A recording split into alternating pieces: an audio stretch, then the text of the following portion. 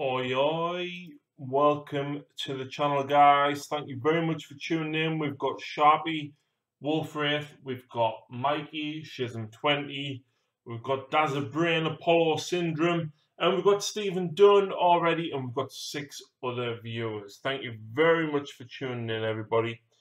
It is Monday night. I've had a very hectic weekend. I've got almost nothing painted last week. So I am painting like a trooper tonight. Yeah, it's been a long day at work. For those of you who already know, I work in finance and it was payment day. So very, very busy day. So I've had a couple of cans. So I'm sorry if I sound pissed, but there we go. So tonight, I've been working on necrons because, of course, I'm going to try and do Necron Day on Saturday, much like I did Tau Day last week, I think it was. So there's going to be a tutorial video on how to paint this guy, which I finished off tonight. I need to base him, obviously, so I may do little bits and pieces whilst we're chatting tonight. But I'm currently in the middle of painting 3 more Wraith, because I need Wraith for my game against Stephen. Now, on Friday, during the day, I will be playing Stephen. As much as I did cover Tau a hell of a lot over the last few weeks, I haven't really shown off the Tau Codex very much. We didn't really get to see it in the Apocalypse game that much. So, Stephen is coming down with his Tau to take on my Necrons. And I'm excited about Necrons. I haven't really enjoyed them that much in 8th, if I'm honest. Ooh, new Cryptek. Yep. Sim mate, airbrushed 3 aggressors and done most of 10 word bearers. Just picked up Daughters of Cain today. Whoop. Please tell me you got Morathai, Mikey. Got 150 plus free guild infantry on my paint table at the moment. God help me. Indeed, God help you, Dazza. I couldn't get through that. Like 60 of Lucy's Dryads was enough. She's got 60 Demonettes, and I'll be damned if I'm painting any of them. She's actually painted her entire Slanesh army herself.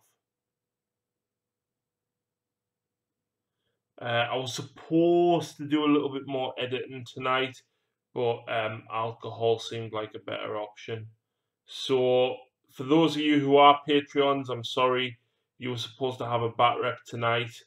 Yeah, you may get it tomorrow morning. Otherwise, it's going to be tomorrow night. So, I apologise. First game with new Tau, got 5 lists, can't decide. Well, Stephen, obviously, with us doing a battle report, I don't like them when they're one-sided. So, I'll tell you what I'm doing and what I've got in my list.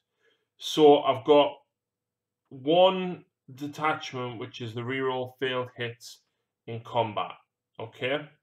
And in that, I've got 5 Wraiths, 10 bases of Scarabs, 9 Sword and Shield Lich Guard, and 5 Scythe Lich Guard, and the new Cryptek with the Cloak. I've then got the second detachment, which is going to be the one that gives you +1 AP. And I've got 2 times 15 Warriors, 10 Immortals with Tesla, a Cryptek, and a Lord. So, it's entirely up to you, mate. But that's my list. Oh, hang on. I've got loads of messages and stuff here.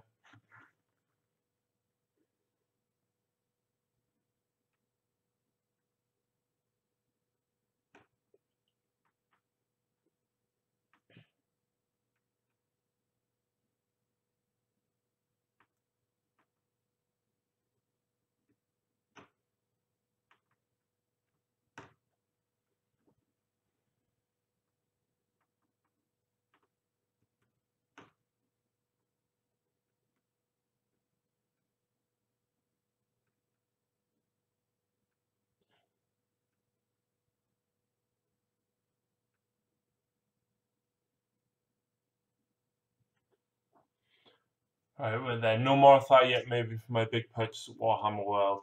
I've got mine. I've been working on it, but I'm not going to put her in the League of Artisans videos because I want to have a big reveal, basically when she changes for the first time in a battle report. I really want to leave the surprise until then. And I'm going to be strict about it. I'm not going to share any photos or anything. So, yeah. But big Morathai is nearly done. Little Morathai is not far off, so shouldn't be much longer. Got nothing OP. Just every list is a completely different thing. The Tau is incredibly well balanced now. I just wish the crisis suits had come down, even just like 5 or 10 points a suit. It would have been so much better.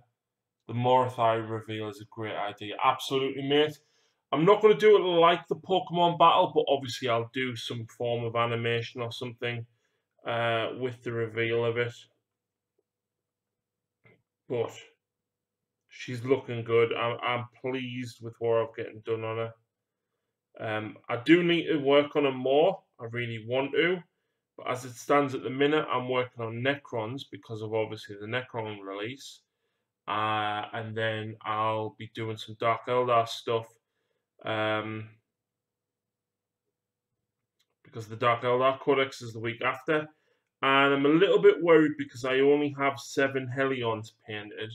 So I need to get that up to 20 just in case they turn out to be good. Witches, I've only got 15 painted. So I need to kind of up that to the 20 that I've got. Again, just in case.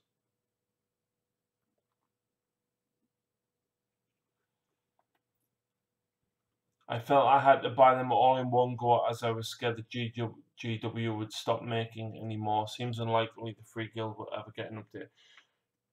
To be honest, I think as time goes on, I don't think we're going to get an update at all. Obviously, the Ideneth Deep King came out last week. I say came out, or revealed last week. Very, very nice models, but I think that pretty much seals the deal for High Elves. You're not going to see any more updates for High Elves. Which is a shame because I think High Elves are pretty cool. I painted a lot for Sean on commission as a result of him giving me the Tau Army. And I do like the models. I think the Sea Guard are really nice models. I enjoy painting the horses. So there's a lot of really cool stuff there. Just finishing up a new stealth team at the moment. Stephen's just bought a new Riptide. I think that's number 5. And some more stealth teams. Whereas I haven't picked anything up because it's not payday till Thursday. Unless you count Forgebane. I did pick Forgebane up yesterday. I've already built. I built the Cryptek yesterday as well as the Wraiths. And of course the Cryptek is finished. You've just seen them. The Wraiths I'm working on now. I don't think I'll get them fully finished, but I'll get them to a game table standard. Because the way I do the highlights, it's painstaking. And to be honest, I don't enjoy it.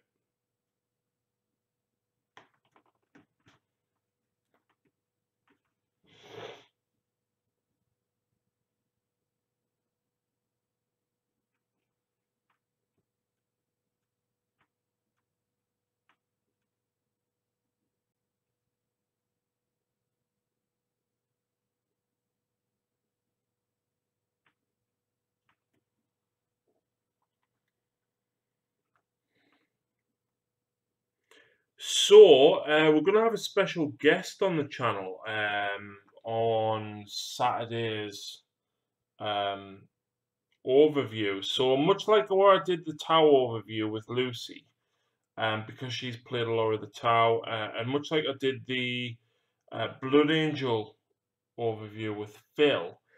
Phil's unfortunately really, really busy with uni this week. So we are going to have Stu from Battleforged Brothers, the a reasonably new channel. I've been going nearly a year.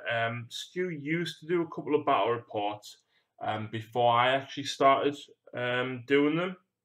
And Stu and Graham have featured on the channel quite a lot. Stu is actually going to pop round after my exam on Thursday. We're going to be discussing the new Necron Codex and going over my army. And obviously discussing what stratagems we think are cool, what models and units we think we're going to see a lot of, and so forth. Much like the other codexes, but obviously with necrons.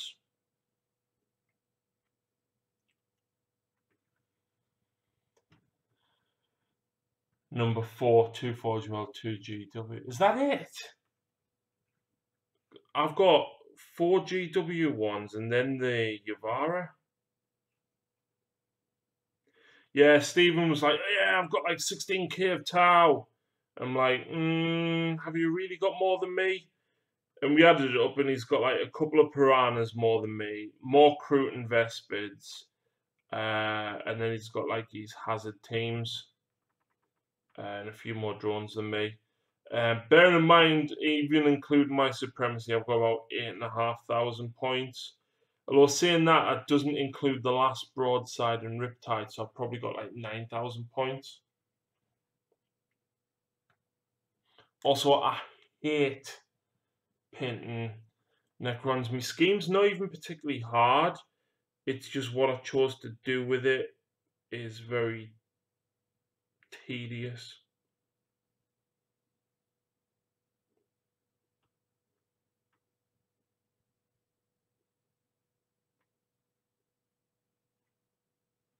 And in fact, whilst we're on the subject, I do need to finish off the last part of my painting tutorial by adding sand to the base of the cryptek.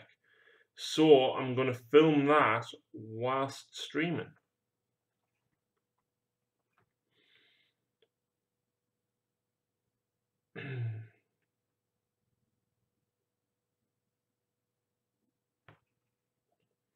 Now, I know I asked you guys about the narrative battle reports and stuff, and I asked what you guys thought of the narrative battle reports, the campaign that we did with me and Lucy did with the Necrons and the Admech. I know Stephen and Mikey said they enjoyed it, and the Pokemon battle was really cool. I am going to try and do more of that, but a lot of it is time down to college and stuff. Now, I do have, I've got an exam on Thursday. But after that, I've got 2 weeks off college. So Sean is coming back to the channel. Sean plays Iandan. He hasn't been around for a very long time. He got married, he had a child, he changed jobs, and he now works out in Sweden 2 weeks on, 2 weeks off. So catching hold of Sean is very, very difficult. But I am going to be having a game with him on a Thursday when I'm off college during half term. Or end of term, rather. So it is going to be Necrons versus Iandan. He says he is running a fluffy list, which is odd for Sean because he's quite competitive. But we both agreed that we would rather have something pretty cool to look at. I wonder if Dark Lancers and Blasters are going up in points. I don't think so. I don't think they will. All I'm saying, I've heard from a reliable source, I need to paint my Witches and Hellions.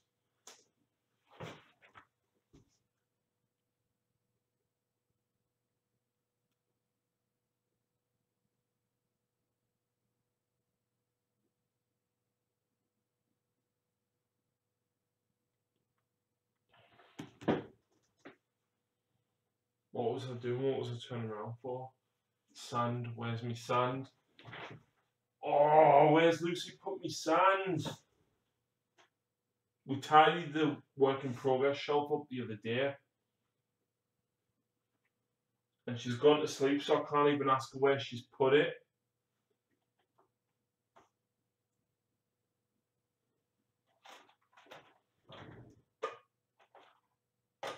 Also, Stephen, you're going to get the new Tau terrain, which I need to do a little bit of paint work on. And if I build some of the new MDF terrain that I've got here from the Liz Terrain Company, you'll also be getting some of that. Where on earth?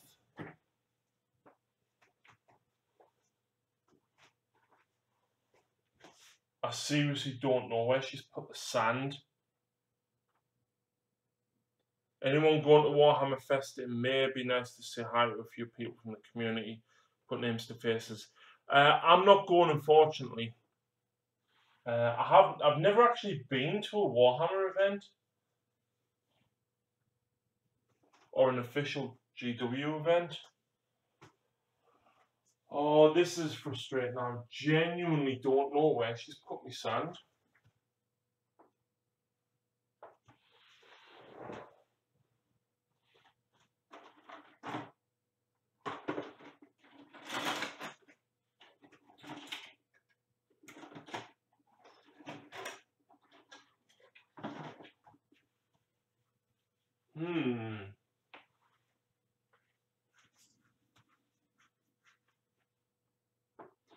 Rick! Rick is in the chat, ladies and gentlemen. Rick is awesome. Rick is my hero. Rick, I'm sorry I haven't emailed you back. I've been incredibly busy. And I genuinely have no idea what on earth she's done with me sand.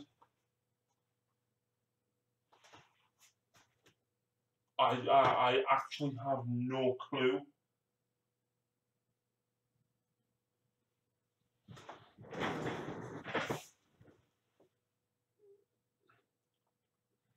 Rick, we need to meet up at some point.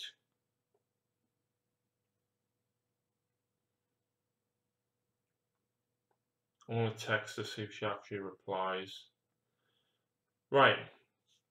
Rick, seeing as you're here, I'm going to reply to your emails on live stream. So, hi Harry, finally back into my Castle and Robots. The pic shows the previously finished one, but I was unsure about the orange edge highlights, which is Fire Dragon Bright. The one in the middle has been highlighted with Wild Rider Red, and the one on the left has just had the Mephiston Red and Evil Sun Scarlet. Thinking I'm happiest with the middle one, and we'll try a few restrained streaks of the orange on him, as I want them all to tie together despite loadouts. What do you think?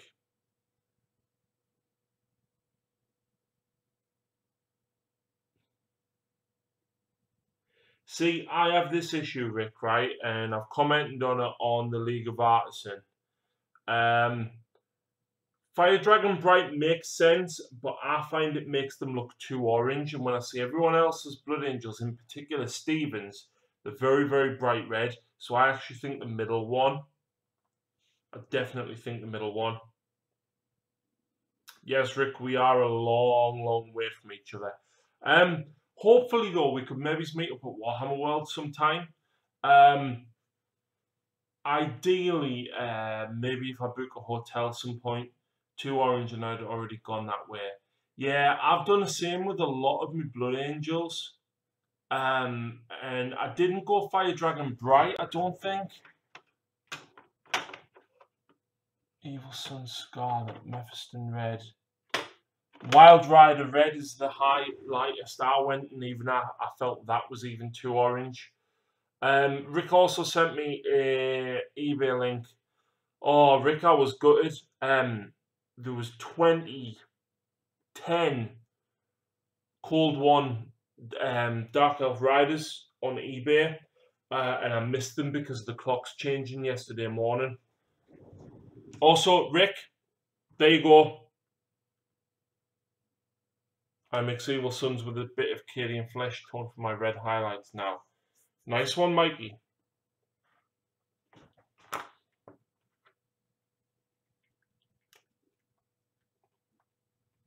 Cracking. Yeah, I've just filmed a tutorial on him, so if I get it edited tonight, it'll be available for Patreons in the morning. But it won't be on general release until Saturday when the Necron Codex comes out. I'm also halfway through the next Patreon battle report, so you can expect to see that soon. It was the Dreadnought list. that I built. So it was basically nothing but dreadnoughts. And it was going to be 2,000 points, but then Phil was like, do you want to go 2.5? And I was like, yeah, okay. So I used the Stormhawk and the Storm Talon because I've never used them before. And I had to steal the Deathwatch Dreadnought. So it was basically a case of he's a Blood Angel Dreadnought that's returned from the Deathwatch. I used Jukero Orange to highlight my reds. That's what I've used on all my nids. Yeah, I go Mephiston Red, Evil Sun Scarlet, Wild Rider Red. So, Forge Bane, obviously awesome. The Night Armigers, I'm going to be painting them up hopefully next week because I'm really excited about painting them. That tutorial will become available to Patreons as soon as I've done it, basically.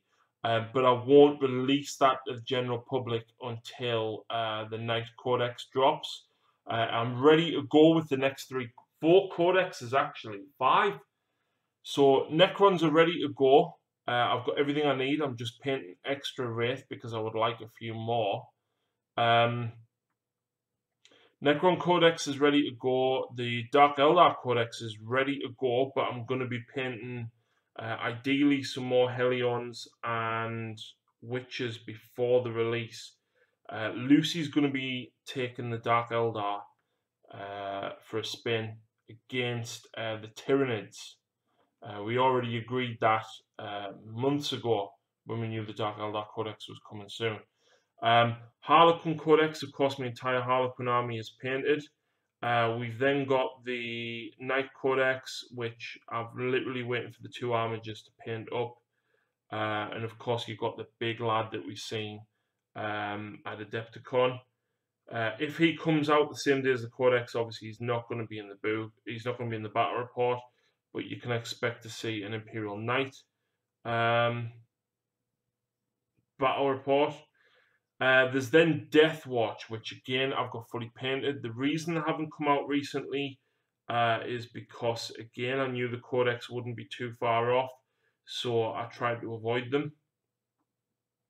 So interestingly enough, after all of these, after the next 5 Codexes, 3 of which have obviously already been announced, it literally leaves Orcs, Genestealer Cult, Sisters of Battle, which we know is not going to be till 2019, and Space Wolves. So Space Wolves, Genestealer Cult, and Orcs will be the next batch of 3, I think. Let's have a look. I reckon if you want to meet up, then Warhammer Fest is surely the one, Harry. You could see some of the other Patreons too. Agreed, but getting tickets and stuff, Rick, and I'm really, really busy. And I'm actually saving up because I want to go back to No Retreat. So I'm going to be saving up to try and go there because I'm going to try and make it as a holiday as well. So anybody who does support via Patreon, the Patreon money is going straight in the savings account. And it's basically going to fund plane tickets, entry fee. I mean, the entry fee now for No Retreat is £85. So that'll take me a couple of months to save up anyway. Most of us may not know what each other look like, but you stick out from a mile. Mate, I would be like 6-7 inches above everybody else. I was thinking about having a go at applying for No Retreat. Mikey, do it. Seriously, mate, do it. Your painting is so up there, you would easily make it in on painting standards. They do like people that have got a little bit of social media presence, so I would absolutely plug the hell out of the fact that you post via United Painting.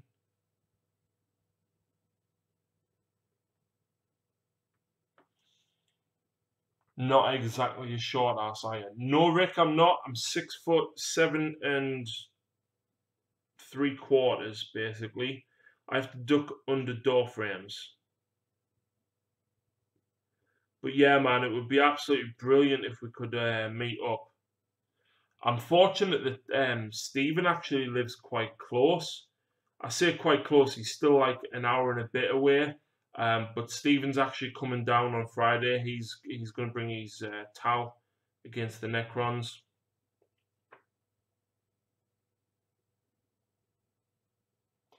My concern is lack of playing experience and going abroad on my own. To be honest, mate, I was kind of the same. I was really scared about going abroad on my own.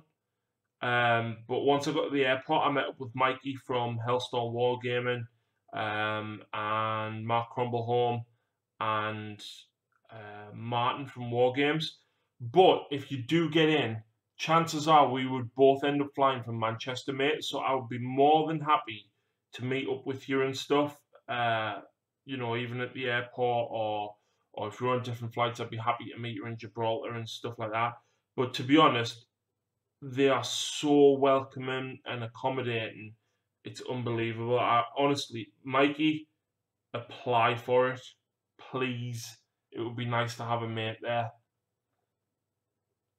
I got a shock when I first met Harry, and I'm not a short ass. No, Stephen's probably about 6'3", 6'2", and he's quite well built, and I towered over him. I've kind of known Stephen a while, but I'd never actually met him. Again, Stephen's local club, it's not exactly close to me. If I want to go, I've kind of got a plan to go. But yeah, basically, I invited Stephen as a stranger to my house. But nah, Stephen's a top guy. It's nice that there's someone so close.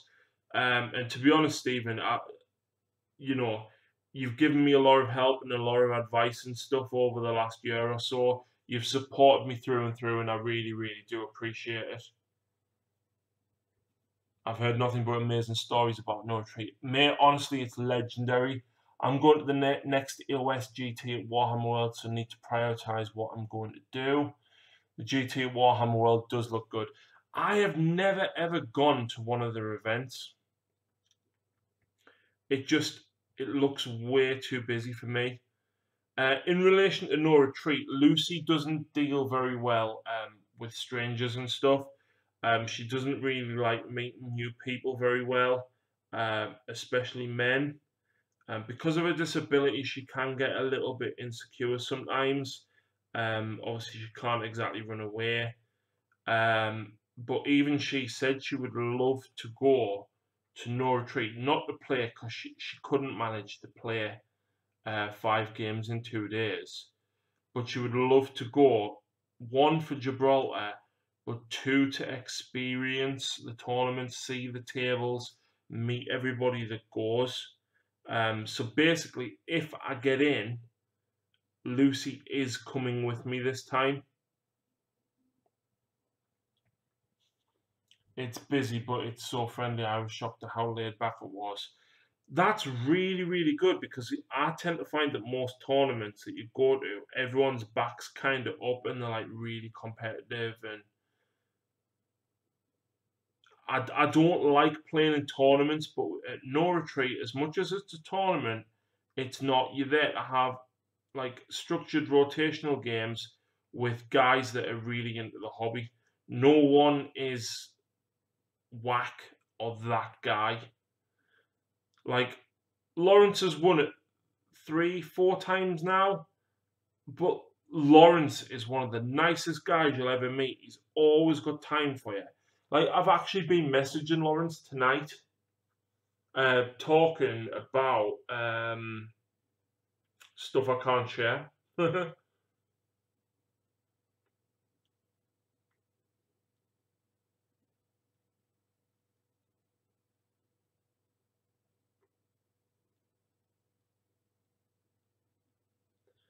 In fairness, he never really spoke about anything.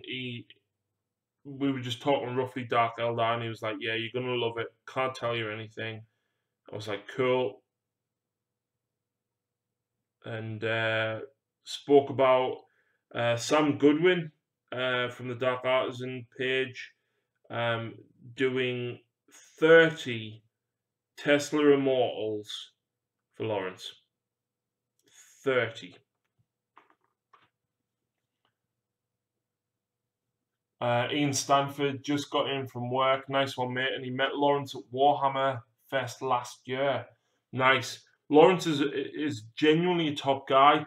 I sometimes struggle with the way he speaks, only because I haven't been diagnosed with it, but I'm convinced I've got a small level of autism, and I don't get sarcasm very well. And Lawrence is very, very funny. He's totally not serious. And if you just think he's joking, he's joking, he's joking, he is so funny. Well, that's me away to work now. Bye. Oh, Stephen, night shift, man. That sucks.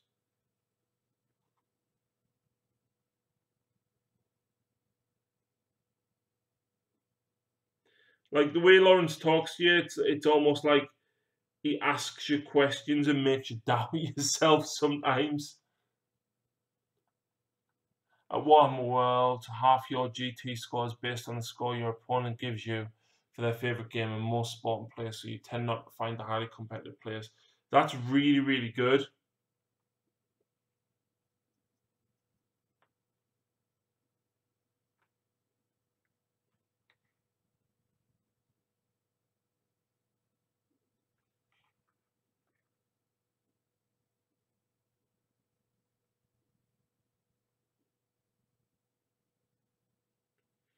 I'm annoyed that I don't know where my little tub of sand's gone, so I can base this Cryptek now.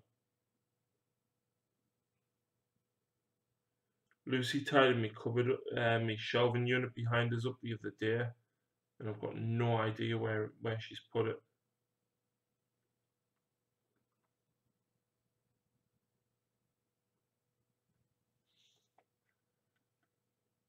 I hate night shift work. I'm thankful that I work in finance and do a 9 to 5. Well, 8 to half 4 technically, but you get the idea.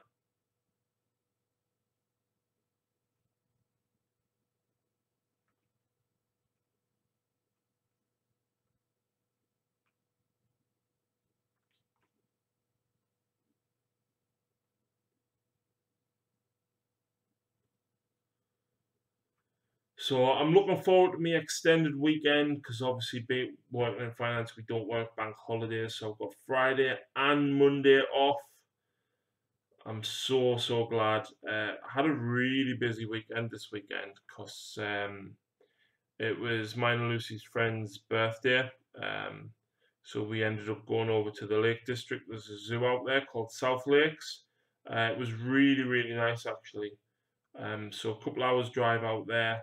Of course, you know, once you're in a car for more than an hour, Lucy starts to struggle. So we stopped about an hour and a half after the drive at T-Bay Services on the M6. Um, and then it was about an hour past there. But she loved it. It was mostly wheelchair accessible. So we did take the wheelchair. But a few bits of it were very gravelly, so she did walk some of it as well. But she thoroughly enjoyed it. All of us really, really enjoyed it. I nearly run out of basic materials. I have to wait until Salute to get some. Mate, go to your local builder's merchant. Pay like, oh, I've been using the wrong tub. Pay £1.20, right, for a bag of sharp sand. That's where I did. And I've got some dried out in a little tub somewhere, but I don't know where she's put it, which is frustrating because I need it. On that note, though, I am going to run down the toilet. I reckon there's surely some chance we Orc players will get something new to play with. I don't know, Rick. I hope you do get something because I feel like you do need a little bit, but I don't know what.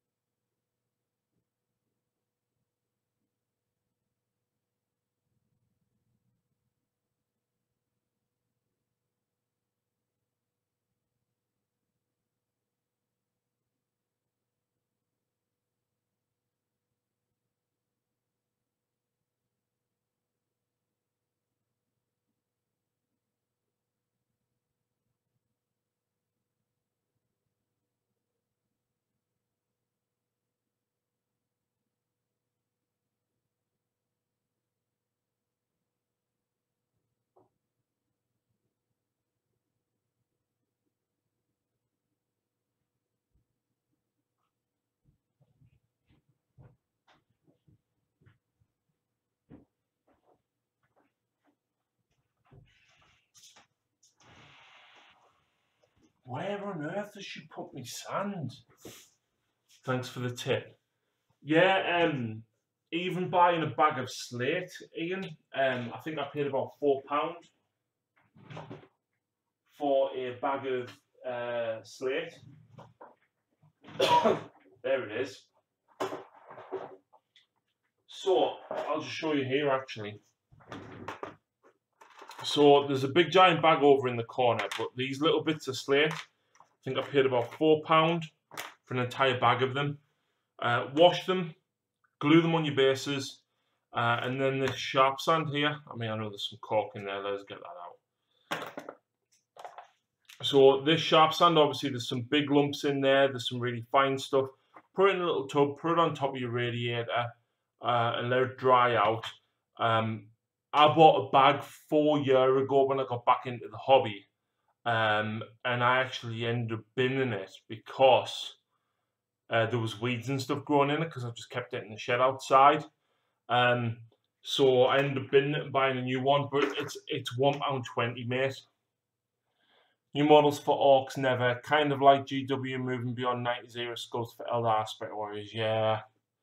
I've got 3 days off over Easter. Hopefully get Beast Claw Raiders finished and start 40 good Buster Grots. I need some good Buster Grots desperately.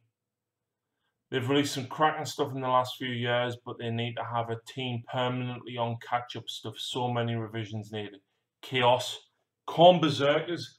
Honestly, right, if it wasn't for the fact that I actually played Age of Sigmar now, I would rip the hands off all of my Blood Warriors and put bolt pistols in them and use them as Corn Berserkers.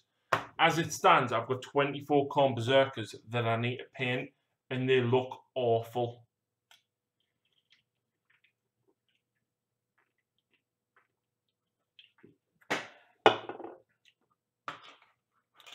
So, you guys may excuse me a second. I'm going to do a little bit of filming whilst on air regarding this. Where's my PVA glue gone? There it is.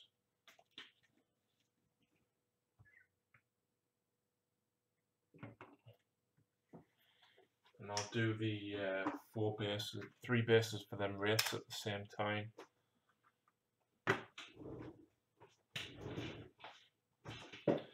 But I've got a special conversion plan for me Dark Eldar.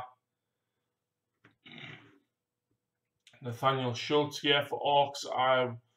It will be the boys, and the truck is a leftover from Gorka Morka. Rumours on Abaddon versus Space Wolves is the next box coming out like Forgebane. I wouldn't be surprised, Sharpie. I think Space Wolves are going to get a lot, and I think Lehman Russ is coming. I also think either Fulgrim or Angron is coming. So I'm just moving my light because I have to have both lights next to each other for filming.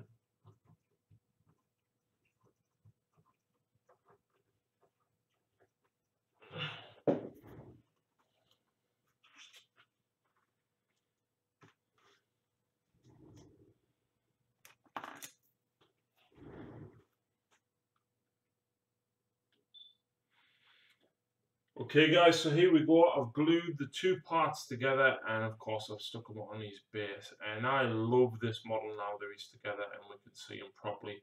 I'm really happy with how it turned out, and it's been super quick getting it done. But we're not finished. We're going to base him as well. So what I've got here is some sharp sand from the Builder's Merchant. Cost me £1.20 for a giant bag, and you can see here there's some large bits, there's some finer bits, and everything in as well. This is just in a small tub that I keep in the house. The rest of it I keep in the shed. So all we're going to do is, with some PVA glue, is we're going to basically paint the top of the base so that we can add the sand onto it. Now, don't be frightened to get a little bit on the actual model part that's touching the base. It just means that you can kind of have the sand up the side of it, meeting the model. It helps make it look like it's actually kind of, you know, grown out of the ground a little bit as well. So plenty of PVA glue. There we go. And all we're going to do is dip them in. Okay, maybe I'll break them. Give it a bit of a shake. And then just wipe the edges.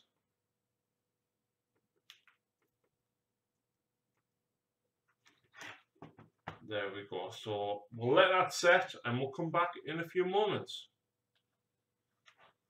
And I've just succeeded in dropping that. Whoa, Mikey, Hellstorm Wargaming. Go and check him out, everyone. Mikey is an awesome dude. Well, actually, Logar is running for the Imperium from within the something, so he would be loyal. Wait, I'm so confused. I don't know. All I know is that Sanguinius is not coming back. Skunkbot, hello, my friend. How on earth are you doing? So, Mikey, I've just finished off this guy, the Necron Cryptek from Forgebane. I'm just going to move my light back so I can go back and do stuff. It's 11:15. Wow. I'm not even ready to slow down yet, let alone pack in. And saw the Cryptek, looks ace, dude. Cheers, man. Done him tonight, actually. I filmed a tutorial with him. And I'm on doing 3 Wraith for my game on Friday. Mikey, we need to catch up, mate. It's been too long, but like college is shit. And it means that I've got like no free time. Like I used to watch you guys loads and loads and loads last year and talk to you all the time. And since I've got college like twice a week, it sucks. That also reminds me, I've almost finished the document with an entire catalogue of every model in my painted collection, as well as Lucy's collection. Apart from the Slanesh, we haven't updated the Slanesh yet. So Patreons can actually pick full armies that they would like to see in battle reports. So that, once I finish the Blood Angel section of it, I'll re-upload it because it's only uploaded with about 3 armies at the minute.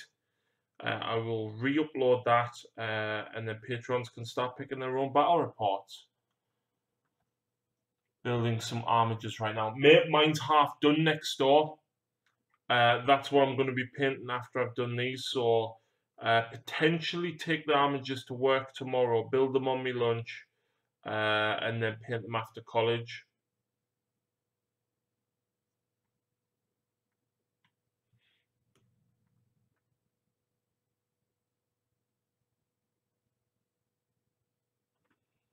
Painting mine now.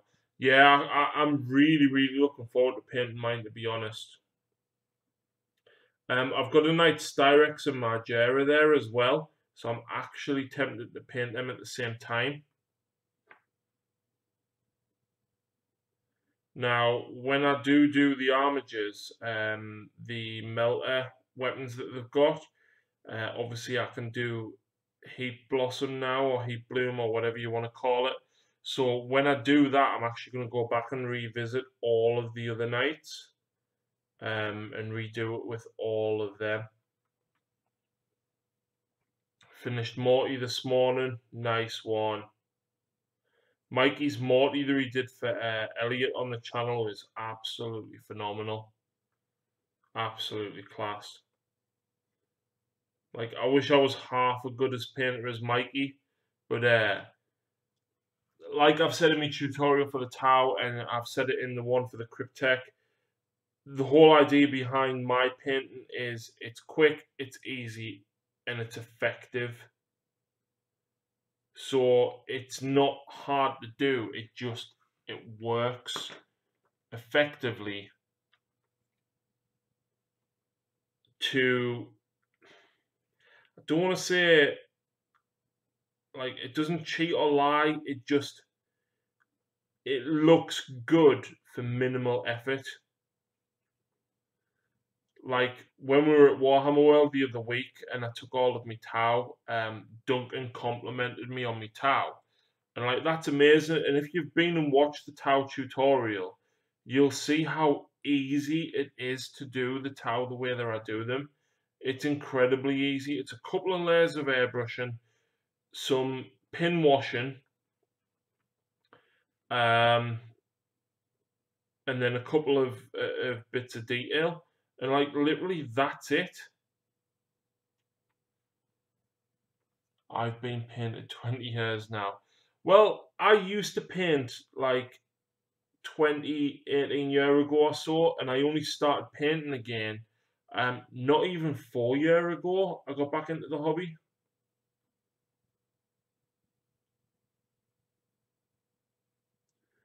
And I've seen the time where I've spent like, 20 hours painting a 5-man Terminator squad, and I can do that, but for what I want models for, I am a lot of the time happy with a nice medium where I've got a nice balance between what looks good but also speed.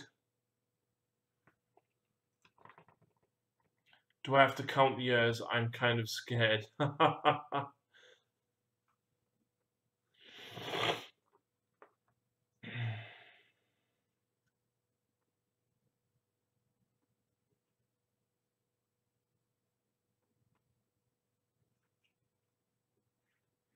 I'm going to be doing a really cool Dark Eldar conversion next week, which will be part of the Dark Eldar Day when that codex drops.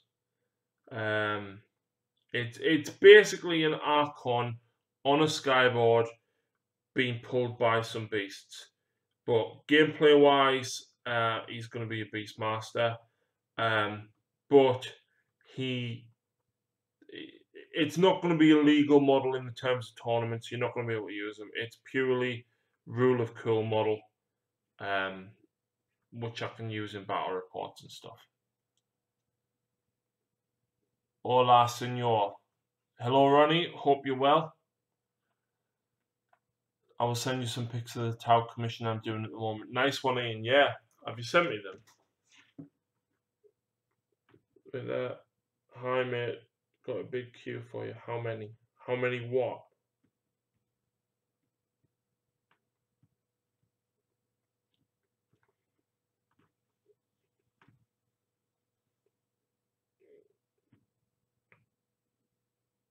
Looks like everyone is doing amazing work. I hope you've enjoyed your time off, my friend. Wolf Brother Mythos. Thank you very much indeed.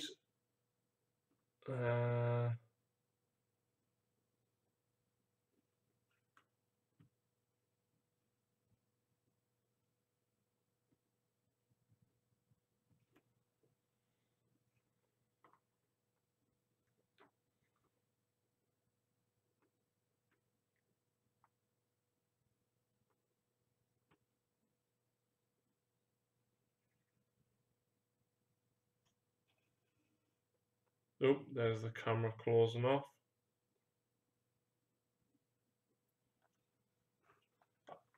Oh, too many, not yet. I'm really hoping that GW finally decides to do something with the BDSM Eldar. I think they've been kind of stuck, not knowing where to go. Can't wait for the new codex. I hope it's a good one. Same man. Start painting Crapola, Ralpath, and Meg. GW Citadel stuff in 1986, the year I was born, Rick. I had a break until my son got into it a few years back, obsessed again. I found that most people tend to get into it as like a teenager or a young child, stop as they hit late teens because they discover booze and women, and then go back to it in sort of the 30s.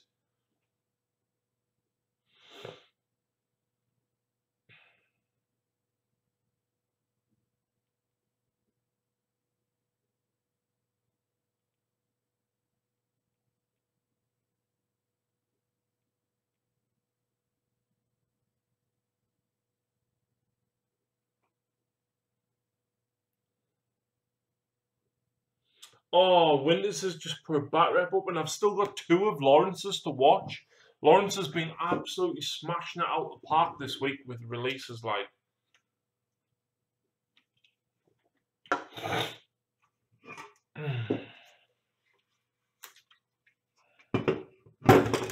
Oops. Hello then to another all bastard. 30 sign 52 this year. Ah, Rick, I bet you don't look a day over 40, man. It's really weird because me and Lucy were talking about this. Like, I've just turned 32 last week. Lucy was 32 in November, so she's like 5 months older than me. And her dad turned 60 in a couple of weeks. My mum's 59 in about 7 weeks' time. And it's really weird because, like, we're thinking, oh crap, our parents are nearly 60. And when we were kids, we remember our grandparents at 60 and thinking, oh God, our grandparents are so old. Now, Lucy still lives with her mum and dad because her mum's a carer. But Lucy's nephew also lives with them. And Tony's 18. And it's really weird kind of talking to Tony because he split up with his girlfriend a couple of weeks ago, and it's really weird feeling so much older than him, thinking, you'll get over it, you know, don't worry about it, and she's not worth it. And I remember last year we went to see Power Rangers at the cinema, and we took Tony with us as well. We're going to take him to see Avengers as well, actually. It was really weird because, like, obviously me and Lucy grew up with Power Rangers because it was kind of that age bracket. But Tony doesn't really remember like Mighty Morphin Power Rangers. He only remembers like the newer ones, and it's really weird. Tony being as old as what he is, but then thinking, oh yeah, something that me and Lucy went into like 20 years ago. Like Tony wasn't even born. Like that's mental. That's like really mental.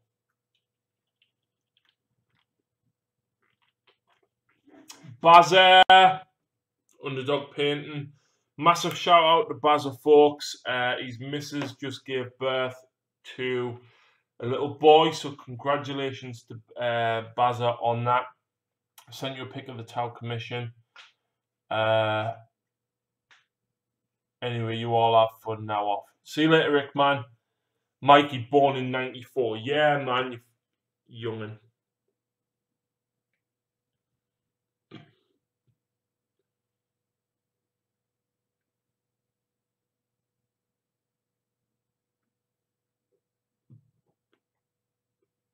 Oh, wow. Ian, that's insane.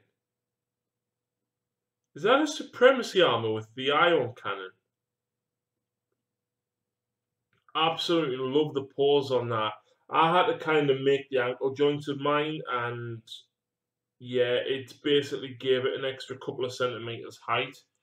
Um, Honestly, right, that's absolutely phenomenal. It's like a red and black camouflage to all you guys. Um, wow, it's amazing. I really, really like that, Ian. Like a lot. Anyway, I'm going to finish off these wraiths because I've only got the blues to do now. Well, I don't only have the blues. I've got the white highlights to do as well, but I'll be damned if I'm doing all of them.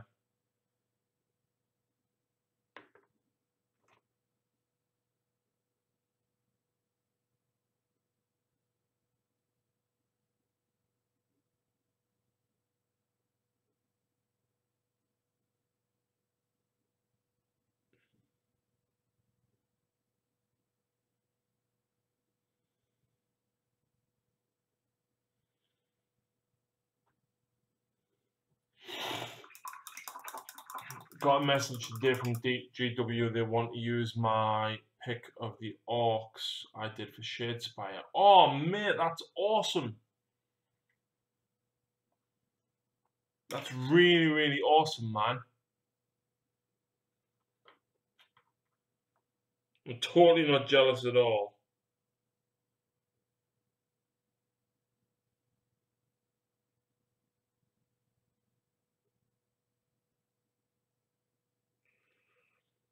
Yeah, I saw the new warbands that they're doing for Shadespire, and I don't know why they're doing a Blood Warrior one and a Vanguard Hunter one.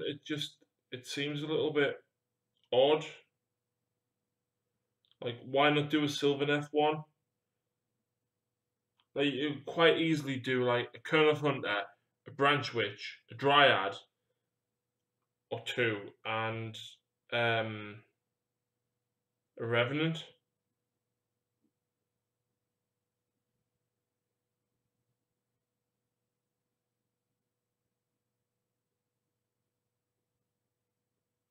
Daughters of Cain, you could do an easy one. Like a Hagar Slaughter Queen on foot, a Witch, Elf, or Sister of Slaughter, a Melusai, and a Canary. You could easily do it.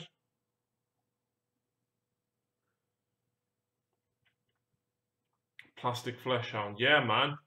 I'll probably grab it anyway, depending on when it comes out. If it's this month, maybe not, because I spent like I added up how much I spent this month on Daughters of Cain and Forgebane and the Necron Codex, and it's in excess of 400 quid, and that is with 20% discount from Battle Bunker, and that's not good.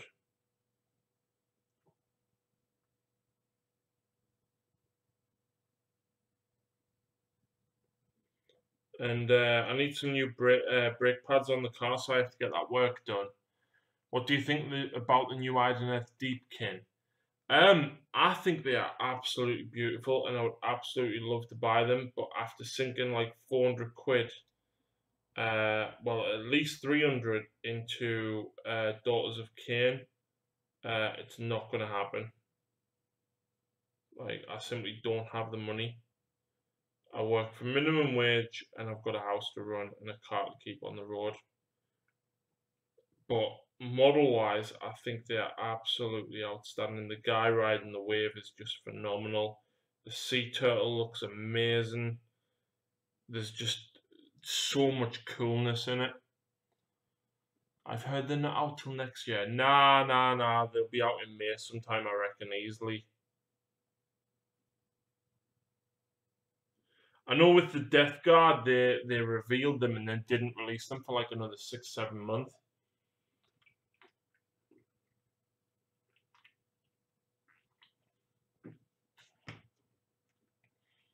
I want to do that army. Honestly, it looks amazing, Bazza, and I would absolutely love to.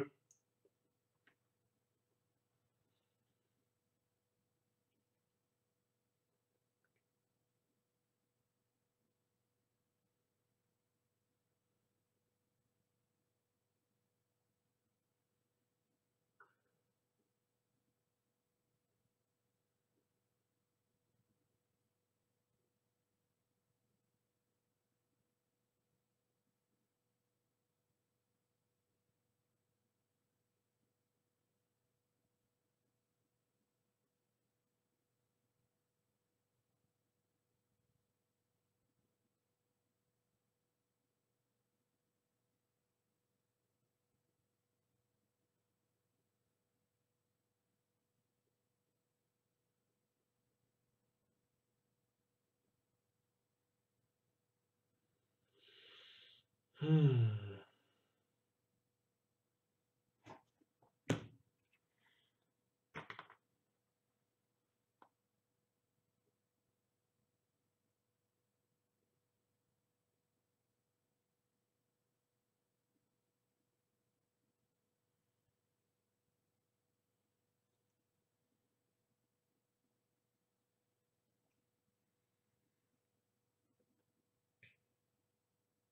So I don't know about you guys, but I'm actually really looking forward to the Necron Codex.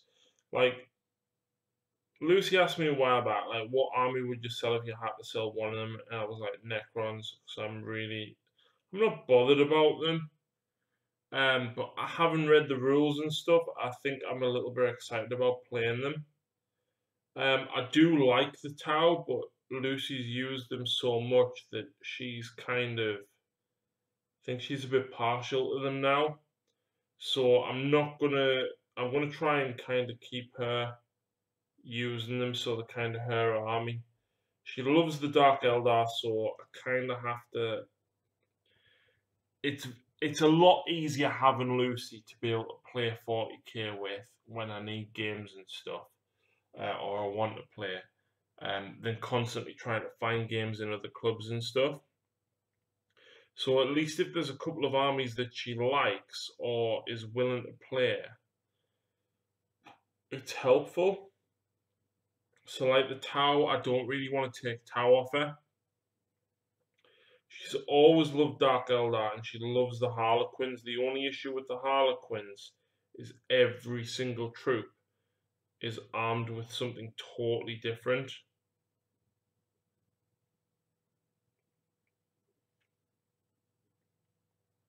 So it's harder for her to keep up with it.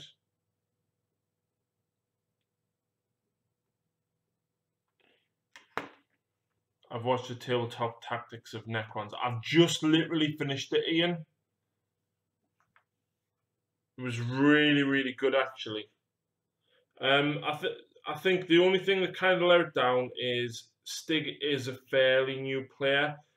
His target prioritization in the earlier turns could have been a little bit different. But that's just down to experience. He's a new player. He's only been playing about 6 months. And I think he did pretty well, considering.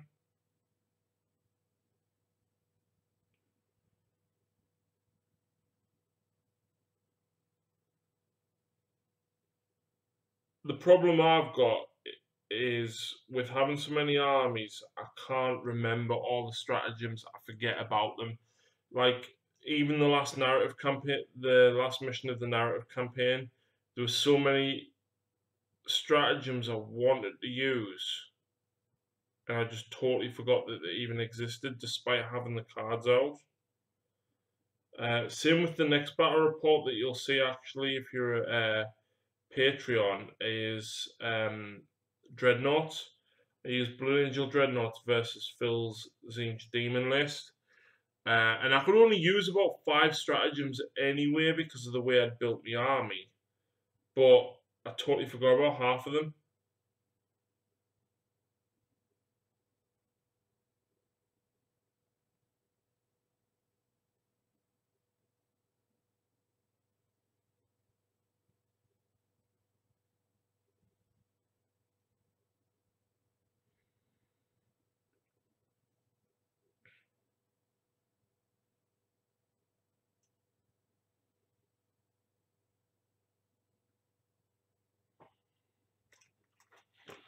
I'm focusing on Necrons Mechanicus, so Forge Bin is class for me. Get it end of the week. Yeah, man, I'm just getting it, and it's really good for me, actually. I mean, I don't really need more Rangers or Vanguard because I've got now 65 sat there that I need to paint. So that in itself I don't really need. But the Wraiths were a good shout for us. The Lich Guard, because I could do with 5 more with sides because I've only got 5. The Cryptek obviously was cool. The Wraiths I kind of needed because I only had 3, so now I've got 6.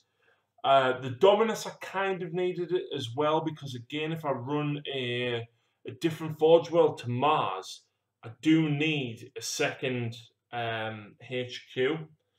And then of course the 2 Night Armigers.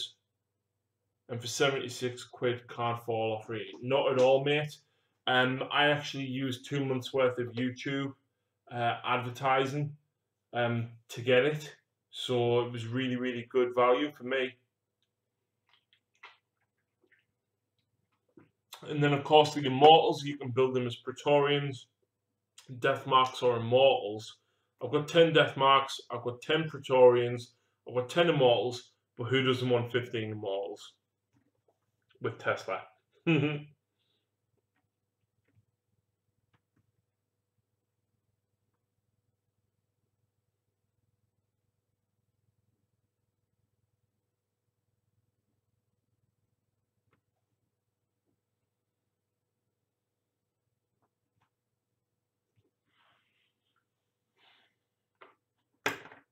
Right, it's airbrushing time, bro. I'm gonna camera out the way actually because I don't need it for the minute. Oh, and I just forgot I didn't clean the airbrush out. Damn.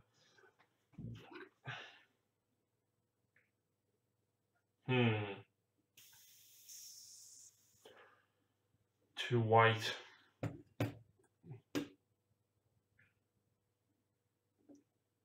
Well, I'm off. No worries, Nathaniel. Thank you very much for tuning in. I do appreciate it. I'm going to make the second Dominus and just equipment different to how I made the other one. Yeah, man, I'm going to convert mine, I think. Maybe just give him a different axe. Give him the other two guns. Because I think one's like a macro stubber, one's an eradication beamer. I didn't know. They're all different.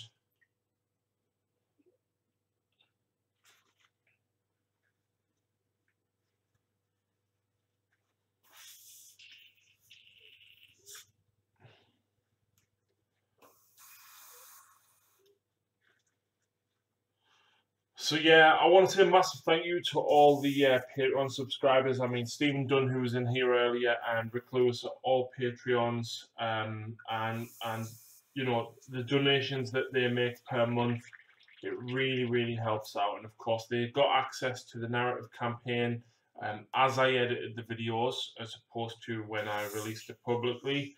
They got access to battle reports 1 week earlier than normal.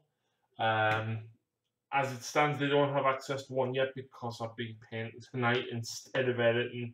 So I might do some editing afterwards and try and get that finished up for them. But they're going to get access to Dreadnoughts versus Zinch Demons for the next 10 days. Because on Friday I'll be playing against Steven. Necrons versus Tau.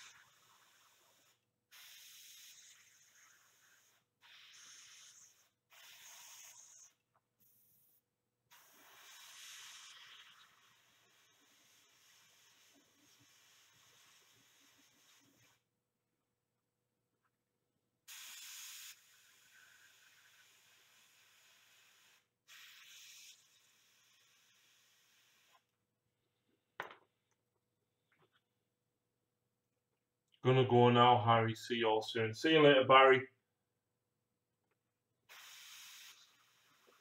So, of course, the Dark Eldar Codex has been revealed today on the 40k Facebook page. It looks good. It looks very fluffy so far. And I'm going to be painting up some Hellions and Witches just in case I need them. Because I've only got 15 Witches painted and I've only got 7 Hellions painted. So I'm going to be painting them up just in case I need them. Well, I say just in case I need them, in case Lucy needs them. When she destroys and wrecks my Tyranids. Bazaar!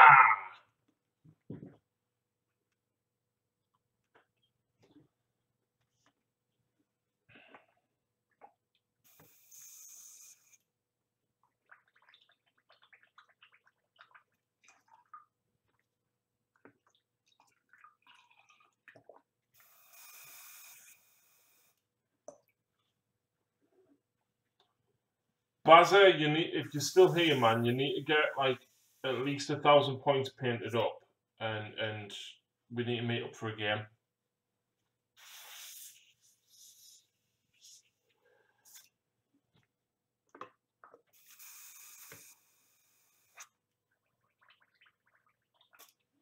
In relation to the new Necron Codex, of course, which is out this Saturday, what would people like to see in my army against Stephen's Tau?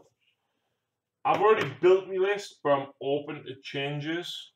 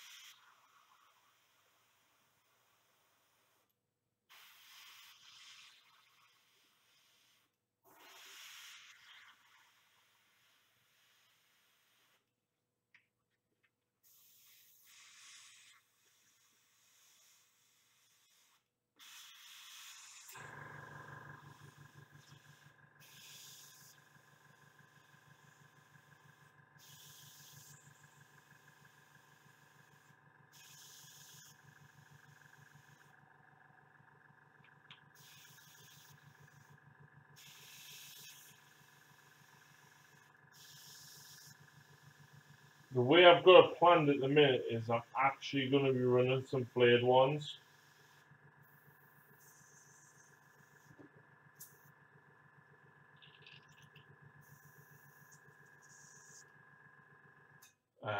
Lots of Lich Guard, Wraiths, Scarabs, and then Warriors and Immortals.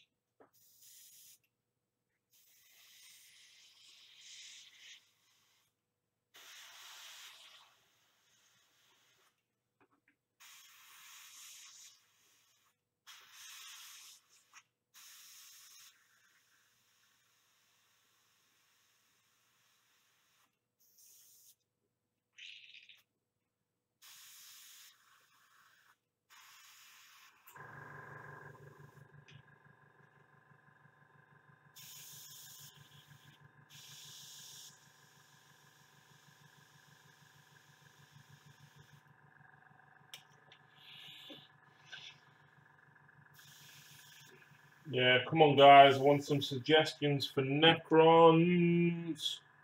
Necrons.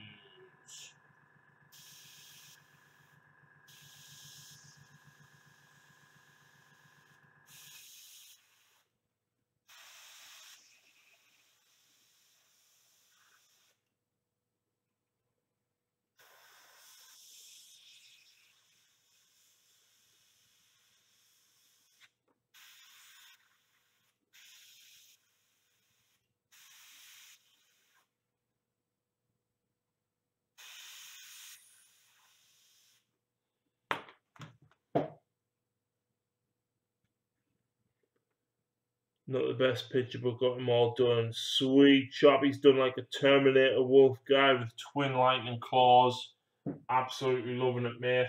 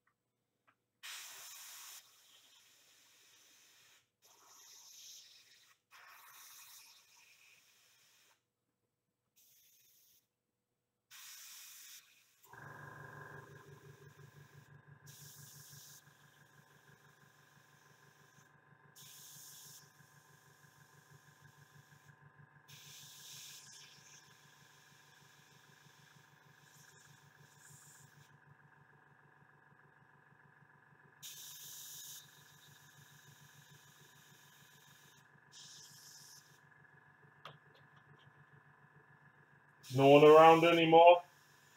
Must be someone still watching.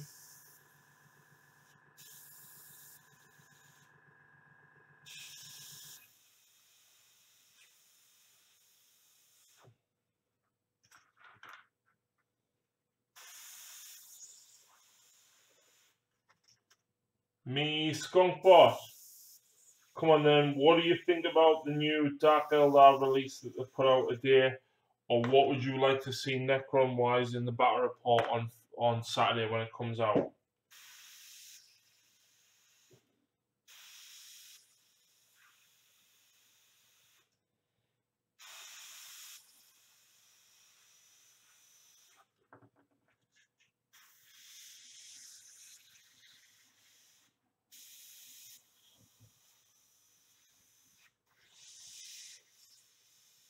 What would you like to see tower-wise? I only play OS. Yeah, I know, but still. Mine and Lucy's new AOS armies are both still under construction, to say.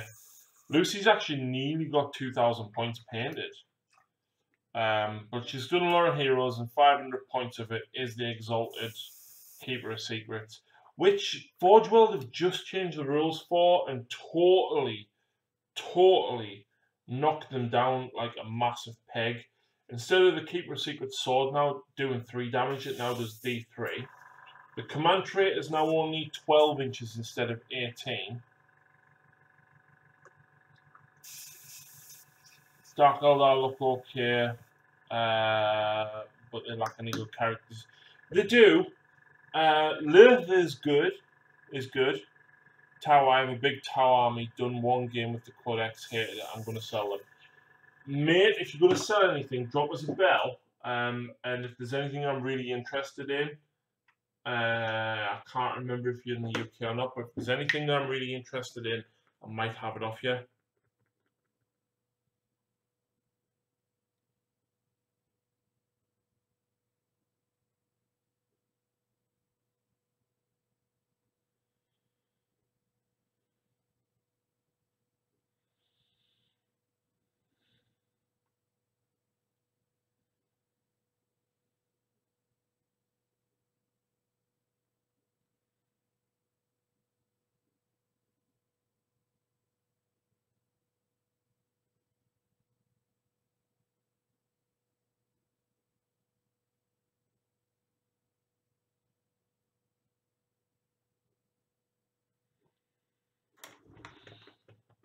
Do you think Slanesh seem viable when looking at the rules from the JHB 17? No, yes, I don't know. I think if you're going to run them against something powerful, like if you run against the Gnarl Root Sylvaneth, no. If you run against Stormcast, no. Or at least a semi-competent Stormcast list, no. I think play them against Goodbusters, for example. I think then yeah, seem pretty good. Me and Lucy's going to have our first game of her Slanesh versus my Goodbusters. So I think it's going to be close. The thing with Goodbusters is they hit on 4s, so as soon as you hit them with that -1 modifier, it's going to hurt them. So she is looking forward to doing that, of course. Links can't be posted now. I don't know. I don't see why not.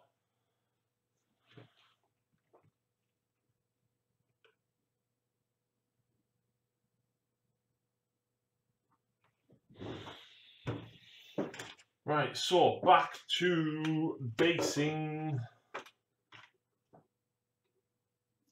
Interestingly enough, my paintbrush handle just fell off. I Facebook you it. Yeah, no worries, man.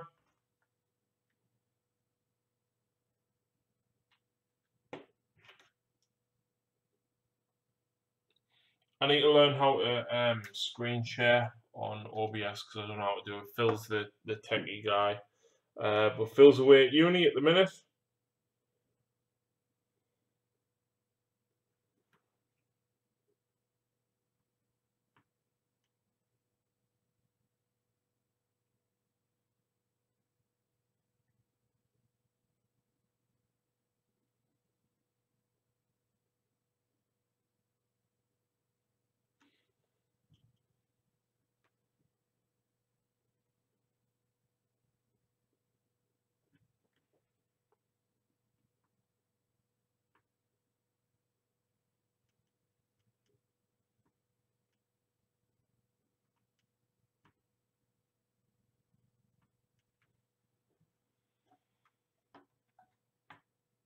back. Machine's running slow so I can watch the stream.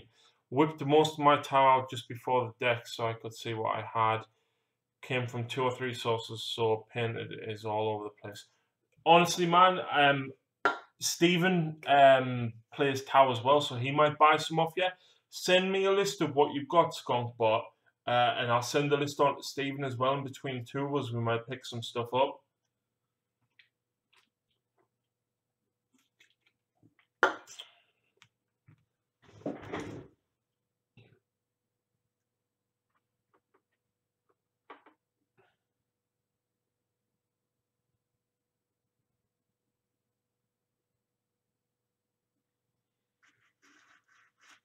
Message you on Facebook with a photo of it all out.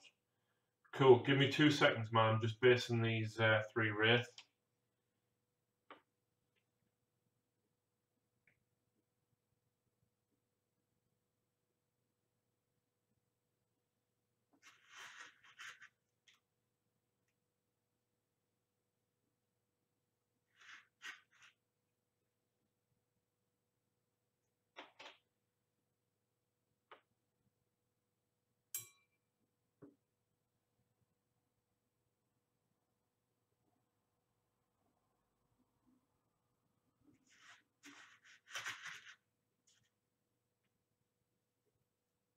I'm impressed that I've managed to do 3 wraith and that Necron Cryptek character guy tonight.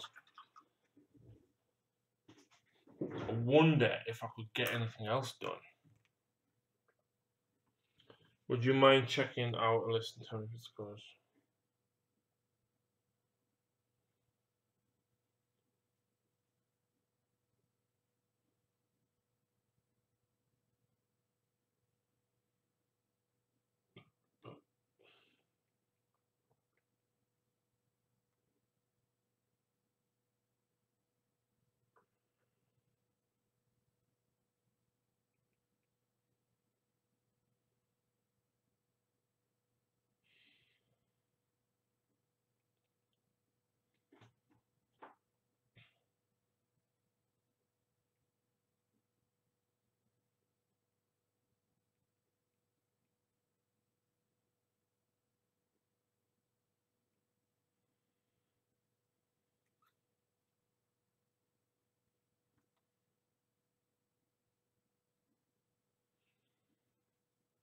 Dropbox. Whoa! How much?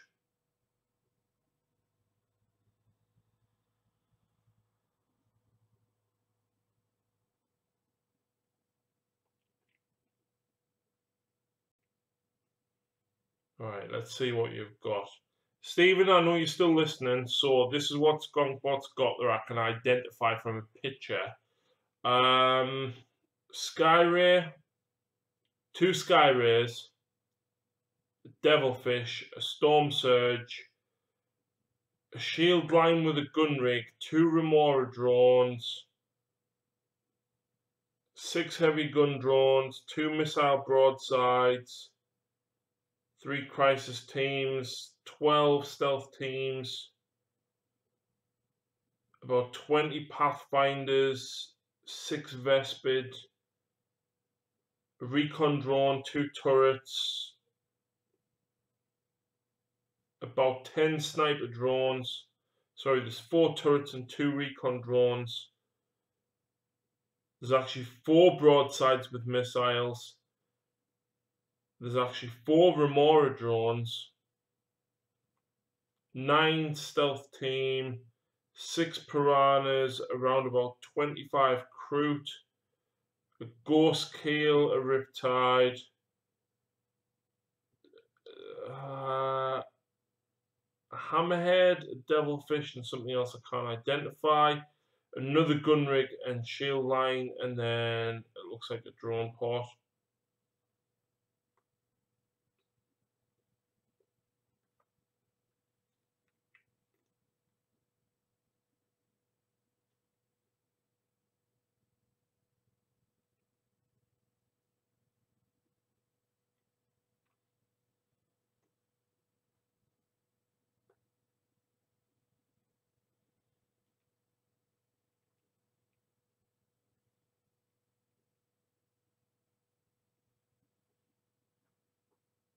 One of every HQ in there, at least one, some more.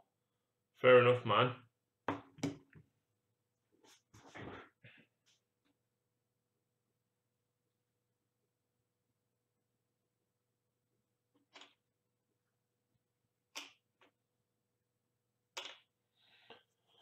Right.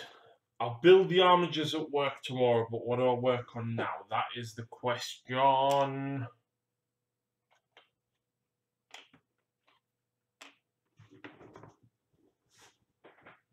Right, I'm just going to let the airbrush out. I'm sorry about the loud blast.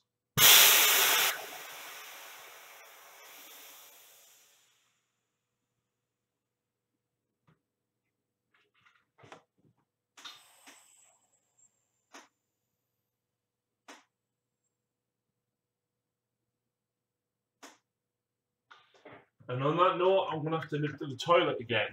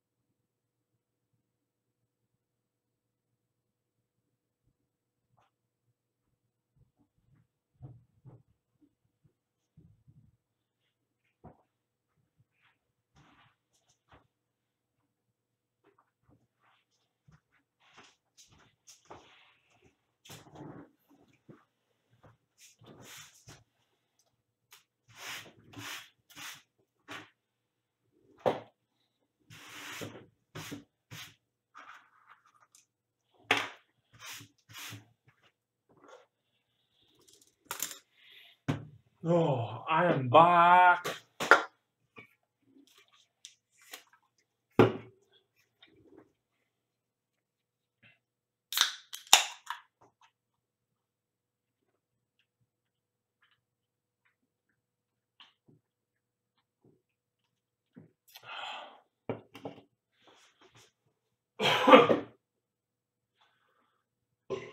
Pardon me.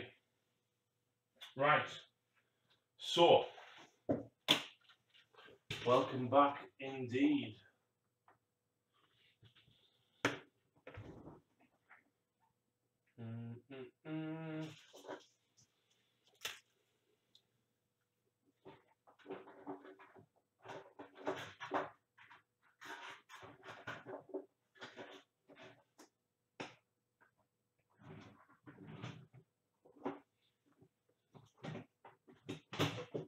I'm back. Hello, Apollo Syndrome. Shame I just bought a Riptide. I don't need another one, mate. I've got 4 standard Riptides. I'm interested in the shield lines and the drone ports, and possibly the piranhas.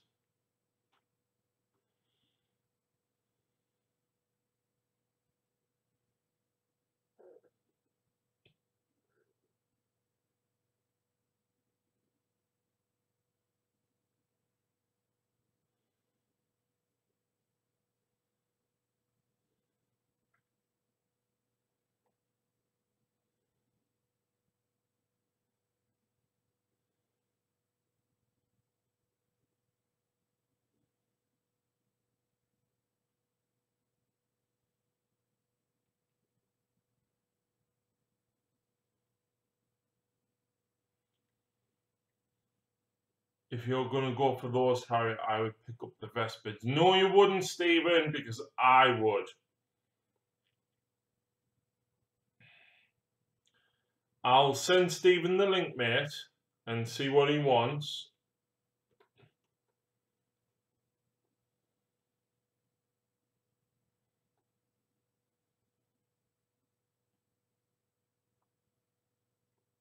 I'm mainly interested, probably the hammerhead, um,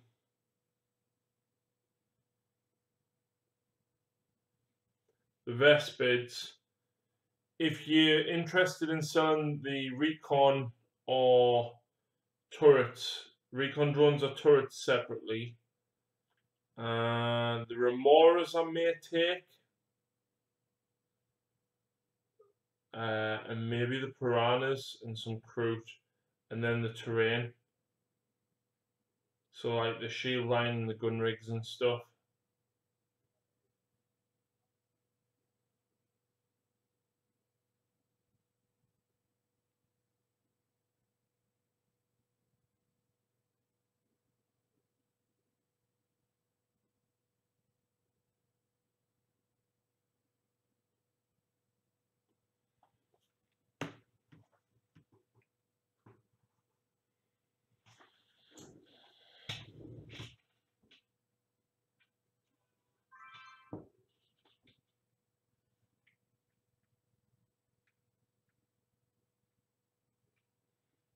Great, Chav's outside.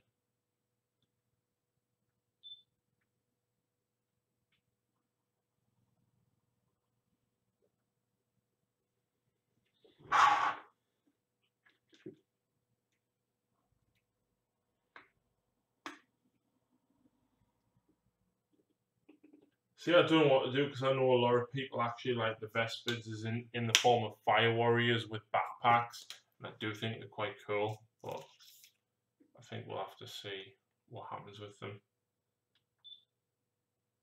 Okay guys, so here we go. The sand is now dried, and what I'm going to do is I'm going to paint the base red. And I'm just literally going to use this cheap red acrylic paint from B&M Bargains, which was like £1. So just literally going to paint all of the sand red. Easy as that. A few parts of it are blended over to the blue crystals there, which I did with the airbrush.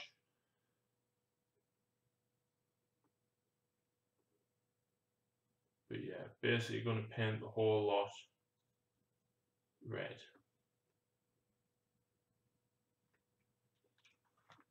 If you want to split it between yourself, the other chap you mentioned, and anyone else, 400. See, we wouldn't want the full lot though, that's the issue. And it's Stephen who's in the chat there now, who I'd be splitting some of it with. I think we would definitely have some off you, but how much, I don't know, but I definitely can't afford that. Bearing in mind I get paid like £1,020 a month, and I've got to run a house on that as well.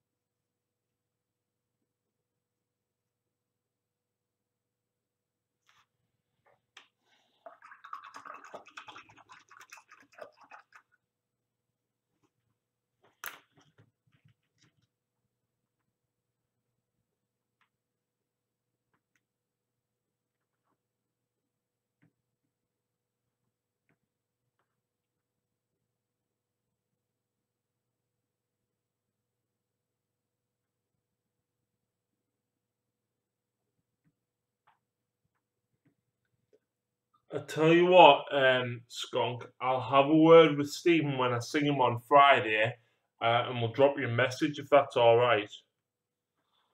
So anyway, that's that all kind of done. Just need to let that Cryptek dry. I love that model. You know what it is? I wasn't that fussed about it, but now that I've actually built them and painted them, I really, really love them.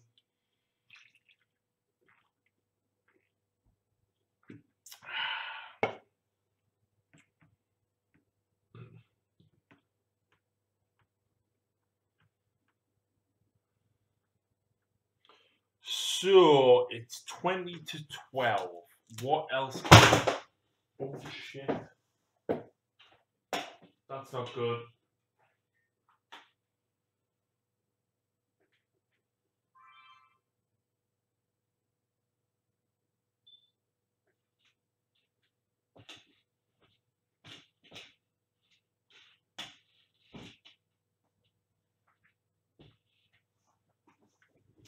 Codex plus cards included. See, neither of us would need them. Necrons are a great looking sinister army.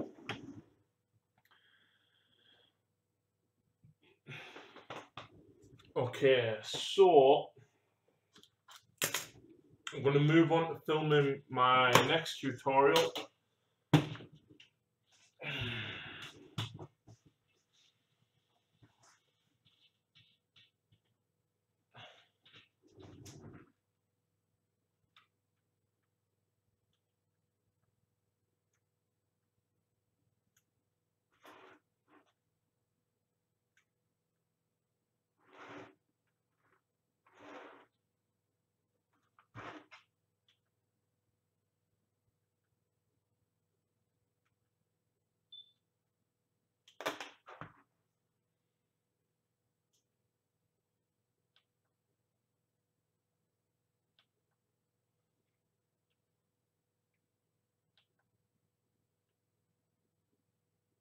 Okay, I think I may have damaged the camera slightly.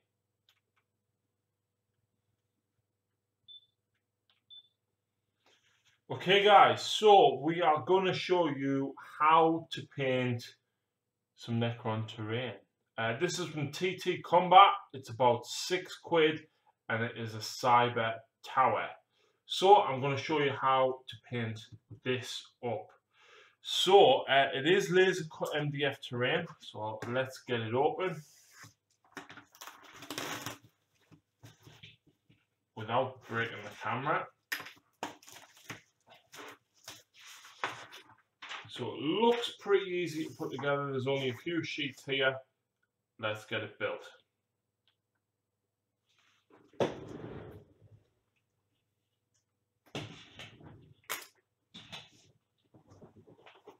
And I need a piece of glue, which I've already brought in.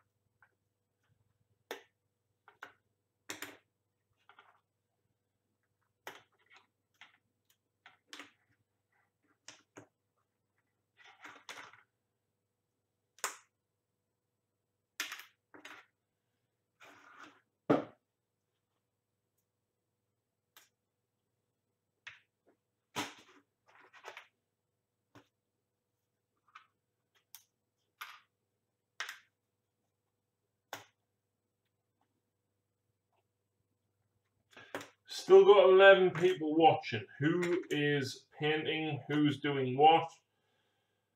What is everyone up to? What do people think? Here's an interesting question anyway. What do people think harlequins are going to get in their codex? Because as it stands, -1 to wound. Kind of already got that because of the Shadow Seer. -1 to hit. Okay, everything on the flying stand has that already. Retreat and charge. Got it. Retreat, shoot and charge. Got it. Advance and charge. Got it.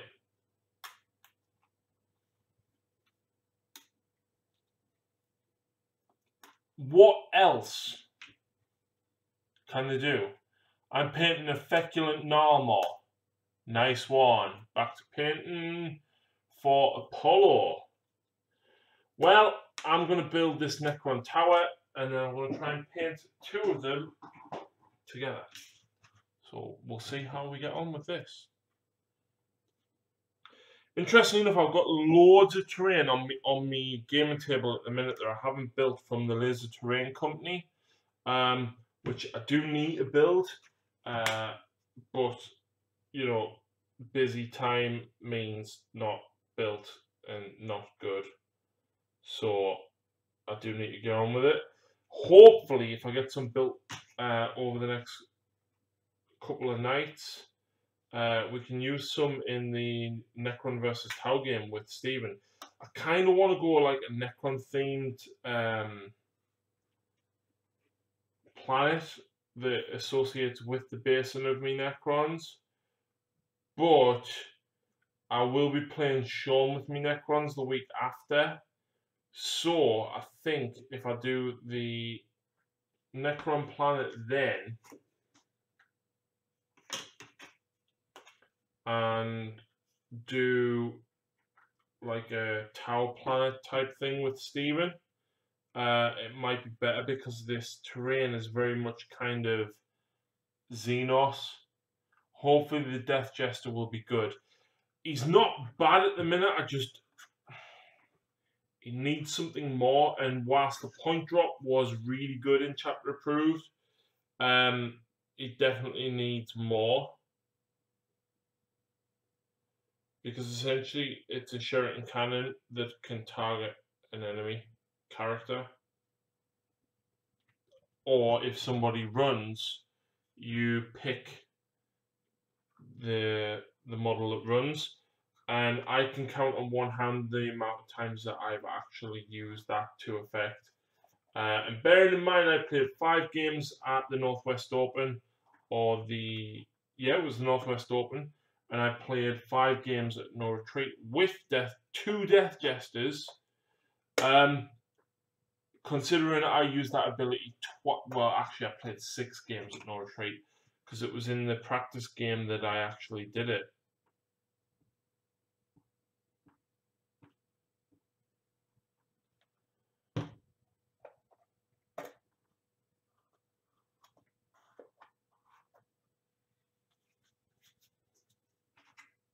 The annoying thing is as well, it's not like he needs much. He doesn't need loads.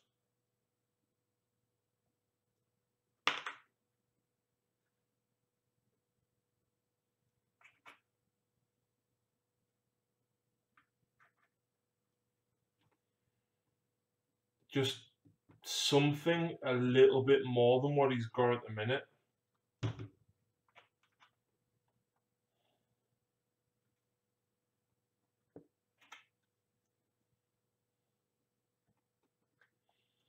Like, I really want to get the Harlequins back out. There will be a battle report coming up with the Harlequins in the next couple of weeks.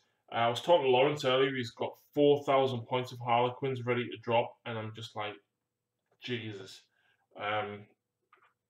Tabletop Tactics is dropping that next week, and that's just that's unreal.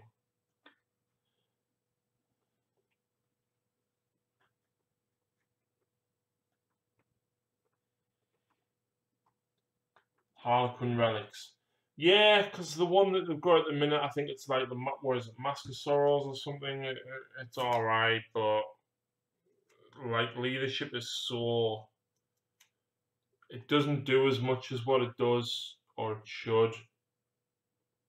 So it's kind of like, meh.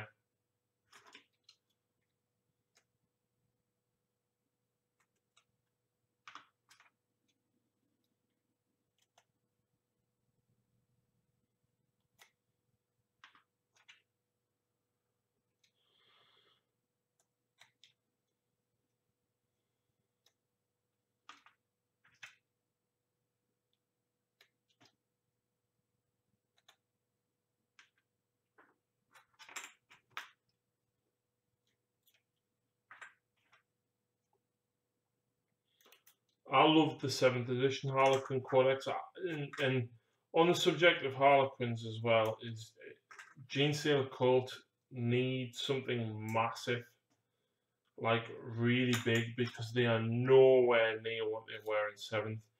Granted, in 7th it took a long time to play because of how they played. God, they need something more. They really, really do. They are so unbelievably far behind. I hope that the FAQ. I know they've announced today that the FAQ is going to be delayed.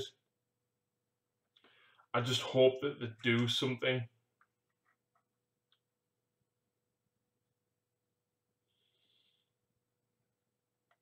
With Genestealer Cult, because God, they need it.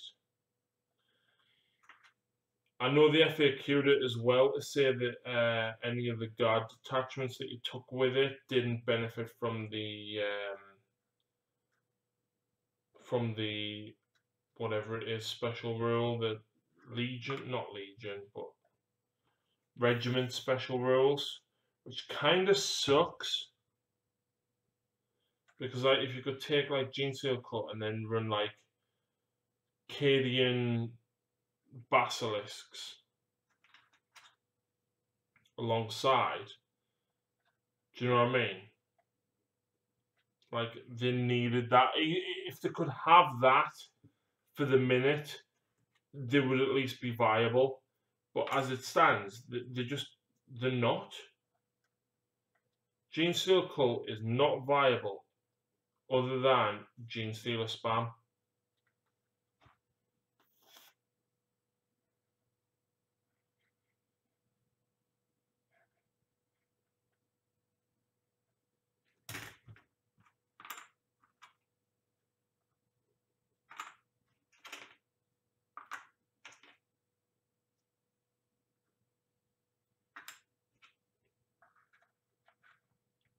And it's sad. It really is.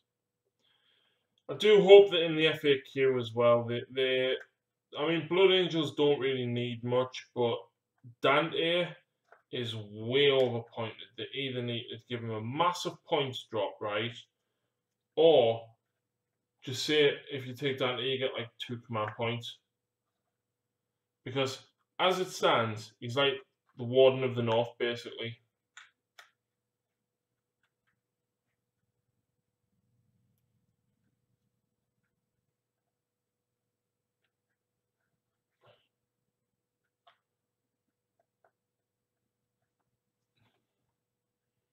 And I feel, he himself he needs something a little bit more.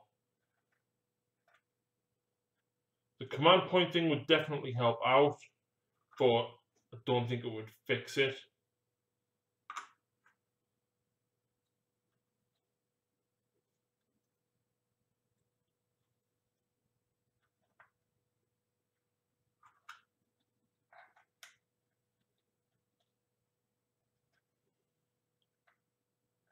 In general, I think he needs to come down in points. When you consider Gulliman's like, what, 385 now? And Dante is like 250. His axe doesn't even do 3 damage. It's D3. Give him 3 damage, give him 2 command points for taking him, and he's worth it. Or at least close to worth it. I want Tau Guardsmen and Croup Monsters back. Yeah, Greater Narlox would be great if they came back, man.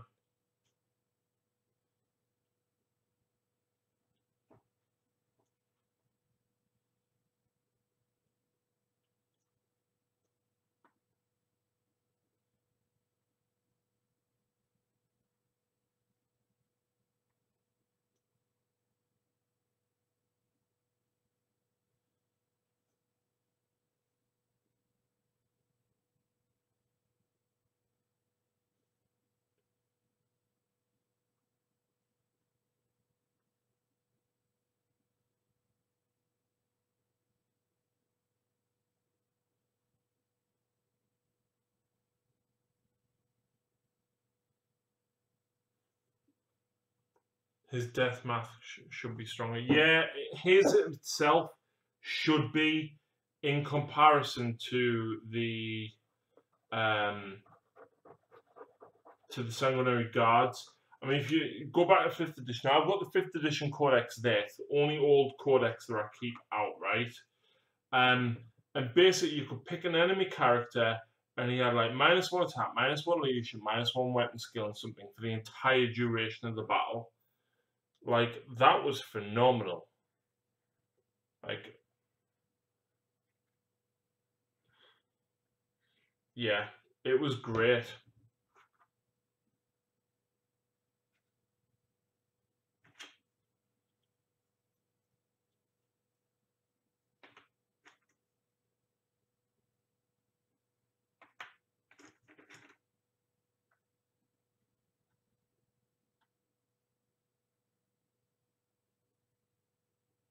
Narlock Cavalry looked great too. I can't even remember Narlock Cavalry.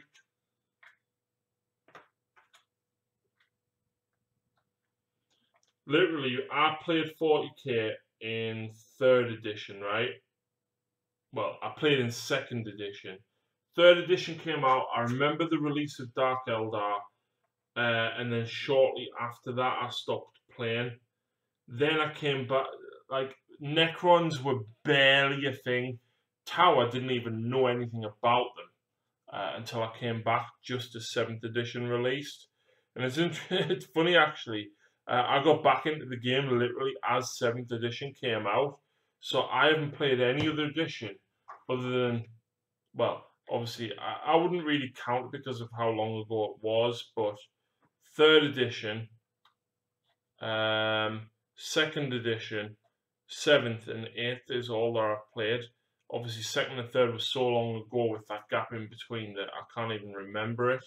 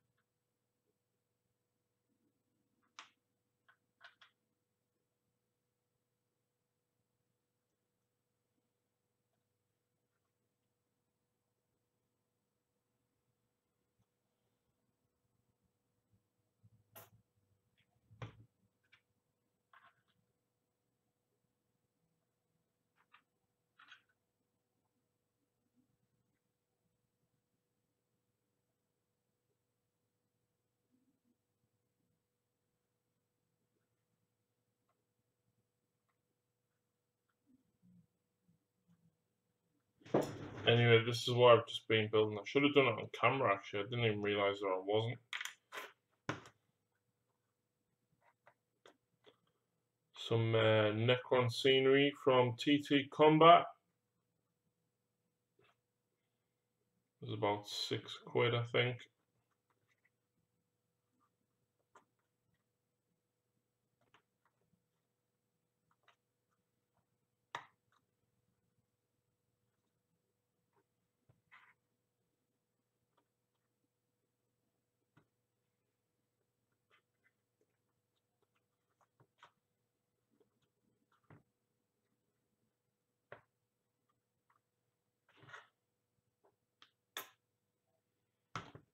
The crude stuff isn't that strong, but it's a great opposite to what the Tau are, feral and primitive versus disciplined and advanced.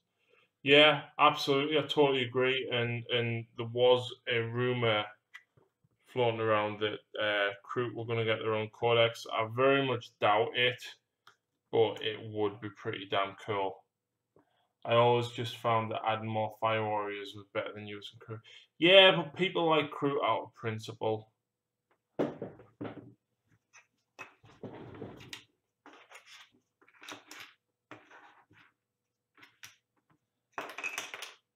I agree the Fire Warriors are much better than Kroot, just Like I said, I would rather. I think crew is cool.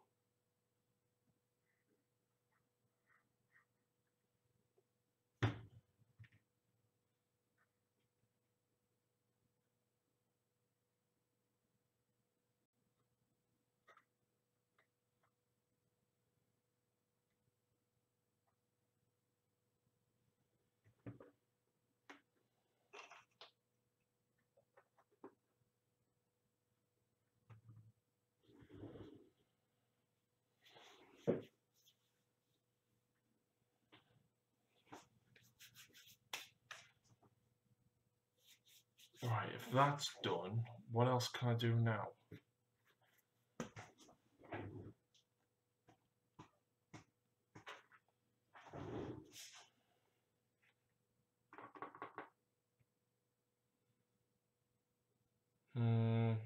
Sun's still not dry.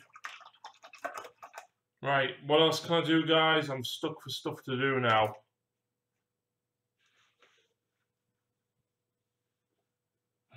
Only decent close combat unit the tower have.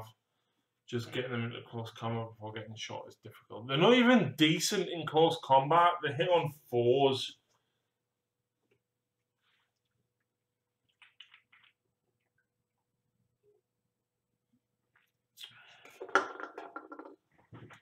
Don't even know what to work on now. Do I build armigers or what?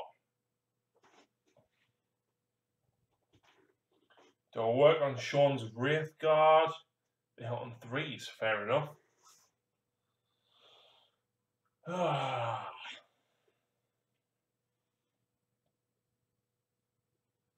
Builder Knights are quite a nice kit. Fair enough. I'll go and get one now.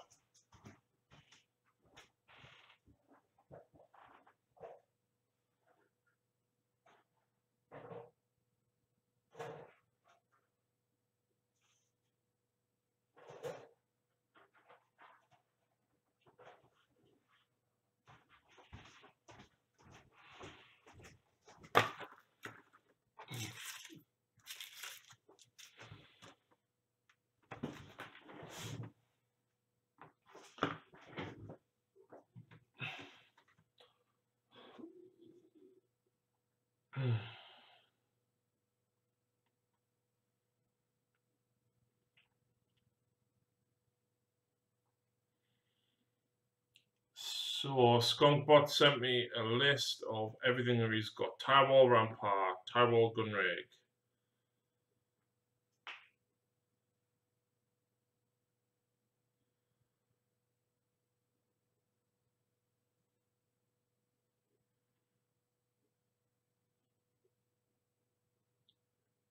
Retired Ghost Kill, Crisis Suits Envar on She, Farside, Shadowstorm, Cold Star, Ethereal, Skyraid, Devilfish, Fire Warrior,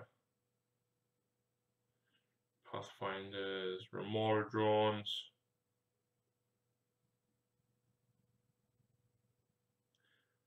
Skunk, is this the price that you want or the price that they are new?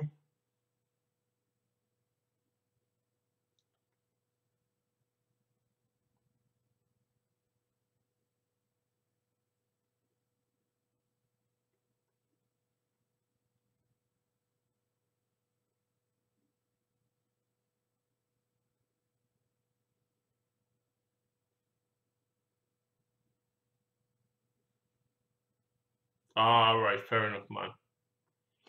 Yeah, I'll have a full discussion with Stephen on Friday when I see him.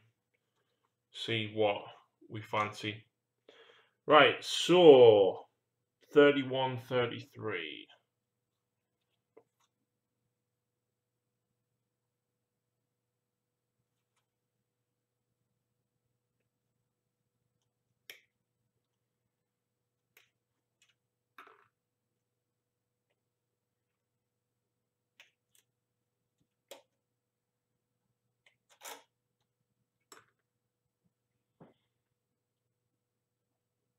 Two and three.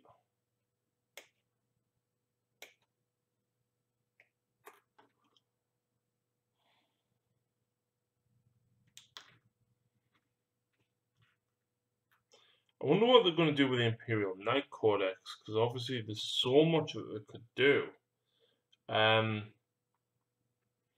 You've got stuff like, are they actually going to have the Imperium and Chaos word interchangeable for Renegade Knights? Are they going to allow Imperial Knights to have 2 Gatling cannons, for example? Because I know the Renegade Knights are allowed them.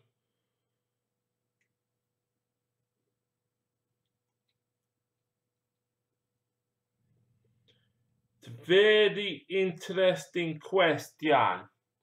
Imperium get named Knights. Or like, is it Galantis or someone? I can't remember what he's called. Do you think they'll go as far as to give the houses different rules though? Because I mean, that's massive, that. I mean, what can you give knights to give them extra rules to buff them? Is there multiple variants of the baby knight in the kit you're doing? No, there's not, but I suspect they're going to release a separate kit where there might be.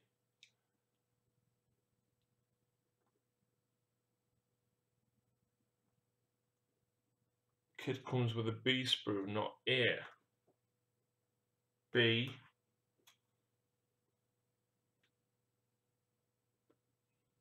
And the B sprue has the chainsaw and the melter on it, only the guns. So I suspect there will be another variation of it. Because that 3-piece is the main body and everything. That is literally the weapons in that sprue B.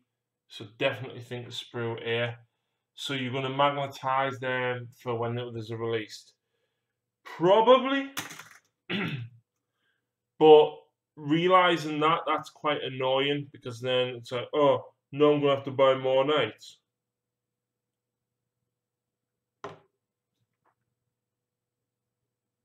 So yeah, it's a bit annoying, but gotta live with it, haven't you?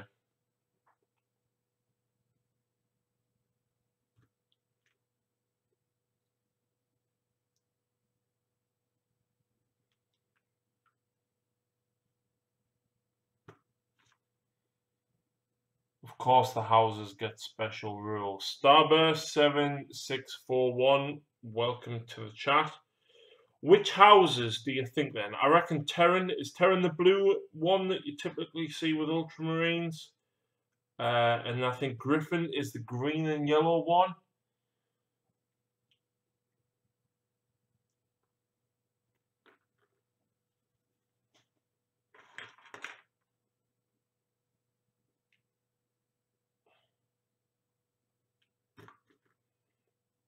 Me, of course, I run House Krast, which is favoured by Mars.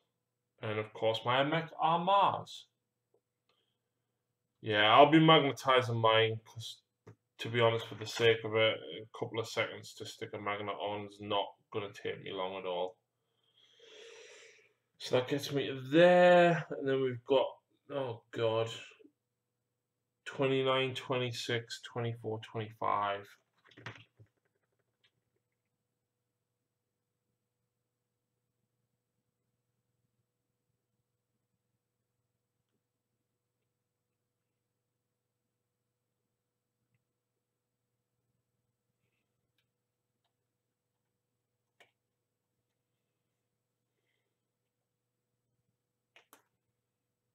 So 26 goes with that one.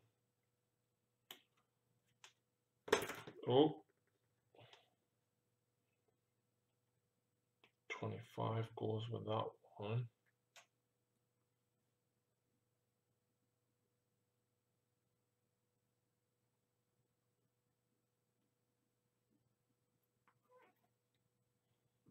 I PM'd on Facebook a picture of my mini knights as they stand now. Need to fill more panels in doing them to go with my custodes, so gold.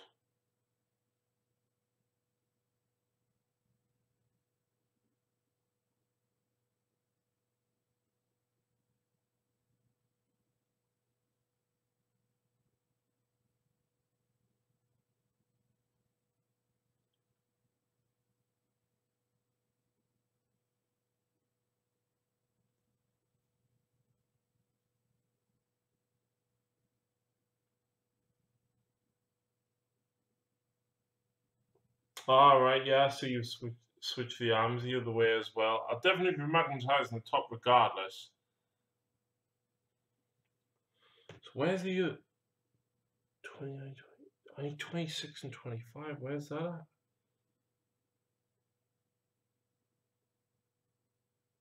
Oh god, they're tiny. Why do we have to have parts this small, man? Oh, that's not good.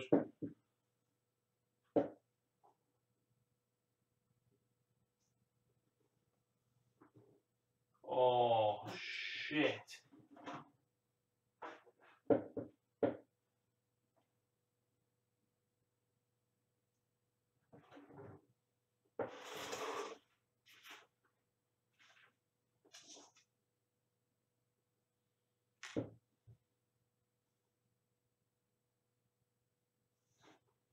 Oh well, that's one part lost. Never to be seen again.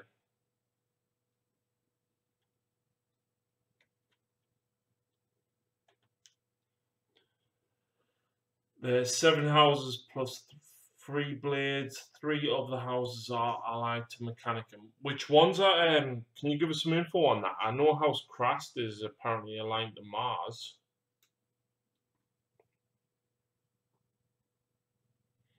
Right, 34, but that one is going to get sprayed separately. Because, of course, it's red. Oh, what? So they can laugh at us with sausage fingers. Yeah, pretty much. 7 and 23.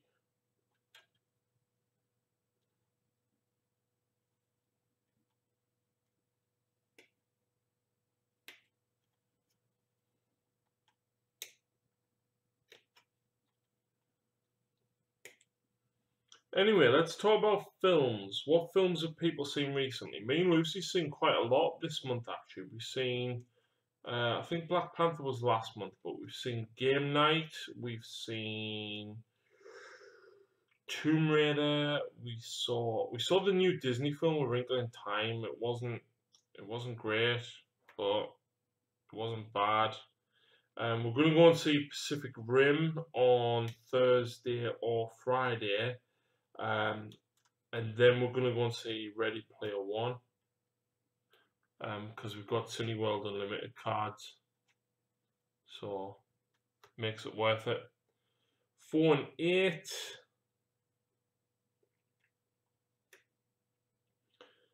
Because Lucy can't get out very often, especially if she's not having a great day, we can park pretty close to the cinema in the disabled bays, and of course, although it's the cinema and it's not really out, it still gets her out the house and, doesn't give her cabin fever. Just saw BP. What's BP?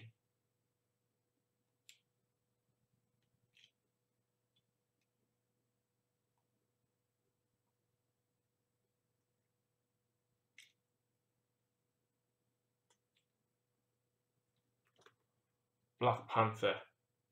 Wasn't the biggest fan. Yeah, to be honest, right, I thought it was quite good. It was very enjoyable. I wouldn't say it was the best. Me and Lucy are currently actually going back through the MCU films to catch up, ready for Avengers. Now, I've only seen Civil War once because I didn't get to the cinema to see it originally, and Lucy got me it on DVD when it came out. So I watched it then, and it's the only time I've seen it. So I'm looking forward to rewatching it. But at the minute, we're currently in the middle of Phase 2. We need to watch Iron Man. We need to watch Guardians and Captain America 2, and then Avengers. But we did rewatch Thor 3 the other day because she picked it up when I met her in town the other day. And I stayed at hers after work, and because she already had it, we were just like, should we watch it? And we decided to rewatch Thor 3. And you know what? Thor 3 was really, really good. But we do have a little bit of a theory, actually. Thanos basically goes like that and supposed to destroy half the universe, right? And he does it to impress Death. Now, we haven't seen Death in the MCU, but who we have seen is Hela, the goddess of death. So, is it Hela that he's actually doing this for?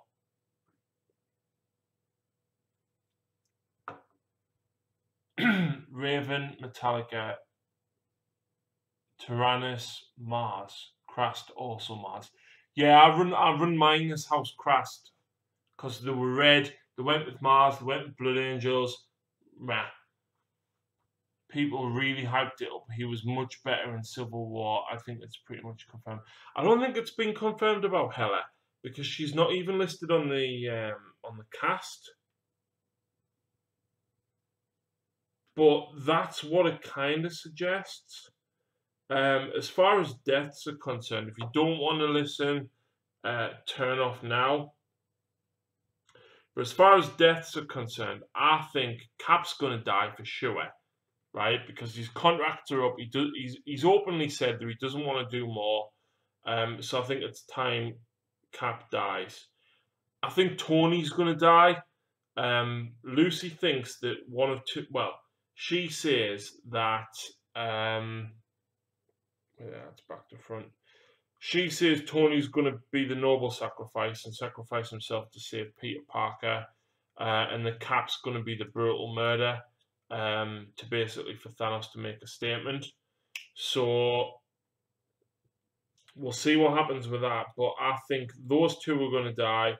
I think Hawkeye might. I think Loki is going to. There was someone else as well. I can't remember.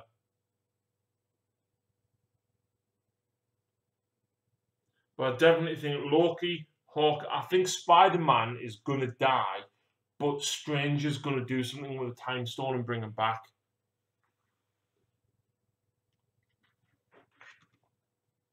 And then, like, Tony's going to jump in the way of whatever he's doing and, like, defend him and take the blow instead and do, like, the noble death that you would expect Cap to do. But I think Cap is going to be killed. There's going to be a statement kill to show Thanos' power, and then there's going to be a noble self-sacrifice. And I think everyone's going to expect Cap to do the noble self-sacrifice.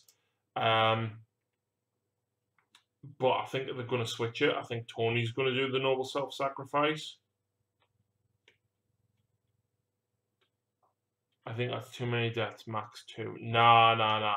I think Loki's gone. I think Loki's going to die. I think Cap and Tony's going to die, and Hawkeye. And there was another hero that I thought would die as well. But I can't remember now. Like I said, I wouldn't be surprised if Spidey dies and then Strange does something to bring him back. But I think near the end, there's going to be loads of deaths. And Strange is going to send Ant-Man and the Wasp back in time. Because we know Ant-Man's set in the 80s.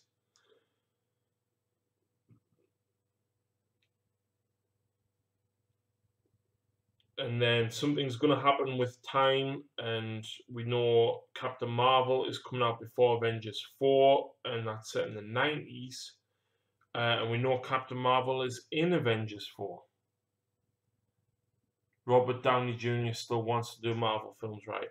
He's on a film-by-film contract, as far as I know.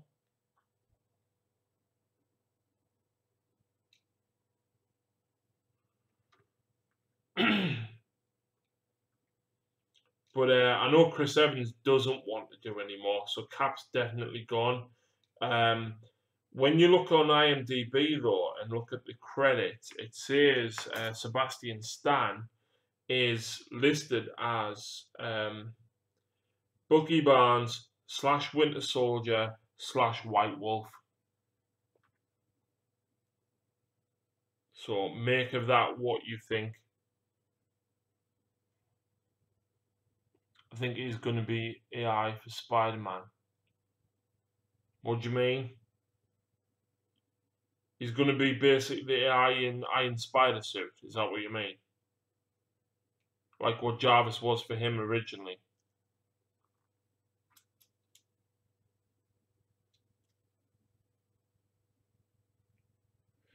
There's also a young Chinese girl listed in the credits for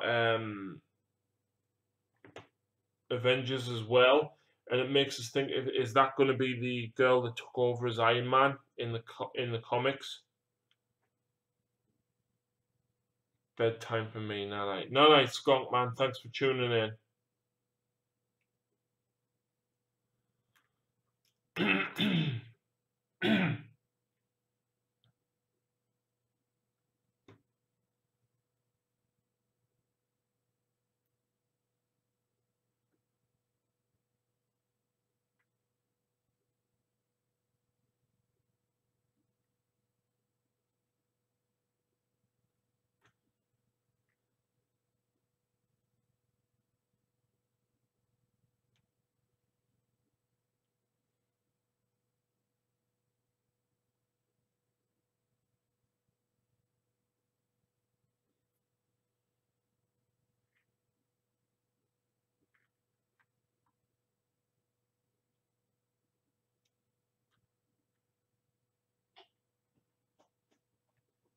SJW Hell. It's a thing. When Tony dies, his consciousness going to be uploaded to Spidey's suit. Yeah, I wouldn't be surprised at that. Oh, that was the other death actually. Vision. I think Vision's going to die. Just because, Infinity Stone in head. And I know Shuri's supposed to be the one that removes it, but we'll see.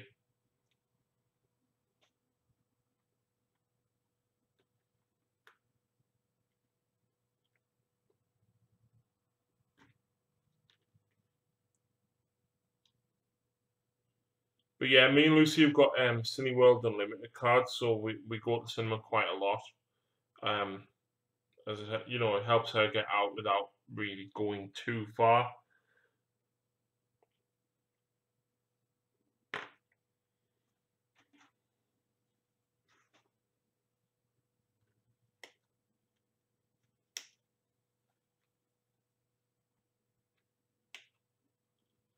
So we do tend to see quite a lot of films. A lot of films that we wouldn't normally go and see, for example. So we went to see Game Night, and Lucy Lucy wanted to see it, and I was just like, yeah, we'll just go. It's a night out, and because as much as I've had a couple of cans tonight, I'm not really a drinker.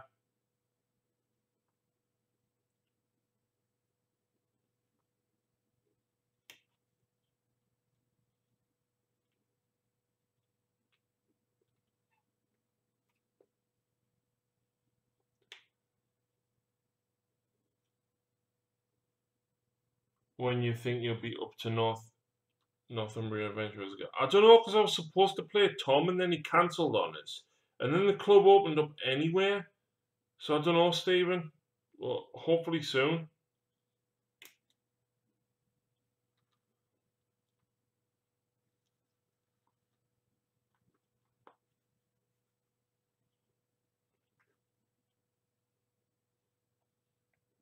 Having a nice Danish Thor beer. Well, I'm drinking Strongbow Dark Fruit. Proper woman's drink, but I don't care.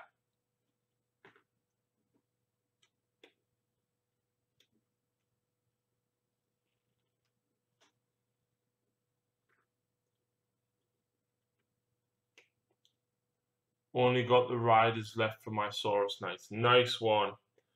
What you expanding into anyway? Are you going to get some more stuff for your Seraphon?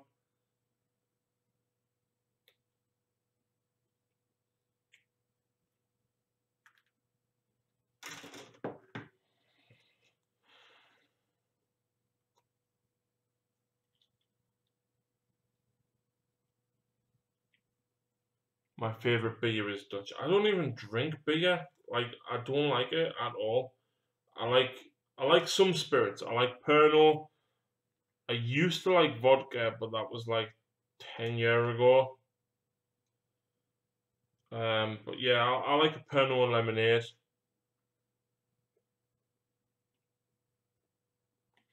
I've got some Iron Maiden Trooper in the fridge that I've had in the fridge for like 18 months. Um, I might go and get one actually, see what it's like, see if I actually like it.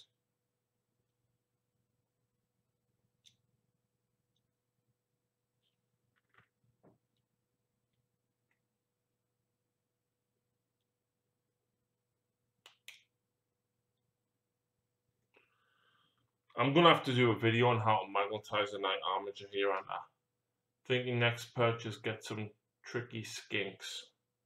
Yeah, skinks are really good actually. Heresy.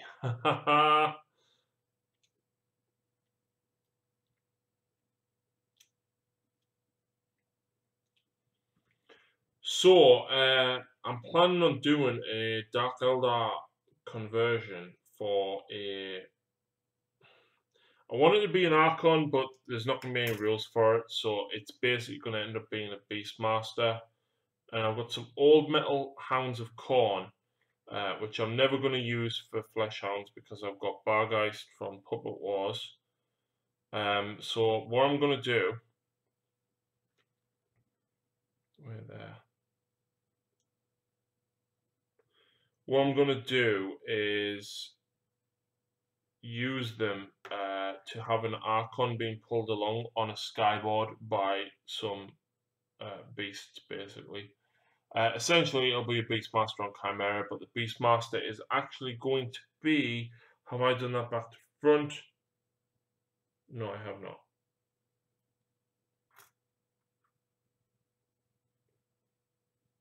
not. Essentially, it's going to be a Beastmaster being pulled by Chimera.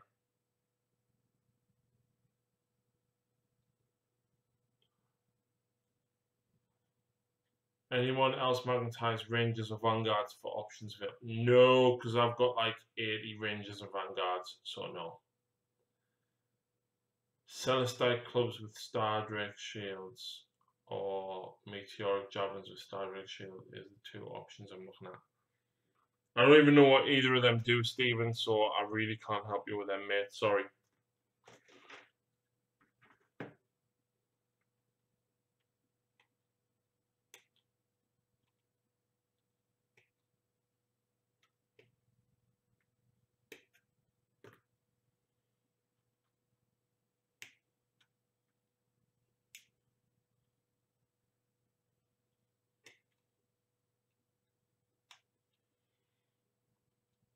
Lol.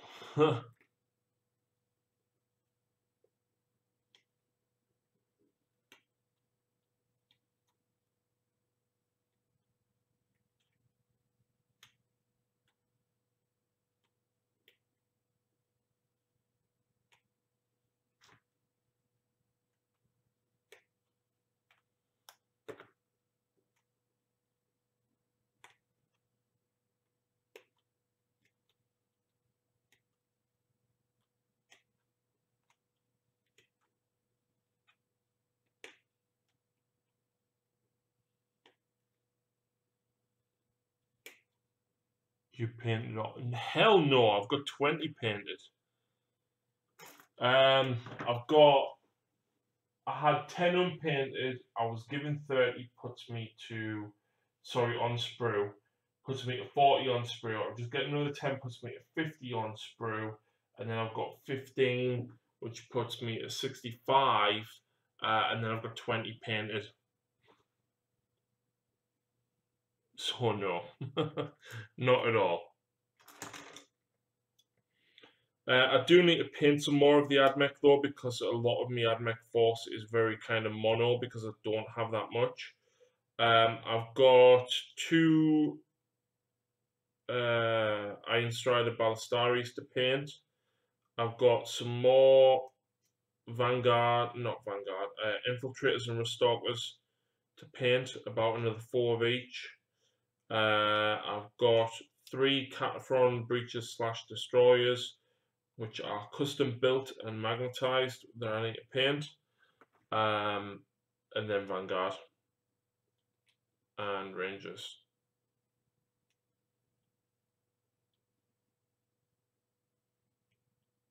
They are on my to paint list.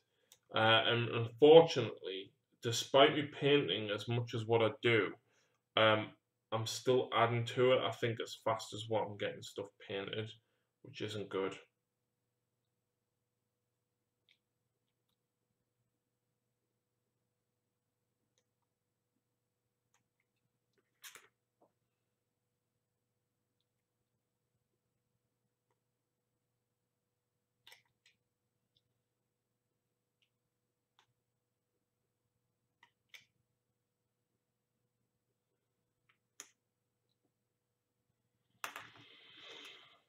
Hmm.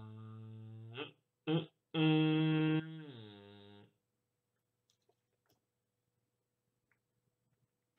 52, 53.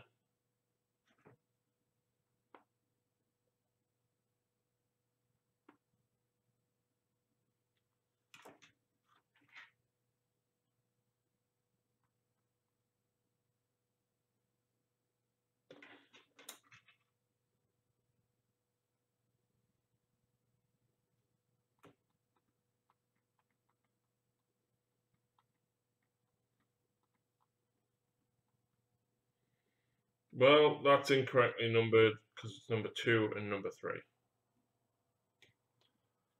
I know the feeling. Yeah, but when you actually consider what I've got painted, it's not bad. I'm about to upload an Excel document to Dropbox for the Patreons, actually, for everything that I do have currently painted, so that they can build army lists, and it's massive. It's really big. Unfortunately, because I've been drinking alcohol, I do need the toilet again. So I'm going to actually run to the toilet, and then when I come back, I will talk you roughly through what I have. I went from having a unit of Saurus Knights left to buying 3 squads of Blood Angels, 2 Blood Angels vehicles, and 3 Motel kits. Because you're a bad man, Stephen.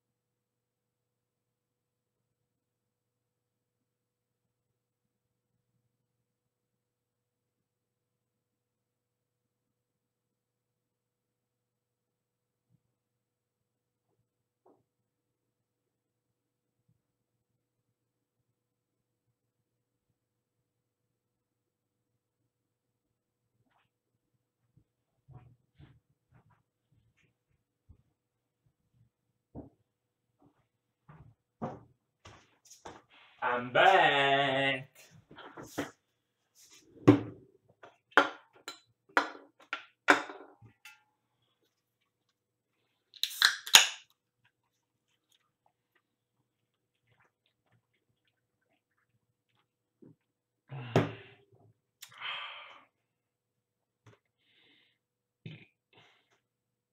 Excuse me.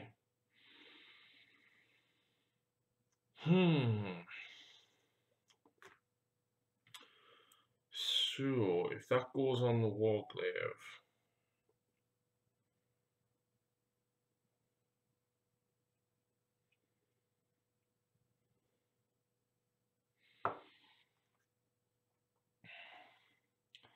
wanted to try the twin heavy burst cannon on the Hammer now game on Friday, but it's warped and can't be asked to deal with it. Also, technically, because it's its own weapon, you don't use the new profile for it. You still use the old one that is actually in the Forge World book, which is bullshit. They just need to FAQ it and say, yeah, use the one from the Codex.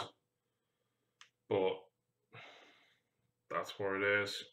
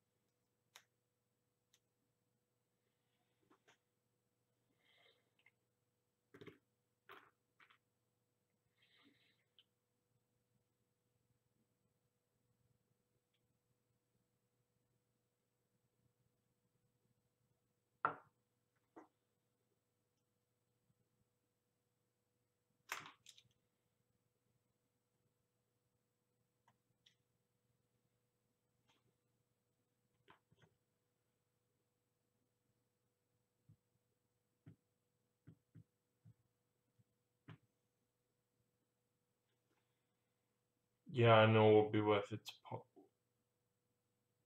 I'm not sure what you mean.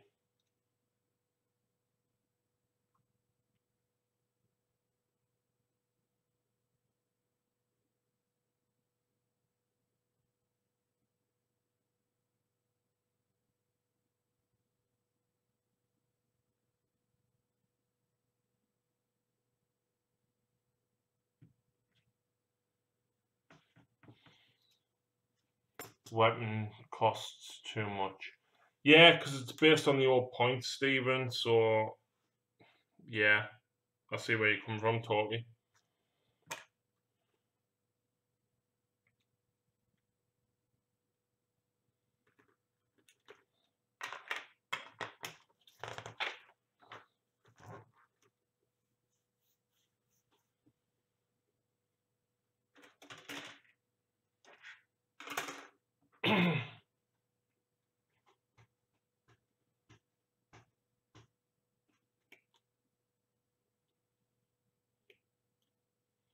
What do people think of the points cost for the Armature War Glaives? I think that they're too costly for what they do.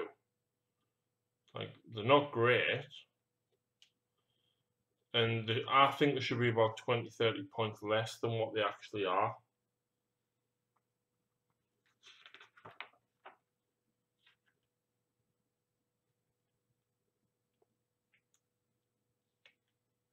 Too expensive. Absolutely.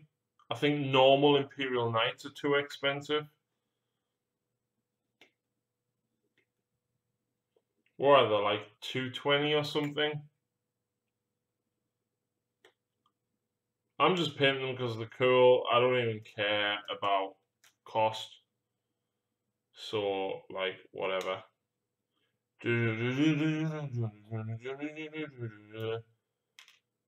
I was like, yo, Zeph, what's up?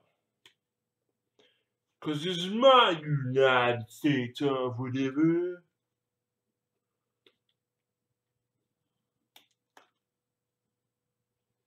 This is my United States of whatever.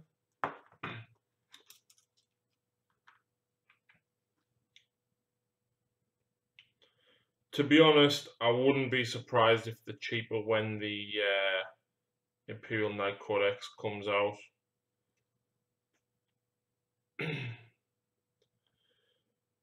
I don't know if I like the look of that giant knight though. The one with all the guns. It looks like a baby well, a non-Forge World version of the Porphyrion.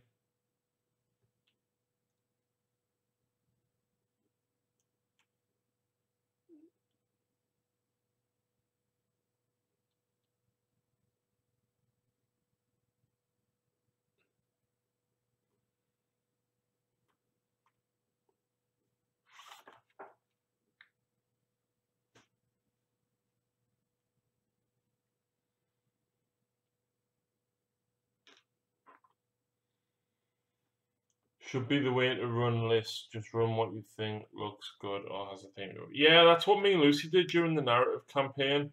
And like, I knew the tower was overcosted at the time, and I was just like, yeah, this looks cool. I'm just gonna do that.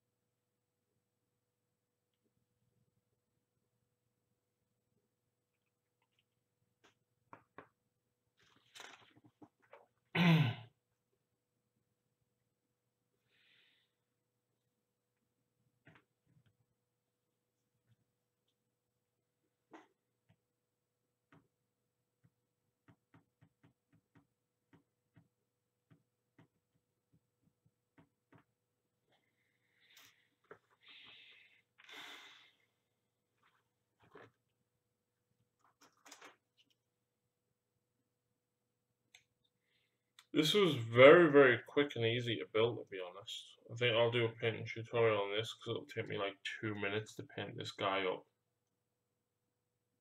Why I wanted to build a crewed and vested auxiliary army. Yeah, man, it would be awesome to see something like that.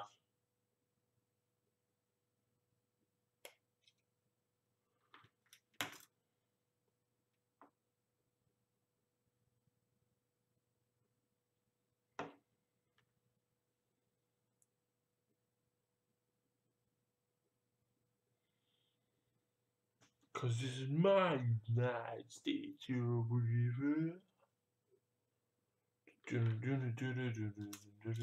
Vandus Hammerhand. Francois, how on earth are you, my friend? Do you know what is going on with Age of Sigmar? What is the black giant purple floaty ball of spiky doomy death?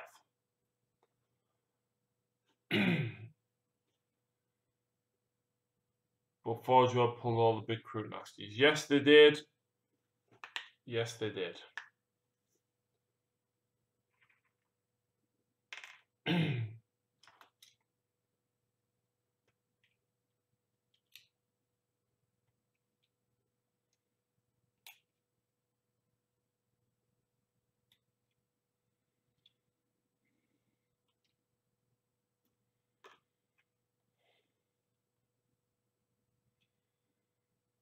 Controllable winds of magic.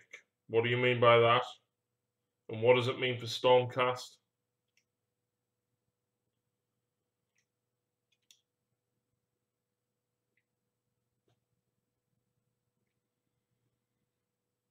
And more specifically, what does it mean for Khorne?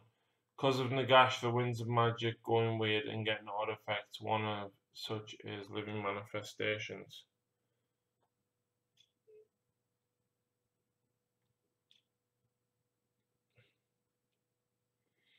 I want to thank Vandus whilst we're on the live stream as well. Thank you very much for writing the script to the Age of Sigmar Battle Report, the 4,000 point game between Life and Death, which of course was Sylvaneth versus Death. I want to thank him very kindly for writing the script for the intro to that. So thank you very much, Vandus. Muchly appreciated.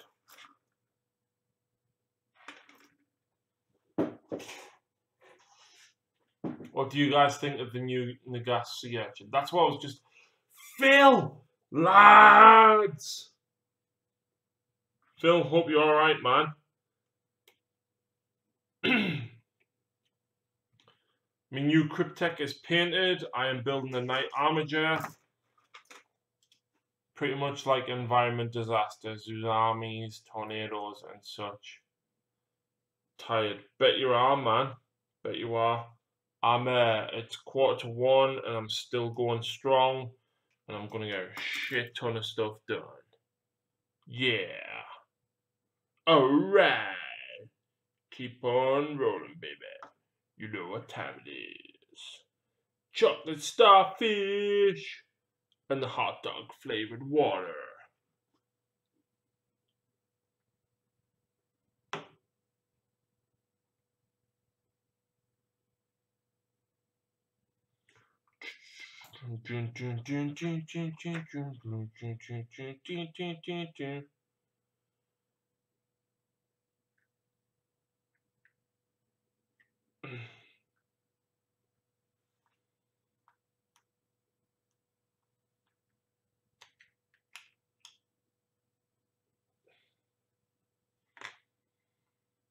Magic in Khorne's way, he might get pissed and rage, crack open rift like he did in the last Malign Portent text. What actually happened with that? Because I don't follow any of the story at all. I have no idea what happens in any of it.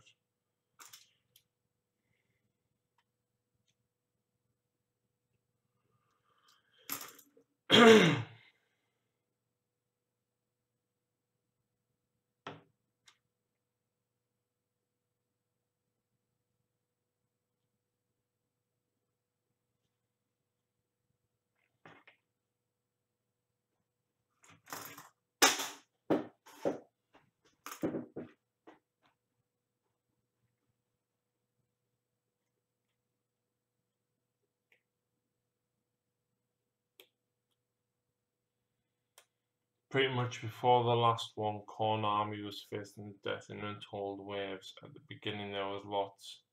There's a lot of both ways, a lot of carnage and all. Right.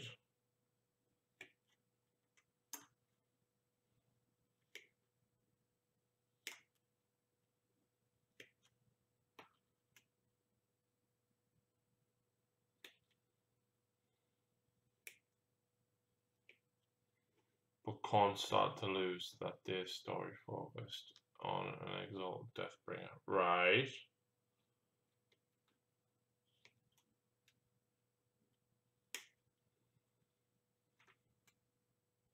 I'm listening.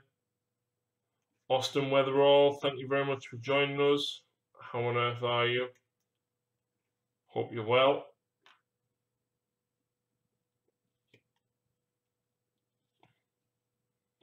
Detail on the wounds taking, he getting stabbed and feeling the pain and agony driving him further. Then he saw some white king pack, two normal guys with one sword, one with axe. Right. Still listening.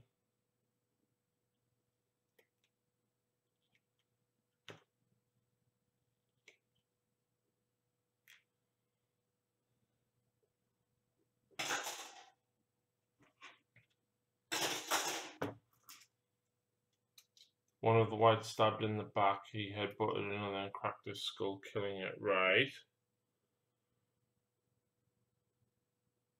But it's already dead, so can you actually kill it again?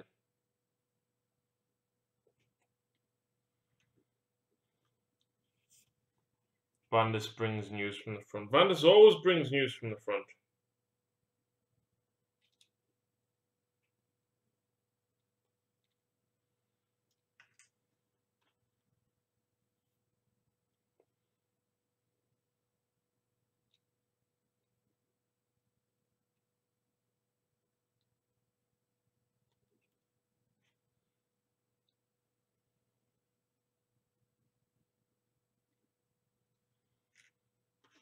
What I want to know, Vandus, is the model that's riding on a wave techless for Ideneth Deepkin?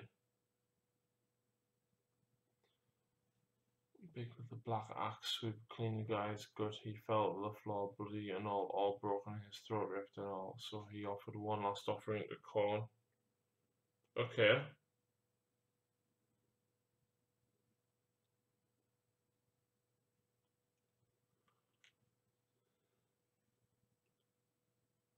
He didn't end up his sentence and he got head cleaned. Ha!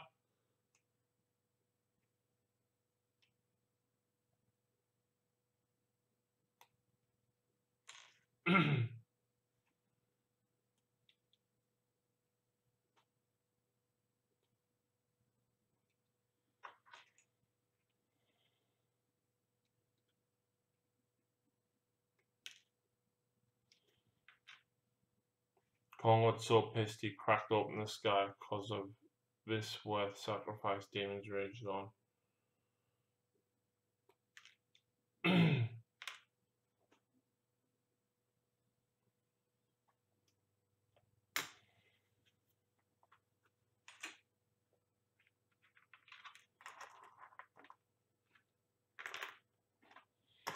Right, well, there's one armature built. I want to go and build the other one. Harry, sing Night Shift for me. Night shift, night shift, night shift, night shift, night shift. The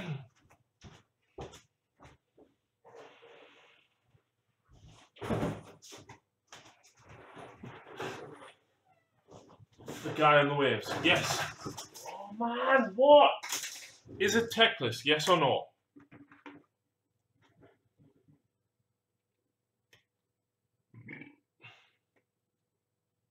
I forgot the guy's name. Techless.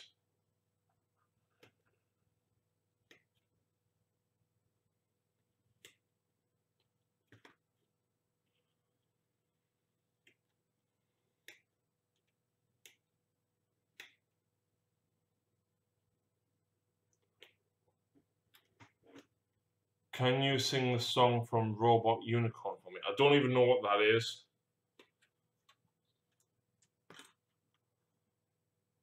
The elves got... Oh, I know the name, but I can't think of it.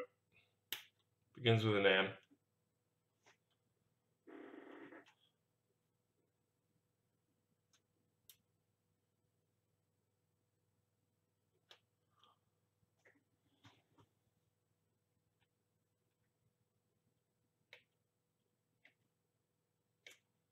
So where is Techless then, since he created the Ideneth Deepkin?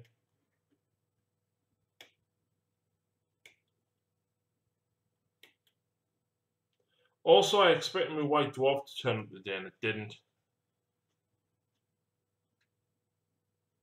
He's pretty much the avatar of Cain. This one, it's of the sea.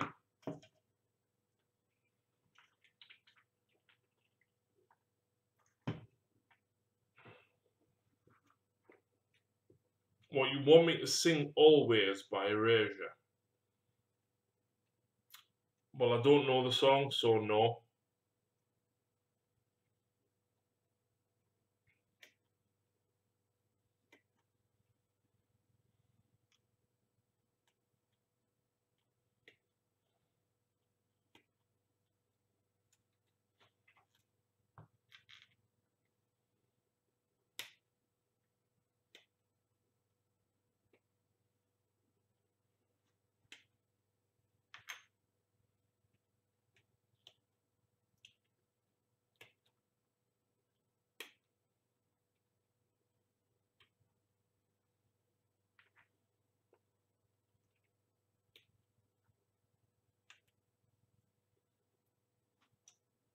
Ooh, Mini Knight.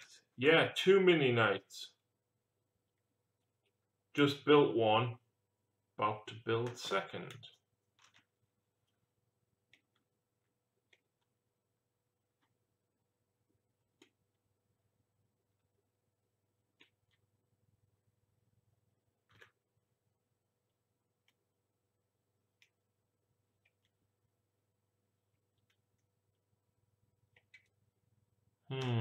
Interesting enough, I think I've just lost a part as well. Is Kevin McLeod a 40k guy? I don't think so.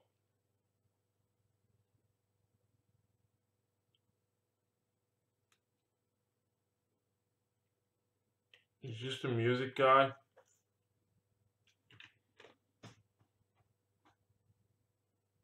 I expect you to learn it for the next stream. Ha! No.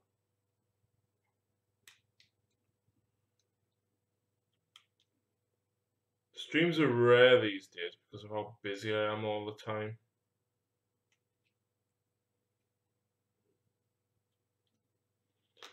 Might see Phil, see if we can get back to our normal Monday night streams.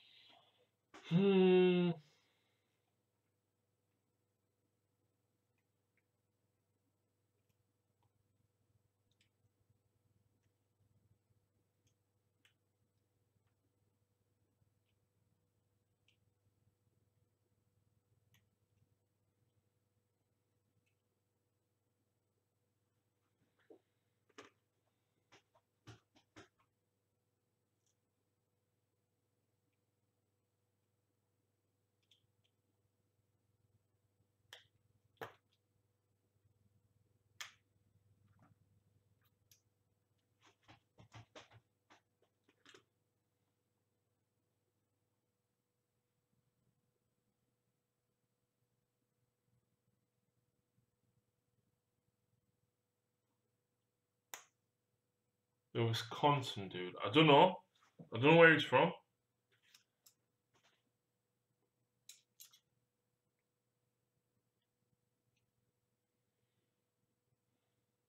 It does loads of copyright-free music, and I use a lot of it for my battle reports and that.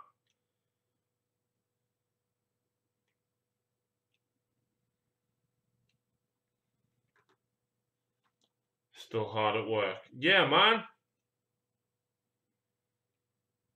It's one of them days where I've got like loads of energy and stuff, and I'm just plowing on and on and on and on and on. So I'm gonna keep going while I've got the energy. Considering I got nothing done last week besides painting a handful of Sean's Wraith Guard, which I didn't even finish, which I need to finish. Yeah, I'm cracking on, mate.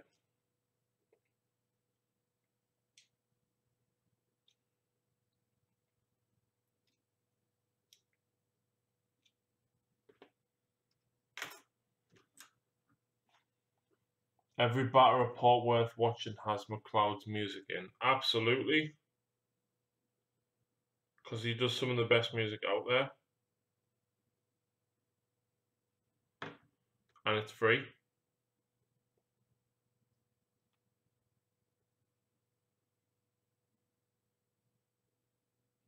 But no, I don't think he's specifically a 40k guy.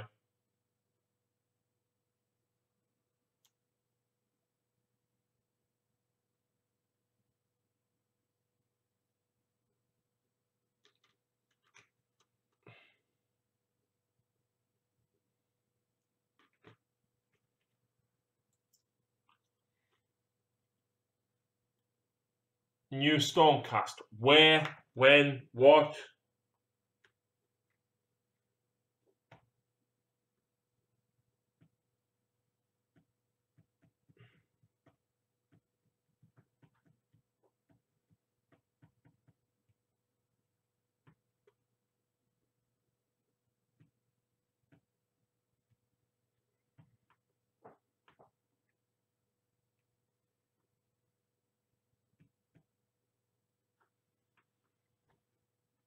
Check the new Shadespire cards. Oh god, yeah, I've seen them, man. That was like revealed ages ago, Vandis.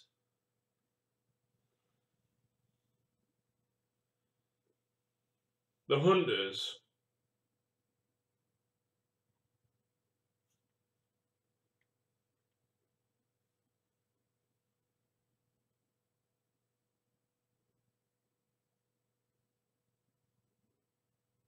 Not those, I mean those that are going to release the symbol.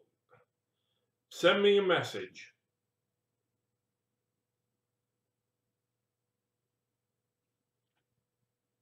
That's not from the Vanguard. The new Stormcast were Hunters.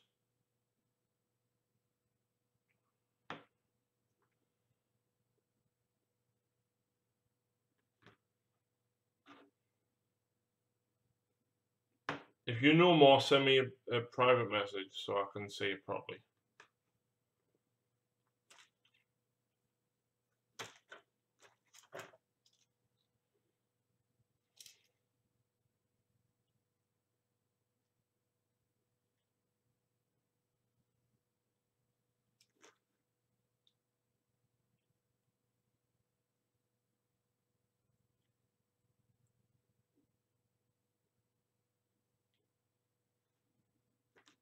Oh yeah.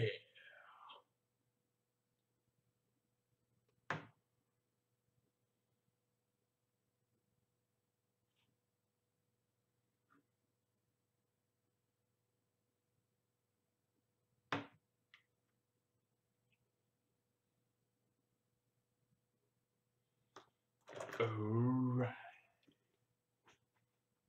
What do you think it is, Vandus? Some dwarf slash Stormcast faction. Vandus seems to know everything about Stormcast. However, he did promise me Magic Stormcast, and I'm still waiting. Still waiting, Vandus.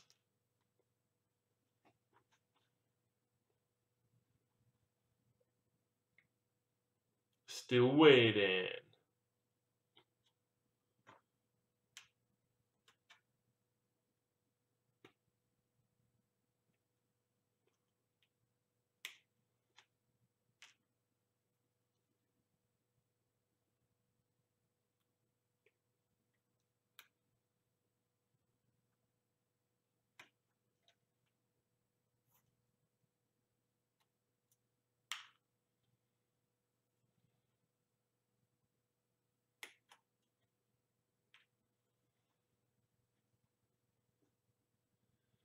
Alright.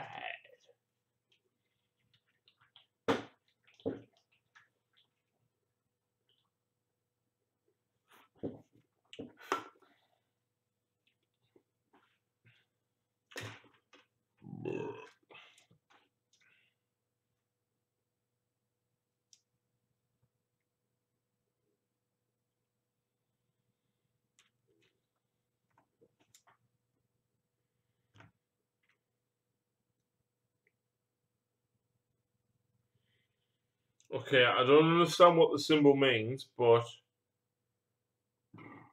please explain.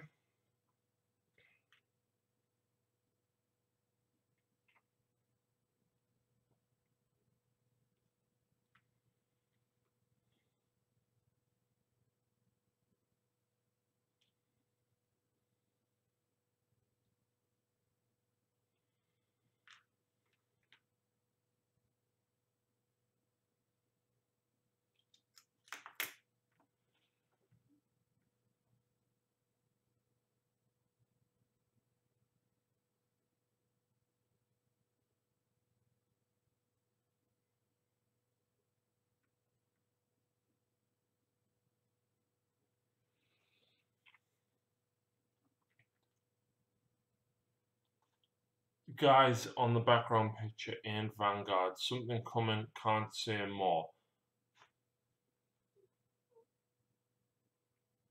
Vandus, you all see, can't say more, and then nothing ever happens, and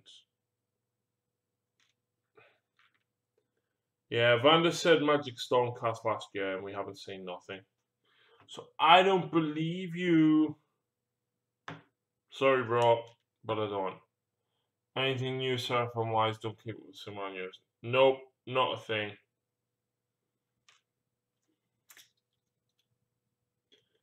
Basically, the next thing for Age of Sigmar is Ideneth Deepkin.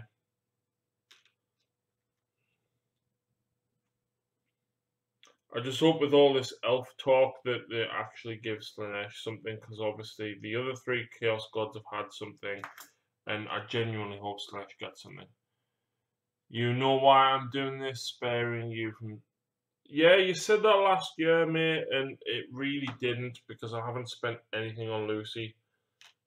And in fairness, she gets more money than me, so it's her choice to spend, not mine.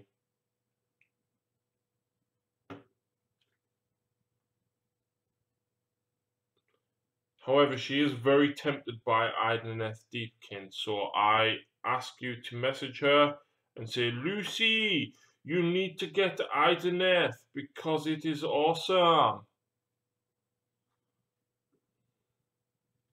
But yeah, Lucy gets more money than me, so...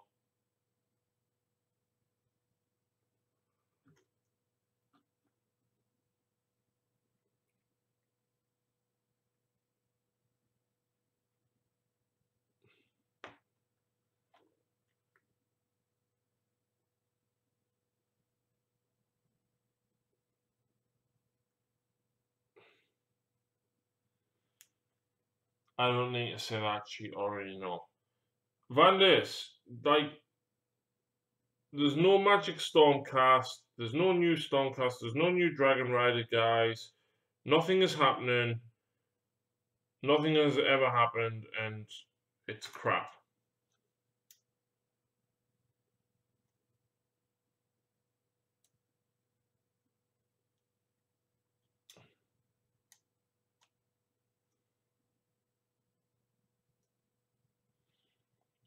Did Lucy play Warhammer before she met you? No, she didn't. She actually played Age of Sigmar about 2 months after she met me. She knew, she didn't know what it was, but she fell in love with the models. She loved me Harlequins and Dark Eldar instantly. And then we went down to Catterick Gaming Club, and Ian convinced me to have a go of Age of Sigmar, and I used my Corn Demons, and it was alright. And Lucy was like, she'd set like battlefields up for me before. She'd set the terrain up. She'd even painted models and stuff for me. But she hadn't really played. And 7th edition was really, really complicated. And then we went down to Carrick because Ian convinced me to have a go at Age of Sigmar. And when Lucy saw the war scrolls and everything, she was like, Ian, can I possibly use your models and have a go, please? And Ian was like, yeah, go for it. And she fell in love with Stormcast instantly. And then she got really into it, and it went from there. And now she's got like 9,000 points of Stormcast, like 4,000 points of Sylvaneth, and I dread to think how many points of Slaanesh she's actually got now.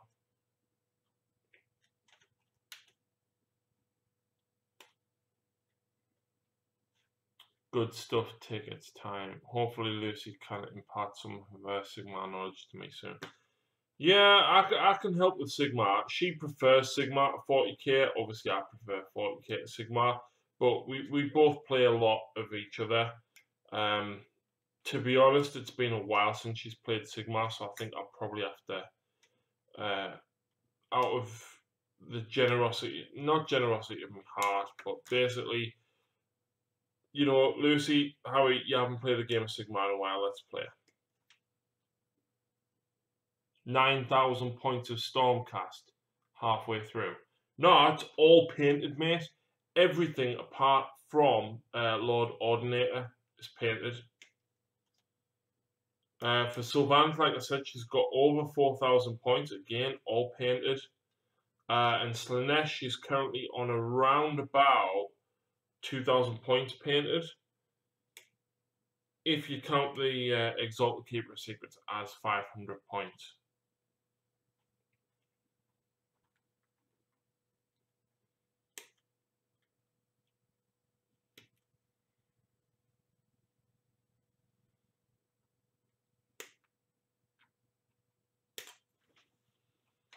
I need to actually paint the rest of me Khorne army, as in me Bloodbound. Get a full chamber. How much is in a full chamber? She actually only owns 30 Liberators altogether. So technically she would need a lot more Liberators. But I don't think she could bring herself to paint that many.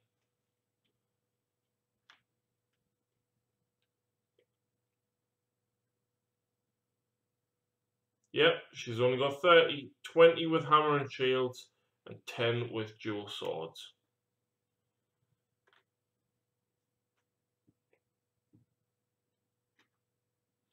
And she only has 2 Dracothian Guard, but they're magnetized.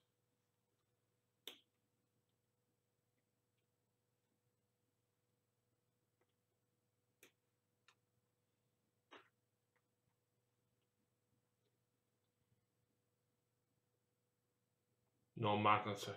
Nah, Liberators are... they're not worth magnetizing, there's too many. The Dracothian Guard are magnetized because obviously, you know, 40 quid for 2 models is pretty steep. So I did magnetize them for her. Yep, she's only got 2, that's it. To be honest, she needs some more Kerneth Hunters before she needs more Dracothians, I think. She actually had 2 Star Drakes at one point. She got one. She picked one up secondhand, really cheap, but then decided that she didn't really need it or want it, so sold it.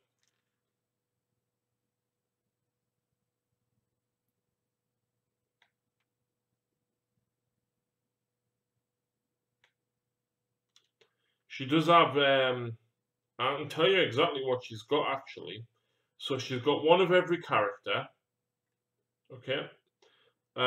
So that's a Knight Heralder 1 and a Knight Heralder 2. She's got 30 Liberators, as I described. She's got 10 Judicators with not crossbows, the actual bow and arrows. She has Stardrake, which, like I said, counts as one of the characters. She's got 10 Decimators, 10 Retributors, 10 Protectors. She's got 9 hurricane crossbow raptors, 9 long strike bow raptors, 9 ether wings, 8 griff hounds, which are pointless.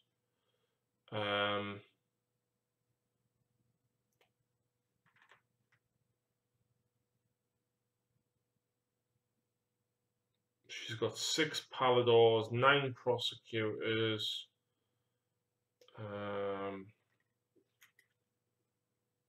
I don't know, I can't even think what else they've got.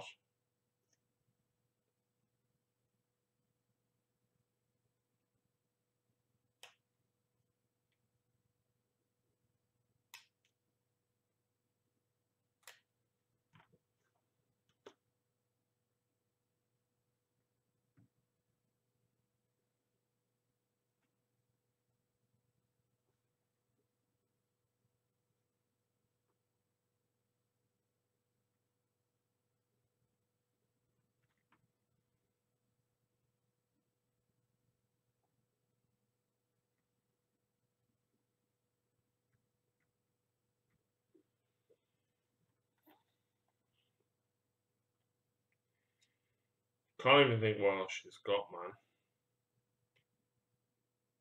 10 hunters.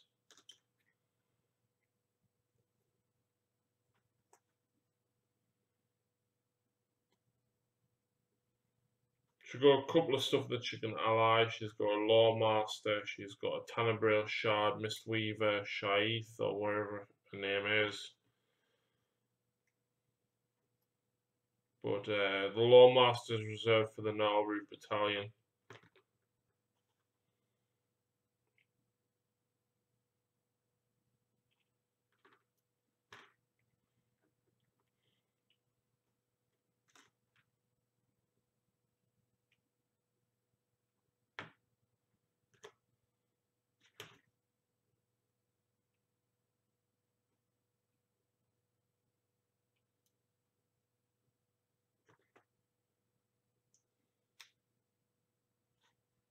What's Mistweaver's fluff? I have no idea.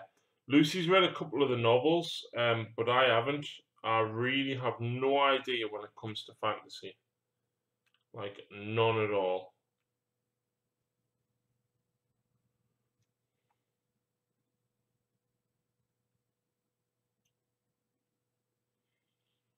I think she's going to be included in Ideneth Deepkin. Think. Oh boy, need to go off Ideneth Deepkin or not. I think she's Deepkin, but we'll see.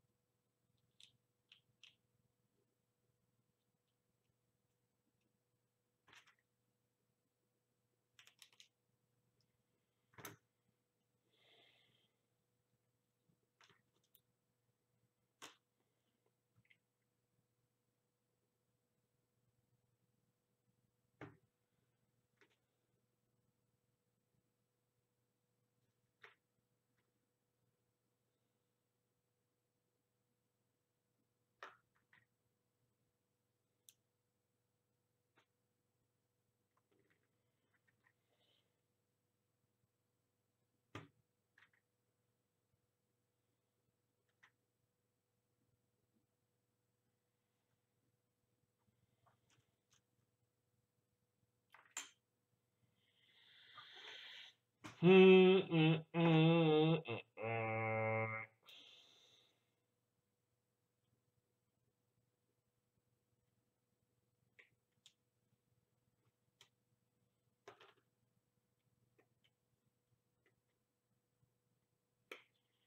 should offer a building service. The amount of builds unbelievable.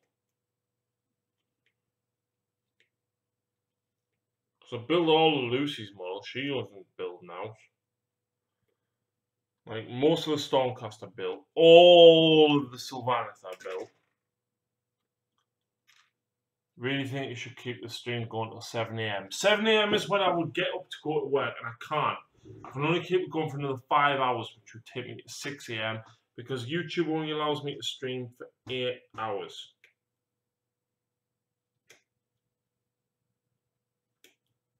And I probably need to get like a couple of hours kip. So like 3 is probably your longest that you're going to get.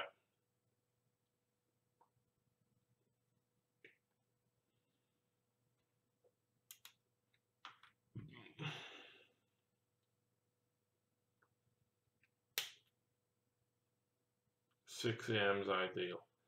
We'll see. See how we get on. Because that's a long time, Stephen. And bearing in mind, I've got a 13-hour day tomorrow because I'm at college. I'm at work 8 till 4:30, and then I'm at college from 5 till 9.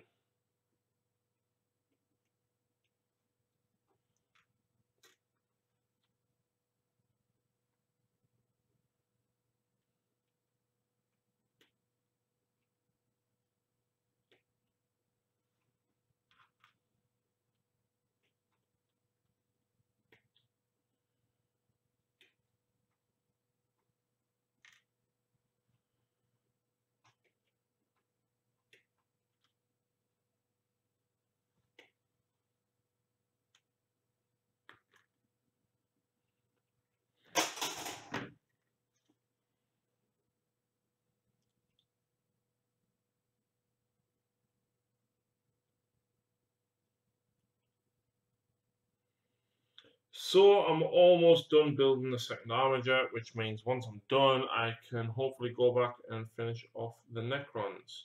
And then, what the hell, I might as well edit whilst on the stream to use, but I can't render whilst on the stream, because rendering plus streaming equals kill computer. Brings back horrible memories that I did a 12-hour college day once a week at an old workplace. Mate, I do 13-hour days on college days. It's shit.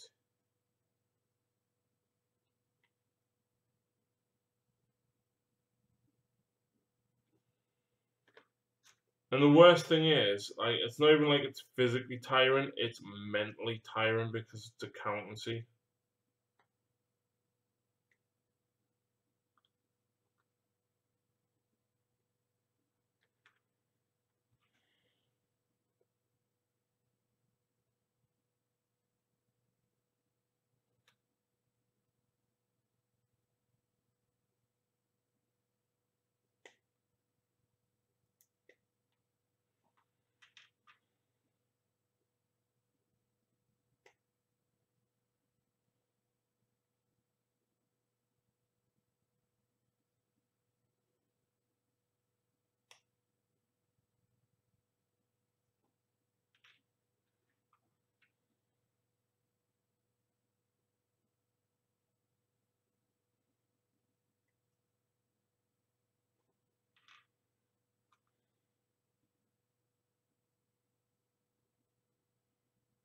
By 9 PM, some people used to go to sleep. Mine was engineering, maths, theory, materials, and business. Yeah, that's pretty much, well, it's not quite the same, but we do like, oh God, I don't even know what it's called. Apportionment for like how much it costs to run a machine for so many hours whilst the labour is done at such a cost for so many hours whilst, yeah, shit like that. I can't remember what it's called. It's that bad.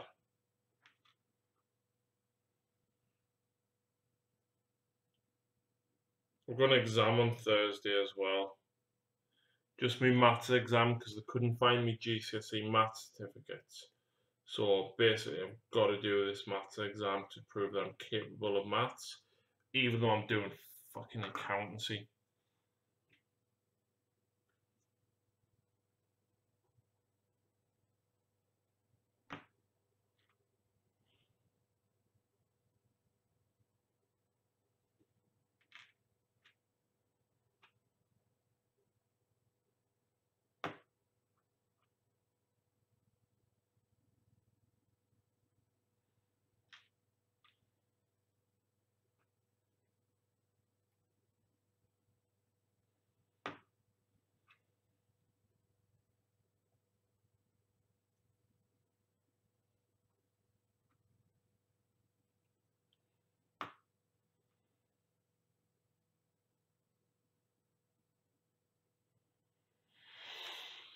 So,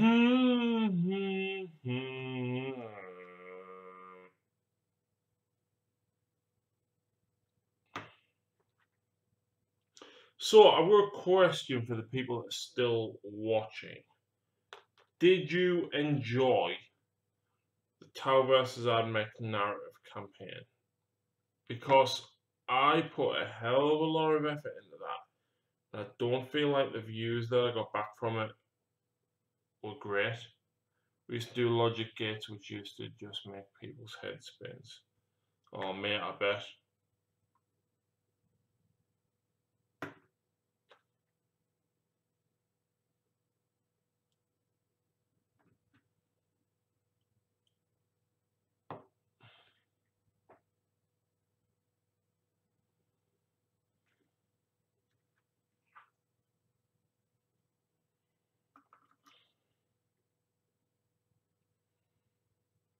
And who would like to see more narrative campaigns? I only watch content. Sorry, mate. No worries. No worries at all. I would love to do an AOS narrative campaign, but I don't know enough about AOS to warrant it. There will be more AOS content coming up though. I do have a Nurgle versus Sylvaneth battle report that I need to edit. Lucy and Phil filmed it about 4 weeks ago. I just haven't gotten around to edit it because I've been so busy. So that will be incoming. Don't worry, that will happen. It's just a case of when. But no, we haven't played any Age of Sigmar for a while, unfortunately, due to trying to keep up with the 40k releases. But hopefully I can get a game against Lucy soon, because obviously she's got Slanesh now. Yeah, I rewatched the first two and watched all 4 back to back. Nice one. Yeah, Ronnie, we did kind of voice acting and stuff in it as well, so it was very, very narrative driven, or at least I tried to narrative drive it.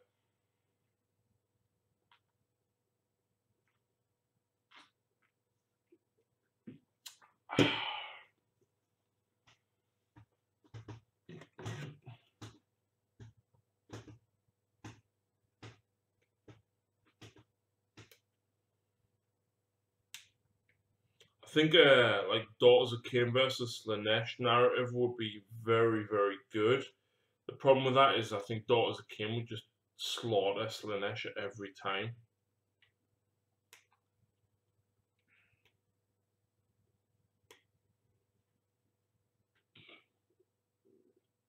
Check them out. Cool, man. It was before the Tau Codex dropped. Obviously, I knew. Well, the first mission was filmed in November, but I only actually made it public about 4 weeks ago when I knew the Tau Codex was coming out, because with it being filmed with the Index, I kind of had to get it out there as soon as possible. And then mission 2 and 3. Mission 2 was played over about 3 separate occasions because of Lucy's back. She went through a phase over Christmas where her back really wasn't very good. The cold really, really gets to her. Mission 3 was really fun. Also, you left room for the campaign to be continued at a later date. Yeah, that was the whole point, Stephen. Basically, with the little after credit scene, that's where we're going. And now, obviously, we know that the Death Watch and the Harlequin Codex are 2 of the next 3. So it means that I can hopefully get the script written, get everything wrote out, ready to go for when them codexes do drop. To be honest, though, I think the Night one is going to be next, with the Armigers coming out in Forgebane. I think the Imperial Knight Codex will be next, and then the Harlequin and the Death Watch rather.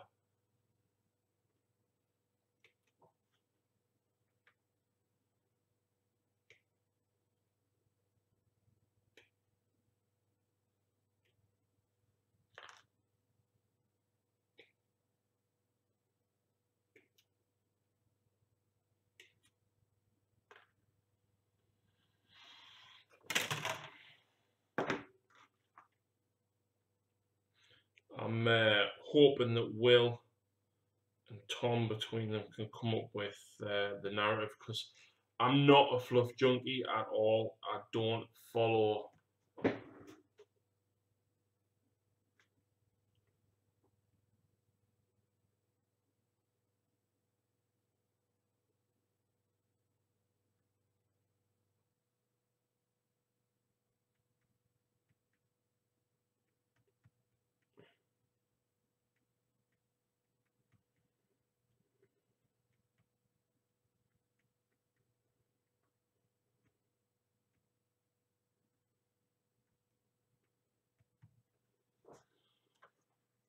The Malign Port End stories really inspired me to play a lot of narrative-driven games. You should really check them out. Yeah, I kind of hinted at Lucy, but she was just like, well, no, because the book just seems like it's trying to be 40k, and she had no interest in it, which I was quite surprised at. I thought she would have, but I think what we'll do is we'll probably go through the battle tomes and try and play some of the missions that's in there. To be honest, I know the Sylvaneth one and the Beast Claw Raider one have a couple of good ones in. So we'll maybe try and play some of them.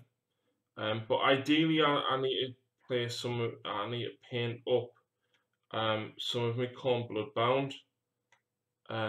More than what I've got painted, to be honest, because I don't have a lot of it painted at all.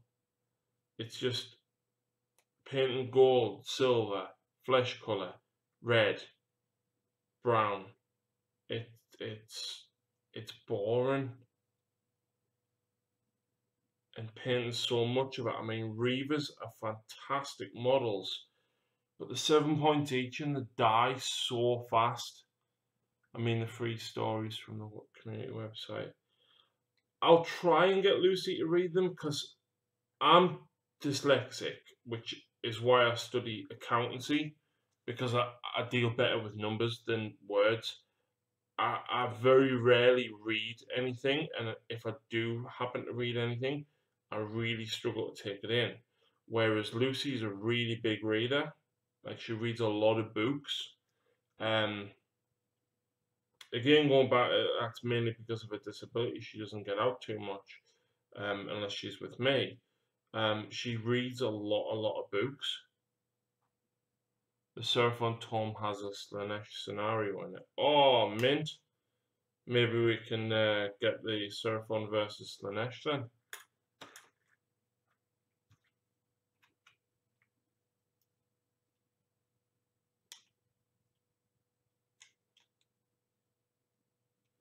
Might do that actually, Stephen, when you come down, because Lucy hasn't played a Slanesh yet, and she's only got a few bits and pieces painted up. So if you've only got 800 points, bring them down anyway. Get them finished for Friday, right? Bring them down, and we can play a couple of games. They're so good. I'll tell her to check them out, but I don't know how interested she is, because like I said, she read the Gates of Azir book, and then she's got one or two of the ones after that, but she's never bothered with them. So I don't know how much into them she actually is. And the problem is, because I talk about so much 40k with her, like a lot of the time she's like, oh, I don't want to talk about it anymore. Like, that's all you've talked about for 3 days, which, hands up, she puts up with a lot of crap from me. Where do you live? I would love to complete. I live in the northeast, mate. Kind of near Sunderland, kind of near Durham. Where are you from?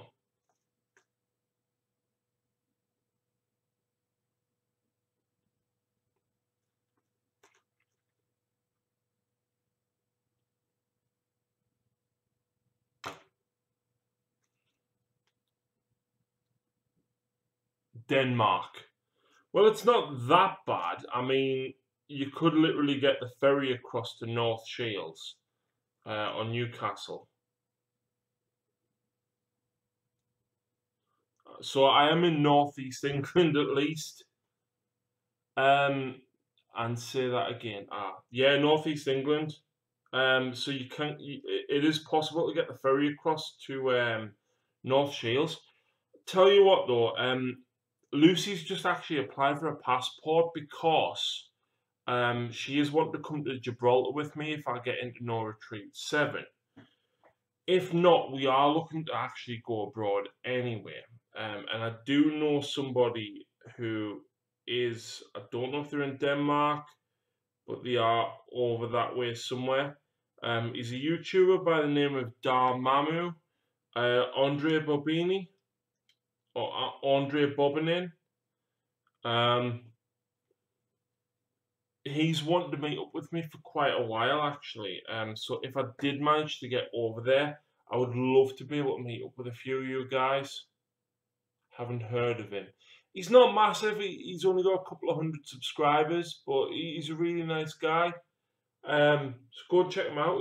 His friends have got some really nice painted eldar, actually.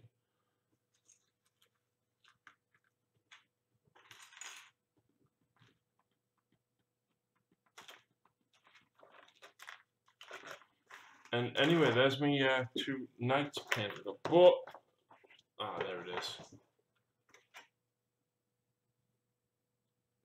We'll have to see what happens because obviously Lucy doesn't work. She's disabled, and I work for minimum wage. So just kind of hopping on a boat and going over there isn't something that we can just easily do. But it is something we want to do. We do want to go on holidays and stuff. It only costs about 200 DKK to London from Denmark, I heard. London's at the other end of the country, though. It's about a 5-hour drive. About £20. Wow!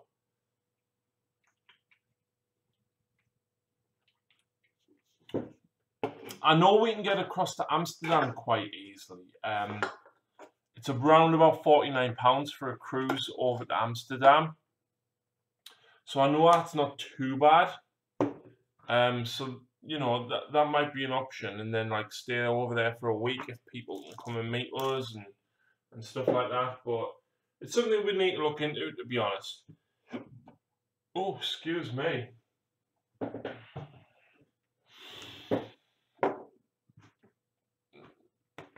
Right.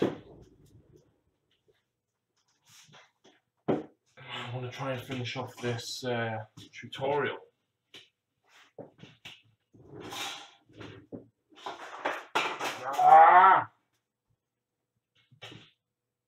Just do it. I wish, mate, I wish.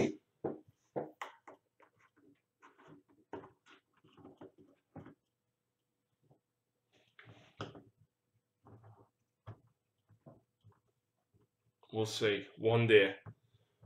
One day for sure. Because like I said, if I can get over there and meet Andre, as well as have a holiday, and meet up with some other cool guys as well.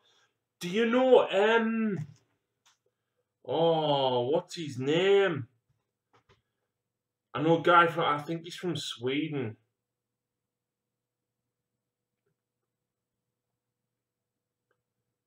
Jens Traff, he runs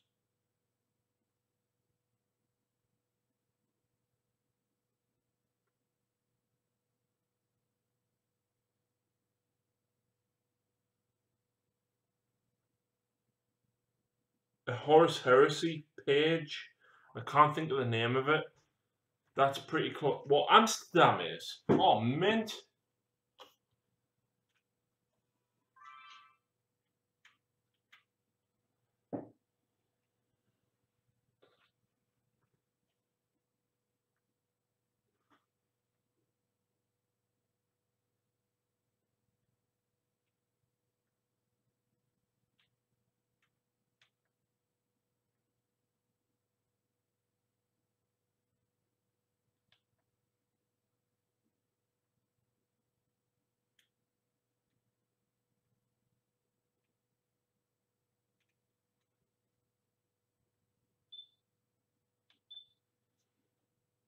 Right, here we go, guys. We're almost done.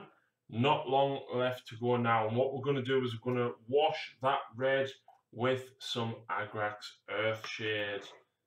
There we go. Nice and thick with the wash. and just apply it all over the red base.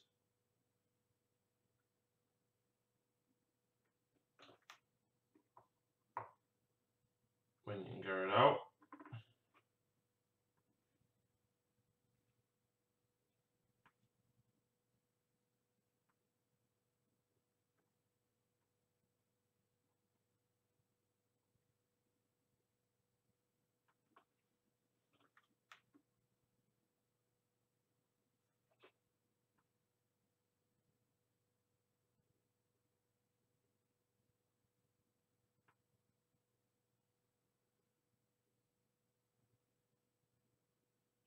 And we're almost done. We've got 2 things left to do.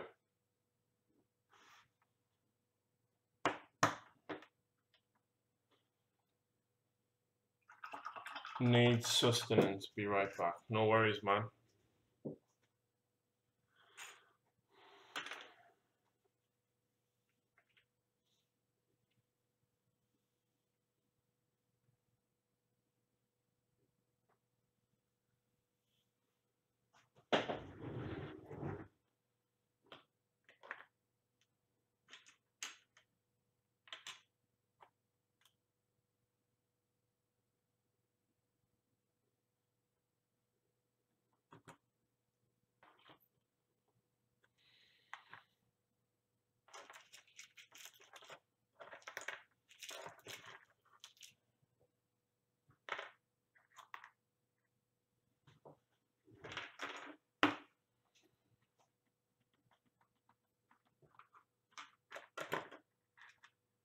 So Tau and Surf on for Friday. Yeah, why not, man? Why not?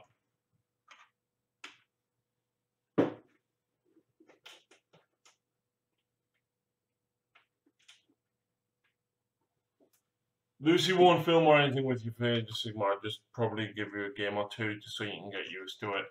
And probably use some of her Stormcast just to bulk the points up a little, because 800 is really short.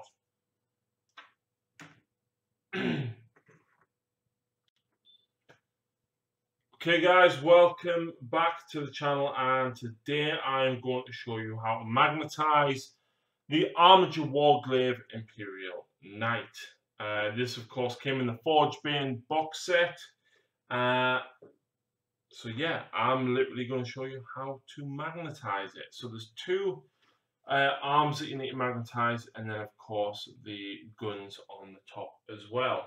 So let's move the arms out of the way for the minute and focus on the top of the carapace. So we've got the heavy stubber that is going to go on there, and we've also got the melter gun which will go on there also.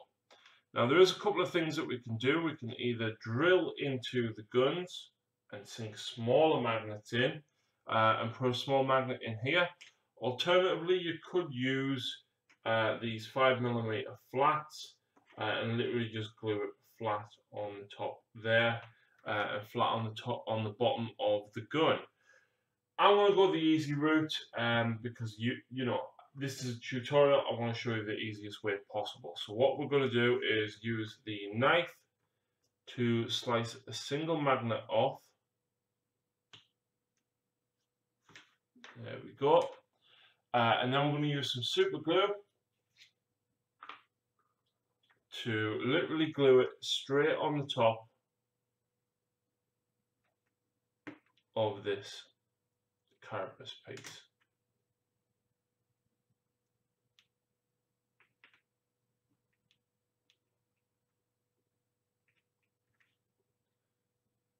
And just get it right in place before it fully sets.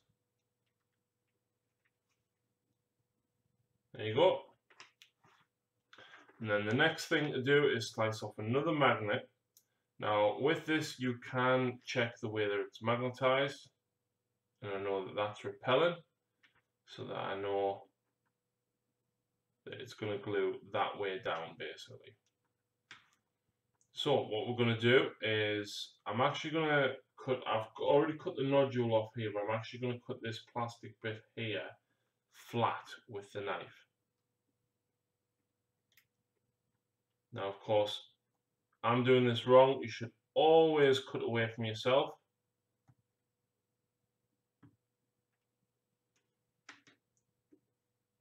And then just a drop of super glue on the end.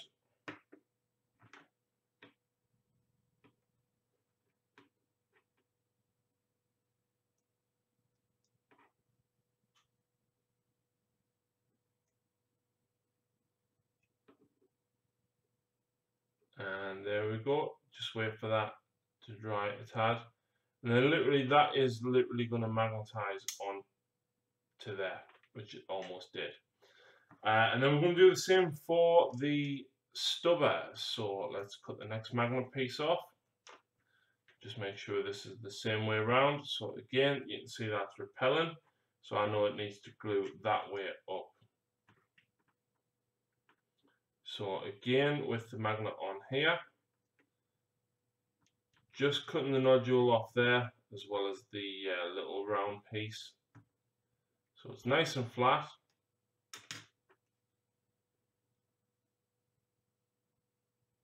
Dab of super glue. And just move the magnet up the knife, ready to slide off. And straight into place there.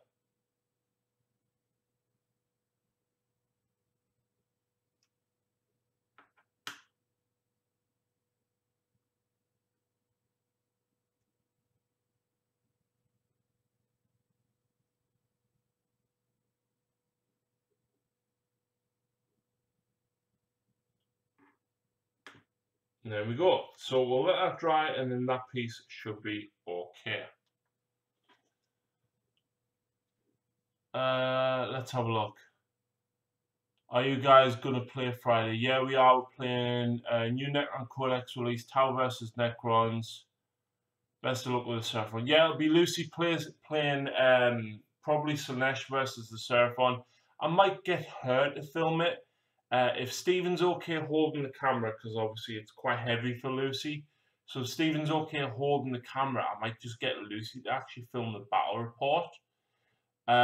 If it's only 800 points, it might not be great, but you know, it's kind of a learning curve for Stephen. So we'll see how it goes. Yeah, what we'll probably do, Stephen, is just do 800 points of Seraphon, and Lucy will probably just stick a unit of 10 Liberators with it, just so it's nice and easy for you to use as well. Unit of 10 Liberators is just 200 points. So, you know, 1,000 points is nice and rounded. It means that she might be able to use a couple of things as well. Slanesh isn't great. I don't know how bad. What about 200 points extra of allies? Yeah, that's what I was just saying, Ronnie. You can use 200 points of Lucy's Stormcast. I think just sticking 200 points of Liberators in will probably be the easiest thing. So just 10 Liberators, Hammer and Shield, 2 Grand Hammers. Done. Yeah, absolutely. And then, like I said, Lucy's got enough Slanesh that she can probably use a few things that she wants to play.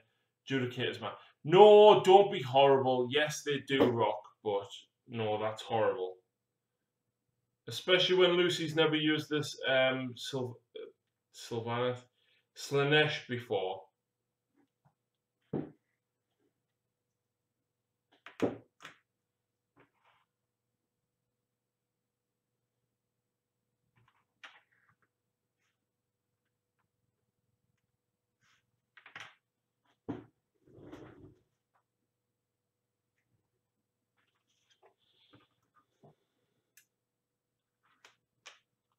Lore-wise, Stormcast and Seraphon have fought side by side a few times. Yeah. Then a bunch of Griffhounds. A bunch of Griffhounds. You mean one?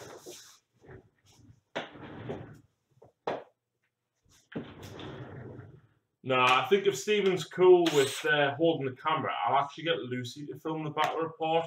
A lot of people do want Lucy to take a much more active role, which, whilst she would like to, someone commented on the the Warhammer World trip, for example, saying that it was nice to see Lucy talking a lot more. Lucy doesn't. She's all right with live streams for some reason, but she doesn't like being in front of the camera, which is odd. I don't know why.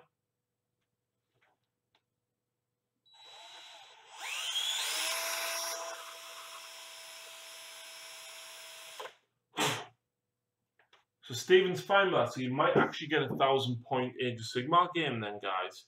You guys saw Duncan. We did. We saw. Well, Lucy actually saw Peachy and went over. We're there. Where is it? Here. So we've got this, which is the Warhammer TV guide. Not the Warhammer TV guide. The Warhammer World Dioramas guide. Lucy saw Peachy, so she went over and she was like, yeah, would you mind signing this and can we have a photo? And he's like, oh yeah, Duncan's just in here. Do you want us to go and see if he'll sign it? Look. So, Duncan, Peachy, Curry from Warhammer TV, who I met out at No Retreat last year, and Jamie, who now works there as the diorama guy, who is actually Colonel from Tabletop Tactics. So we got their signatures, and we got selfies with Duncan and Thingy, Peachy. So yeah, Lucy was proper fangirling over that. She was absolutely over the moon, like. I'm kind of jealous. It was really cool to meet them. Duncan actually complimented me on me Tau. I was like, oh my god, what? First time people will see my painted and based lizards. Nice one.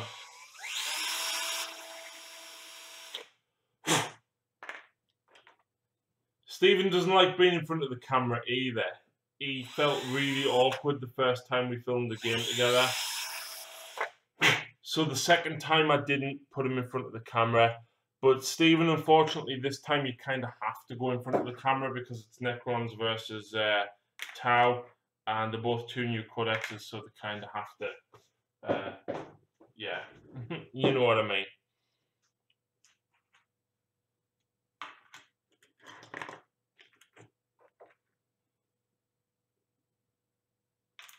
Own it, Stephen. We'll see. I'm not going ridiculously powerful. I am running 2 separate dynasties. I'm running the one that allows reroll failed hits in combat when you charge. So I'm building half my army is combat orientated, so I have to get there. While the other half of the army is the not Sortek, Neolak.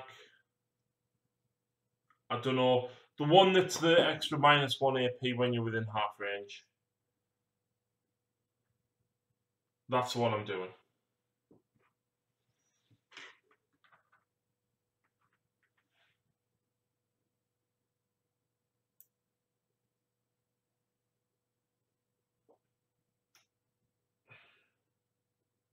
Mefrit. Yeah. So basically I'm running a Mefrit battalion with warriors and immortals because, you know, I need command points. And then I'm running a whichever the one is for reroll hits when you charge. So I've got a very split force. I've got a combat orientated force, and then I've got a more shooty force, but it's not like I haven't gone just Doomsday Arcs and Annihilation Barges and stuff like that. I've just literally gone warriors and immortals, and I haven't even put Ghost Arcs in, because if you've watched Tabletop Tactics' latest one, which I only managed to finally watch tonight, you'll notice that the Bone got a lot of warriors back. I've jammed in as much units that I've never used before as possible. Fair enough. Which scepter are you going for, by the way? Are you going Borkan?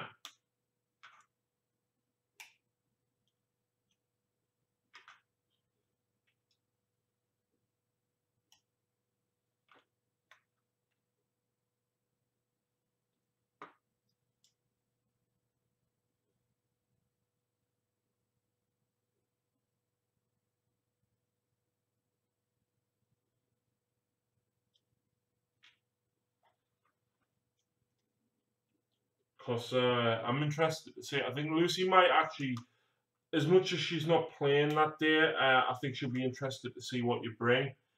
She has actually enjoyed. She won't admit it, but she has enjoyed playing the Tau. She likes playing with the Fire Warriors when they're 3 shots within rapid fire range. She loves the concept of marker lights.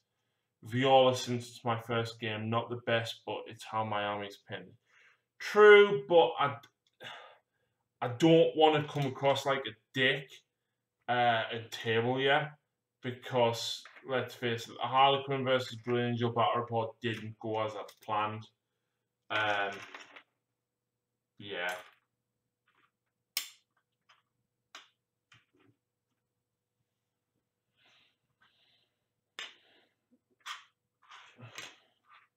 But you do ignore heavy weapons at least when you move, I think, don't you?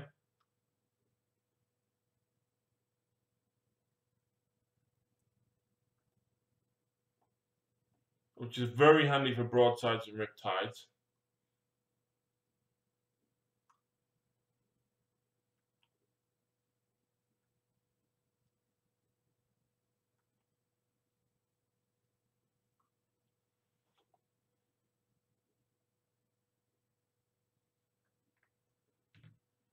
No, just assault and advance. I'm sure it ignores heavy. No, that's the it's the Necron one, isn't it? Mate, I'm not being funny. I don't think that's gonna cut it against Necrons. I think Necrons are very powerful.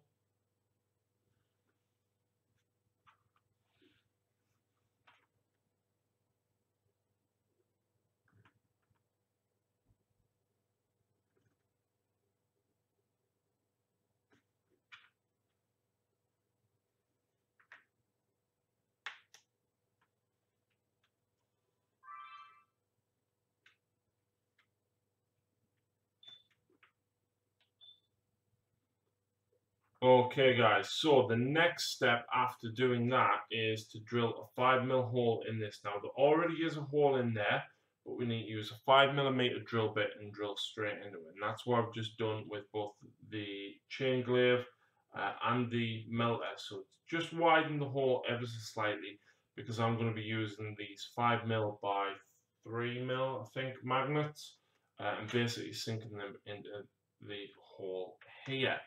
So just to show you how things are going to work out, there is the top carapace, and here is the heavy stubber. There you go. And of course it can turn. And here is the melter gun. And again, it can turn. So that's how I've done that one. And what we're going to do with this one, like I said, is we're going to sink the magnet into here. But you'll notice I've glued it separate to gluing this piece in here, and it doesn't fit, and that is because we're going to cut this piece off the end, just like this. And then we're going to drill a 5mm hole in the end of this to sink the other magnet in. Of course, just flatten it off nice. So, and if you excuse the drill noise,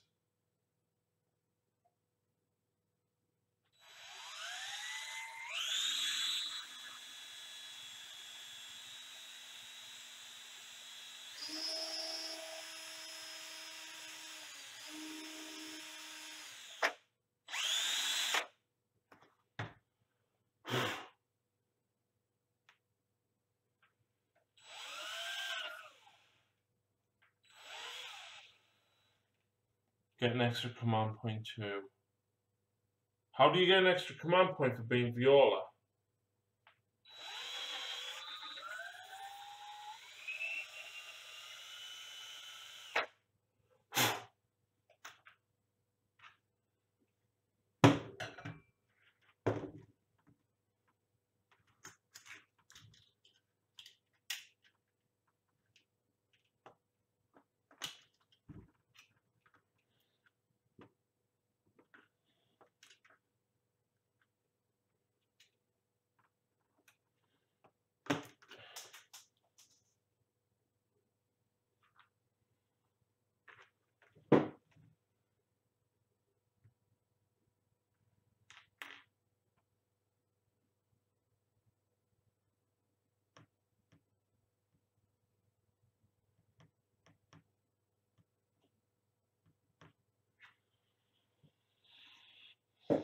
Must be a warlord trait. Thought it was part of the sect rules.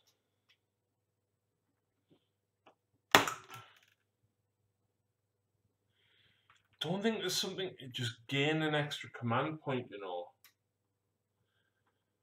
I think one of the best warlord traits, depending on what you're running, if you're running ethereals or cadre fireblades, I think Thing Me Through Devastation is one of the better ones, where if you roll a 6 to wound, it counts as AP minus or 1 AP better than what it was. I think if you're running commanders, I think the ignore.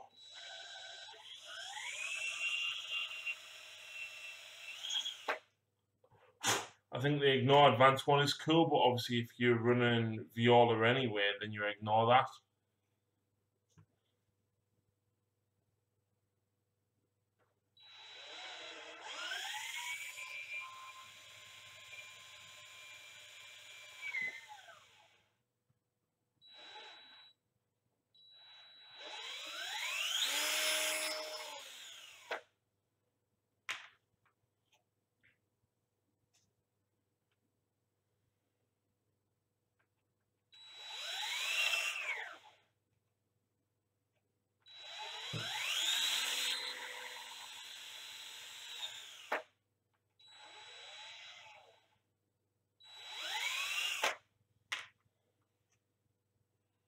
Volcan Yavara 14-inch plasma. That's fucking horrible. I've already seen that. It's absolutely disgusting. And you should be ashamed for even contemplating it.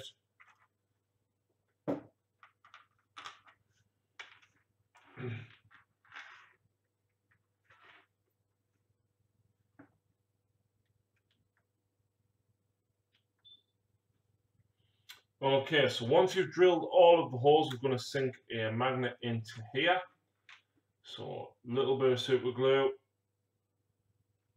And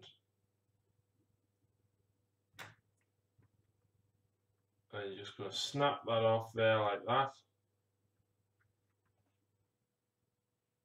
And leave that in there.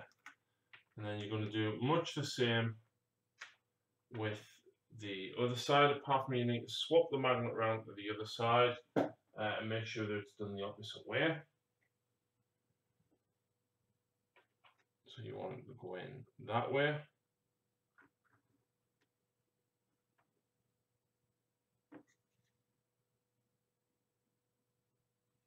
And there we go. What I'm going to do is I want to slice the bottom magnet off here.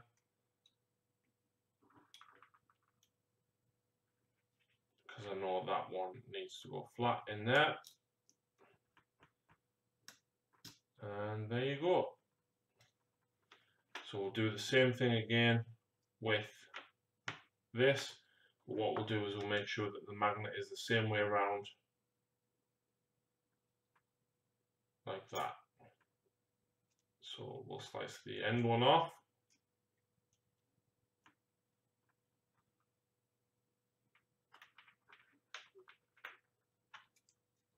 And then we'll put the glue in the bottom of here.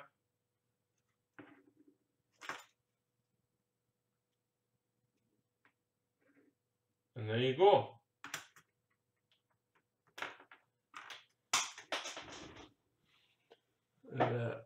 Only if I don't like someone. Ha! You like me though, don't you, Stephen?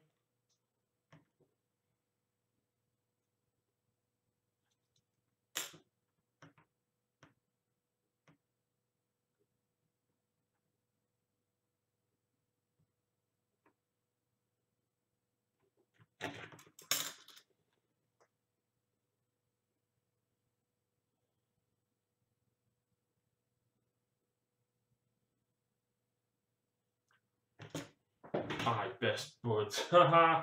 There was this guy arguing with us on the Spiky Bits forum actually, because apparently I didn't let you have the +1 to wound against me vehicles for some reason in the Harlequin battle report, and he was calling me out for cheating. First of all, if I didn't let you have it, I'm really sorry, I didn't realise. Second of all, if I did do it, I didn't do it intentionally because I'm a Blood Angel playing myself, so like, what the fuck? And Third of all, he was just being a general douche.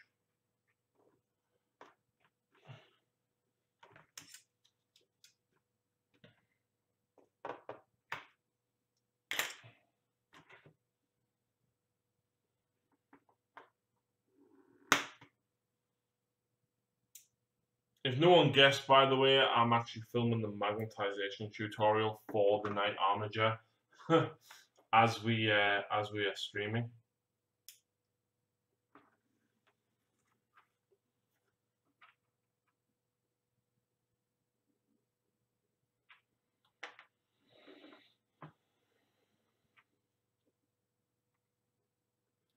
So, narrative campaigns. The next narrative campaign will be between Deathwatch and Harlequins mainly. They will have some small allies in the form of their cousins. And the Deathwatch will have some support in the form of potential Grey Knights, whilst also battling the forces of Chaos Demons. Don't know how I can have +1 to wound vehicles. Because Blood Angels get +1 to wound when they charge. And he's saying I didn't let you have it for some reason. But like apparently because I didn't let you have it, I'm cheating. But as a Blood Angel player, I know you would get +1 to wound. The only thing you wouldn't get +1 to wound against is the infantry because you'd be at -1 to wound. So you'd be at +1 -1, which means you'd be wounding normally, basically.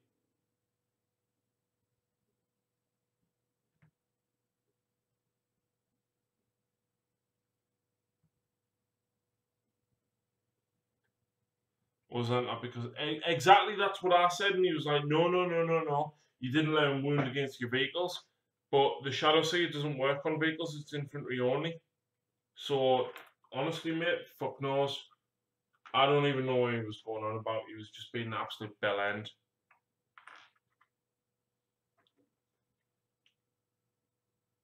I think he was just arguing for the sake of arguing, and he was just like, the Eldar players are cheat. I was just like, fuck's sake, man. I couldn't be asked with him, man.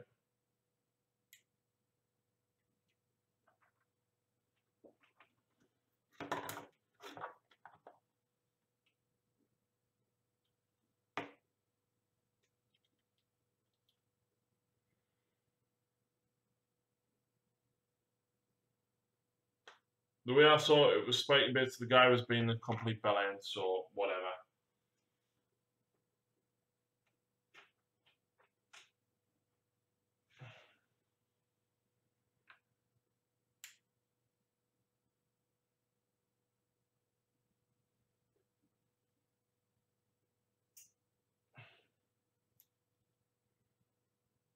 Don't think it would have changed much. Still kill them pretty exactly.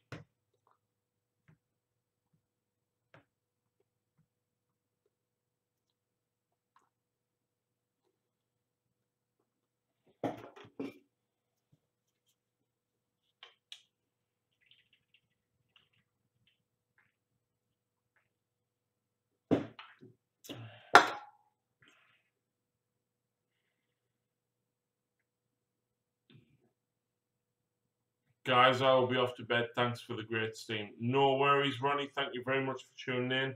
Really do appreciate it.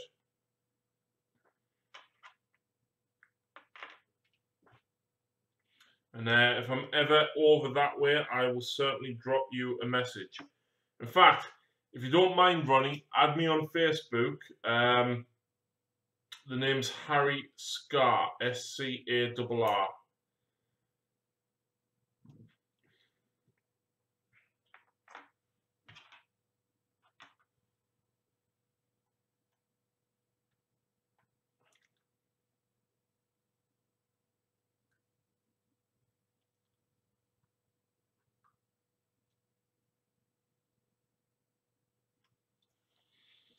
So let's get this tutorial finished off.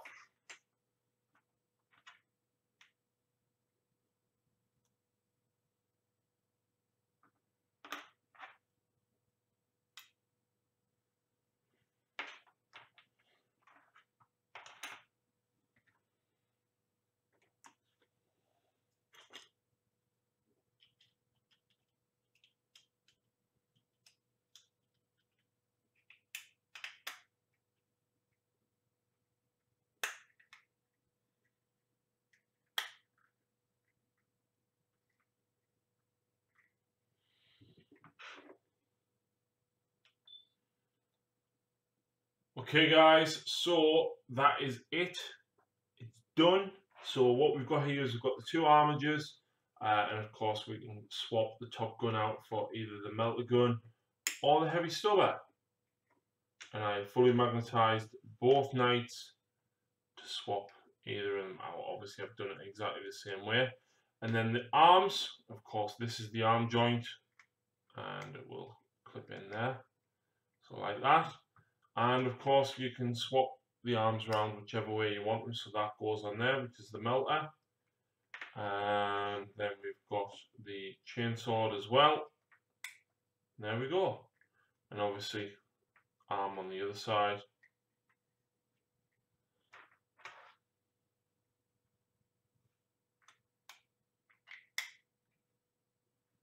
There we go. Easy as that.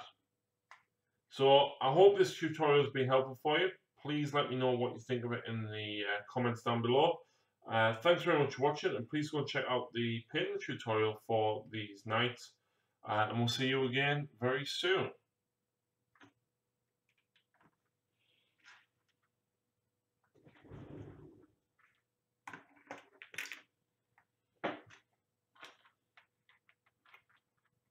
When will it be up, the magnet vid? It'll be available for Patreons probably tomorrow night at some time.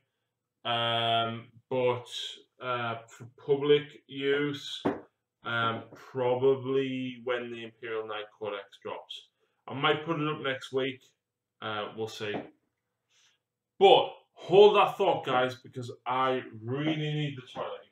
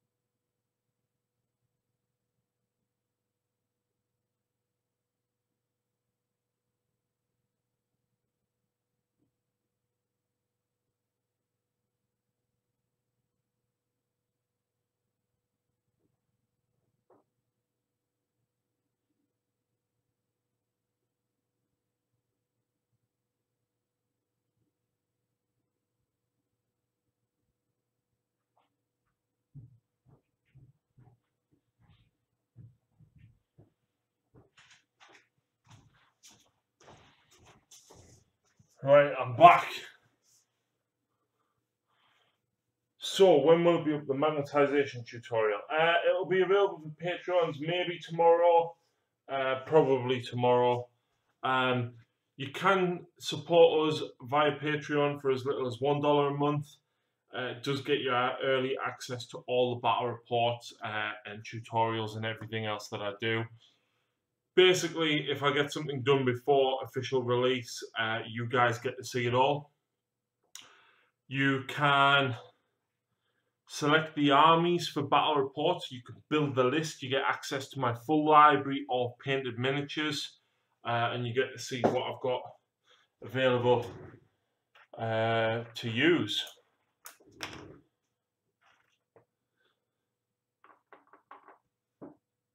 So yeah, that is available to support us for as little as $1 a month. And of course, with the rate that GW is releasing everything, it just helps me keep track of all the codexes, get them as they come out, and of course do all of the releases. Patreons last month helped me purchase the new Codex, the new Tau Codex. So thank you very much to the Patreons for that. I really, really do appreciate it. You of course get a shout out on the main channel, as well as get your name in the credits of all the videos as well.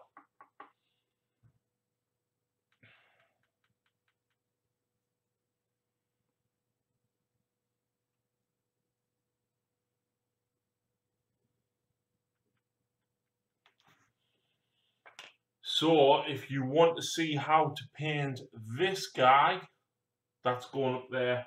I might edit that now, actually. We'll see. Ooh, See how I feel. Where's the red paint? There it is. Do you think it's really crap recruitment vespers can't make use of set tenants? No, because Necron Praetorians and Triac Stalkers can't. So I think it's fair that there's some units in each that can't.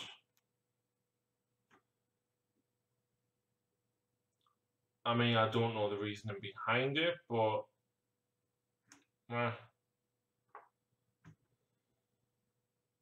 who am I to question?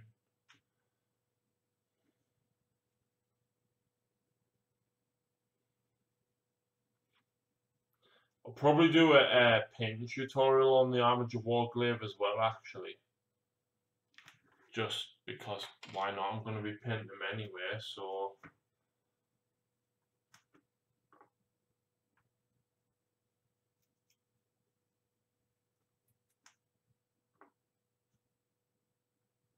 Do you guys want to see a painting tutorial for the Armiger?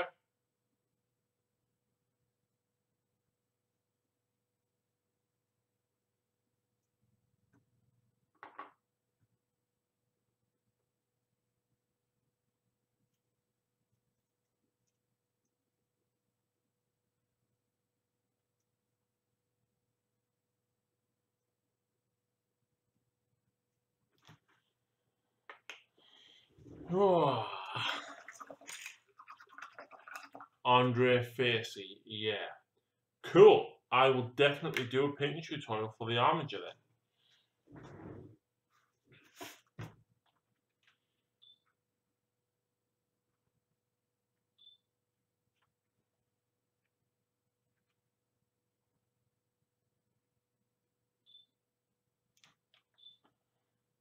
Okay guys, so we're almost done with the Cryptek.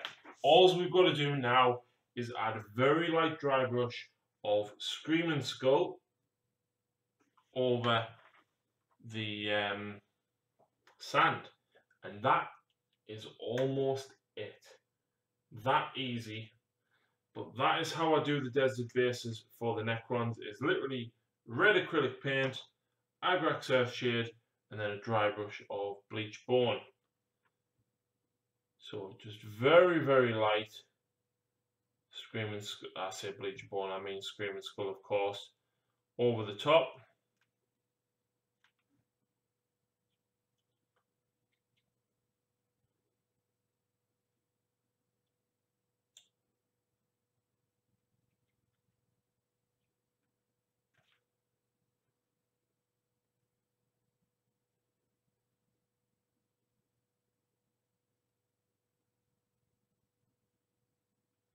And then all we're going to do is we're going to use some Army Painter grass. And the grass that I use, this is available at Games Workshop, this one as well.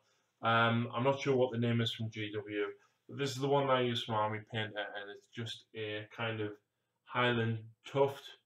And all I'm going to do is glue 1 or 2 pieces of this around the base.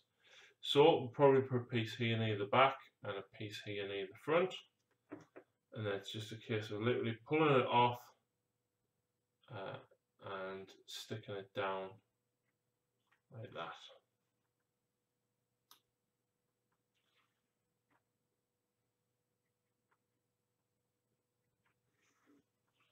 There we go. So all we'll do next is we'll rim the base in a Baden black, and that'll pretty much finish the model off.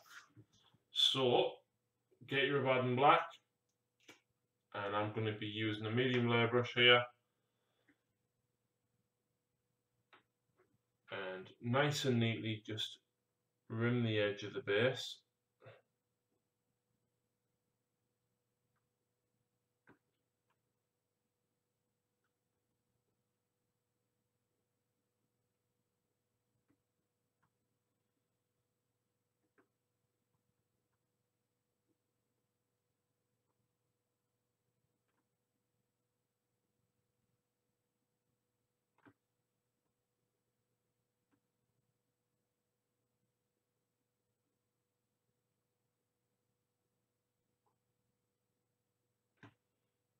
Just like that, nice and steady, all the way around.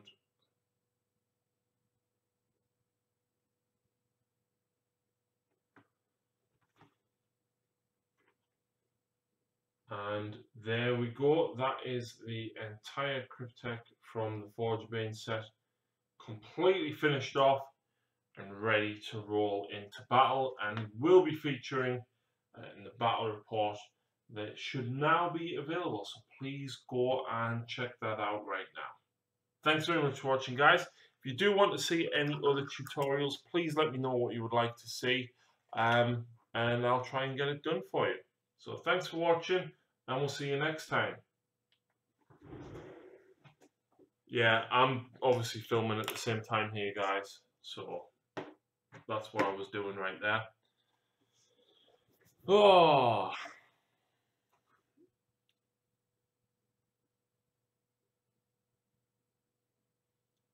So, do I edit that? Do I edit the Knight Armiger magnetization tutorial?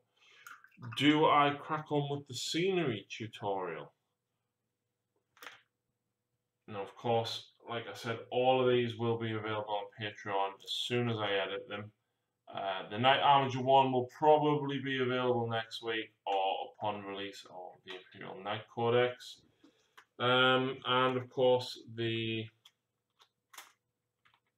paint your flayed ones. Or what, me 3-hole flayed ones?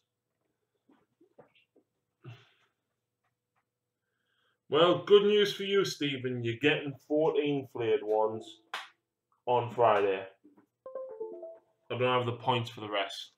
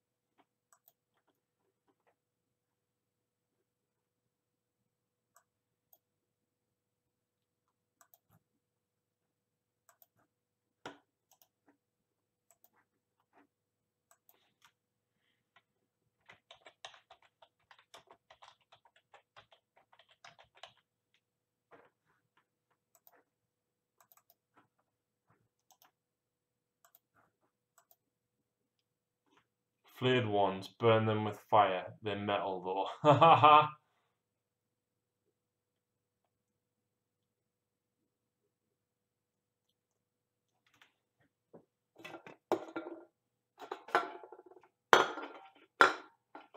Oh, my drinks are empty. I've got no more cider.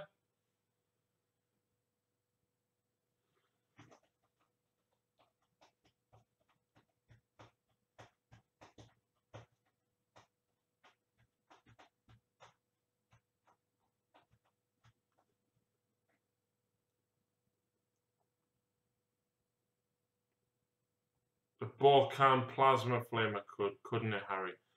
Well, technically, yeah, because it's 3d6. But I'm not stupid enough to charge that.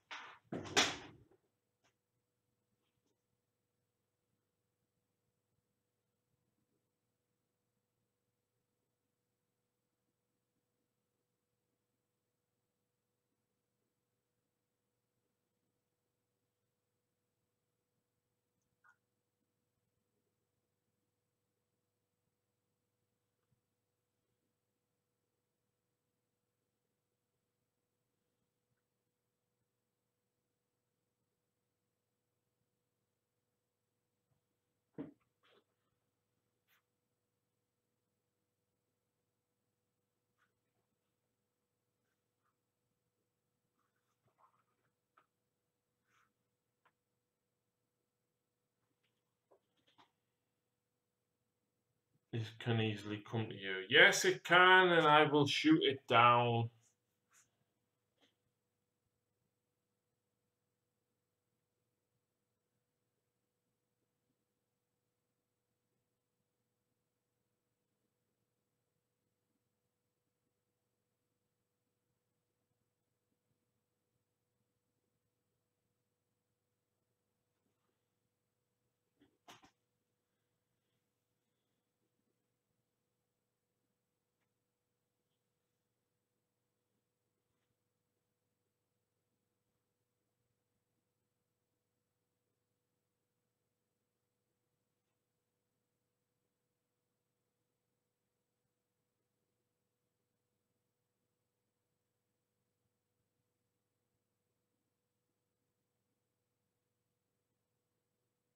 Oh, all them files are copied over.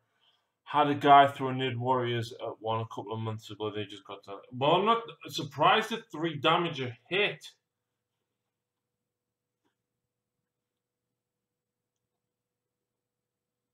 Literally, the only thing I would ever charge at that is a knight. And even then, Lucy pass all of her fucking invulnerable saves.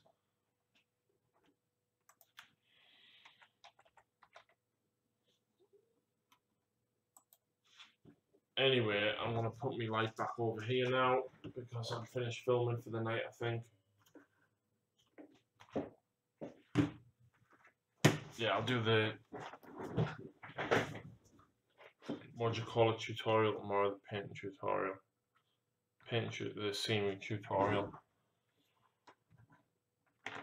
Mandarin Shade, evening. How's it going? Well, it's 2:30 a.m. I've been streaming for 4.5 hours, and I have getting a shed ton of stuff done.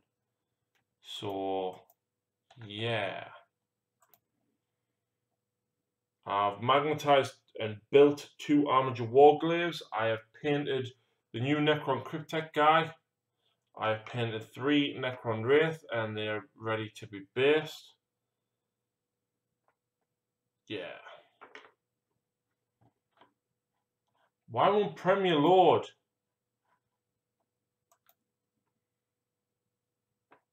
Load, goddammit.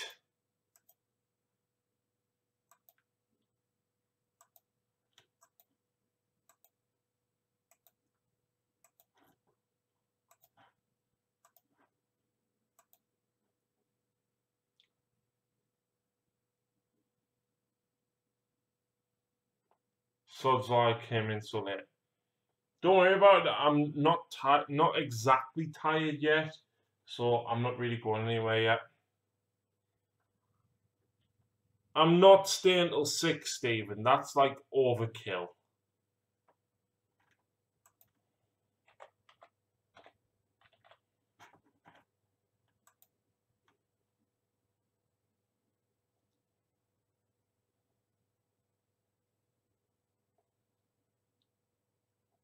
The only reason Stephen will stay, Vandus, is because he's at work on night shift.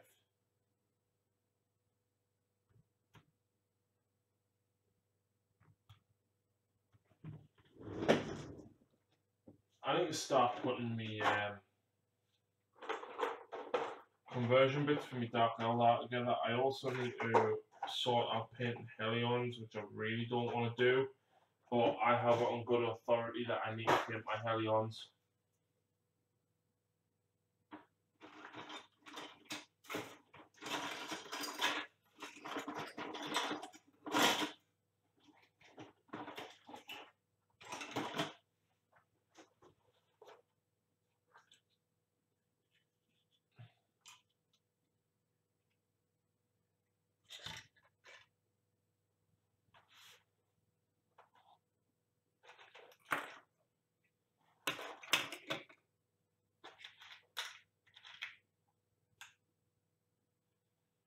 Dreadnought, Land Speeder. I've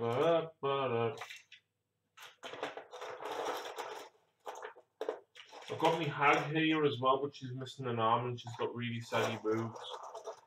So I should be getting the replacement parts for her very soon.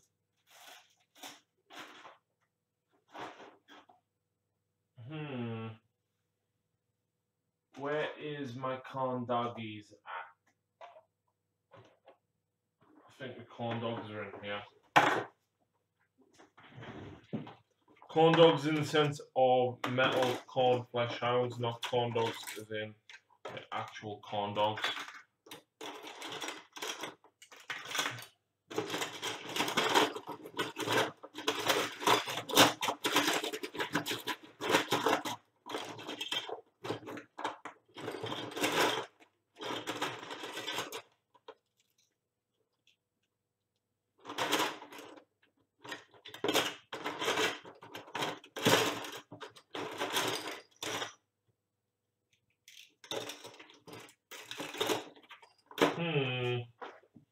Not there.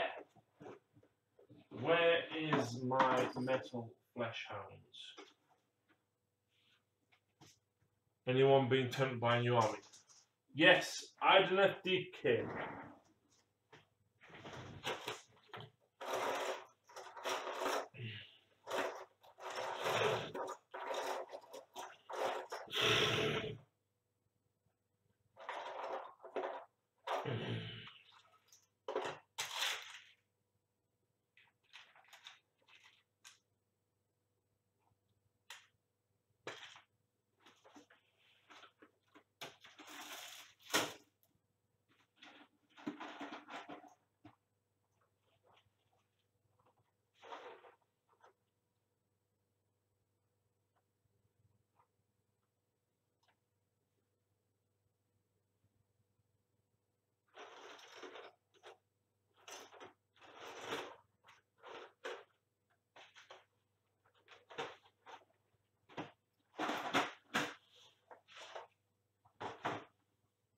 Dark Eldar. Oh man, I've got loads of Dark Eldar to paint, but I can't at the minute. I have to paint my last 5 witches, and I've got 13 Hellions to paint. Aha! Flesh hounds of core. Ow!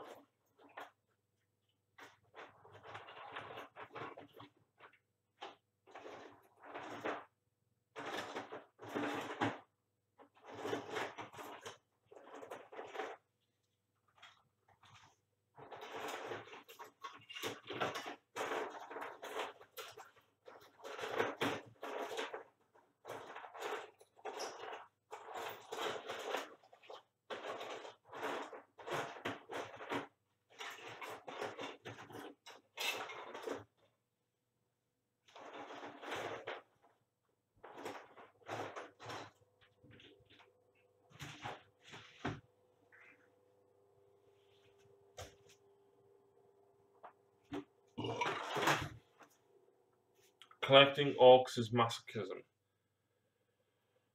The codex is going to be so good. I watched some orc lore videos and then fancied some orcs, but stopped my impulse buying before I could damage the wallet. I love Caroline warrior models. Yeah, man, Cabalites are pretty cool. I think I'm going to have to convert some of the really, really old Cabalites into witches, though, because I need more witches badly.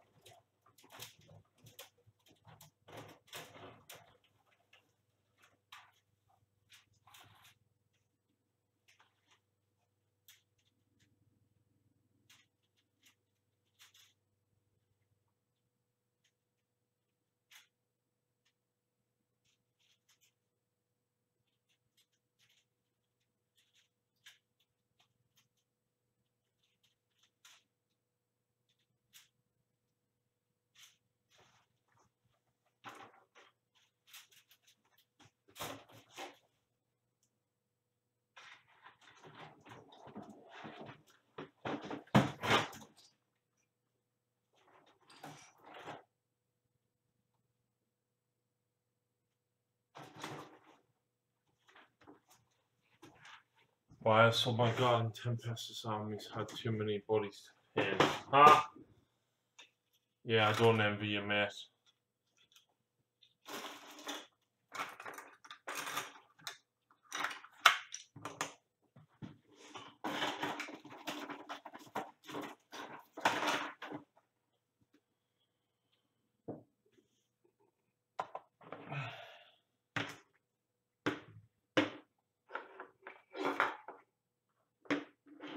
Oh, no, no, no. I forgot the last bit.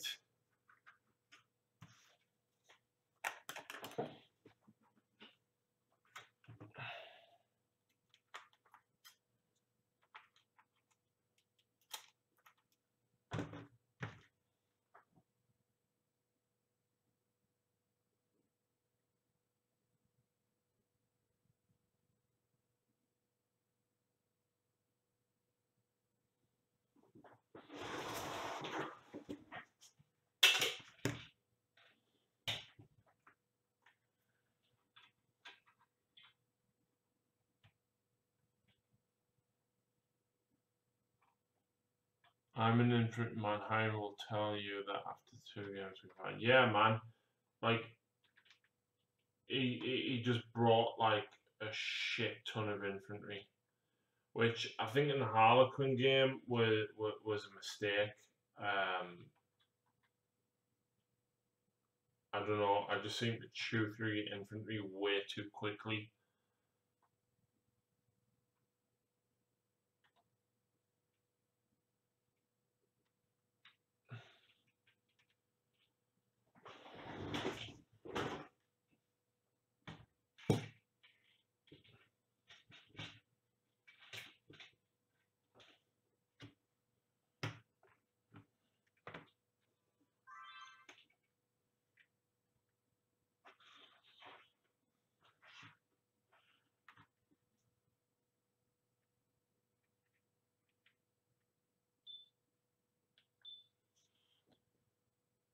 Okay, guys, so before we finish off entirely, we've got one more step to go, and it is weathering powder. And what you want is a nice, soft makeup brush like this one. And what I'm going to be using is Vallejo burnt sienna weathering powder. And all we're going to be doing is basically applying rust around the joints and so forth. So get some on your brush like this, just tap any excess off and then start rubbing it in to the joints and so forth. Now it is quite messy, it will go all over the place, but that's kind of what you want, especially for you know, the Cryptek. You want the joints to be quite rustic and everything as well. Don't be frightened to get some around the edges here as well, just to blend it in.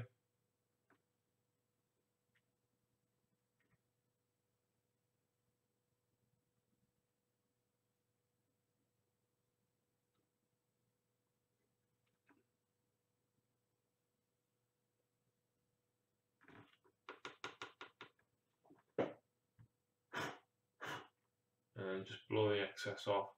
You can see here you've got quite a bit around here. You've got some around here, got some around his feet and around here as well, and a little bit around here. And you can see just nicely got some on the elbow joint there as well. Just nicely blends it in with the base. Don't be frightened to rub a little bit into the base as well, and just helps add the extra effect and tie the model to the base entirely.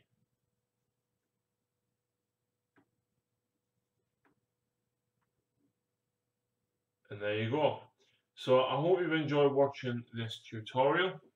I hope it's been insightful. I hope you've liked the rest of the Necron videos that have gone up.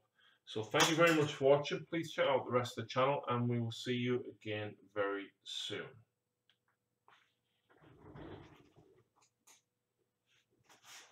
Hello, whoa, where are we at here? I'm in, okay. It was cool seeing all those Blue Angels, or how game worked because they are semi-expendable and not assault ones. Wanted to see if the Red Thirst could counteract not having dedicated close combat units. The army was an experiment fail. Don't forget though, Stephen, it was against a dedicated close combat unit. Army rather. The sheer weight of Sheraton cannons. I mean, for me, there's no other way to run the Harlequins because I don't have any other models.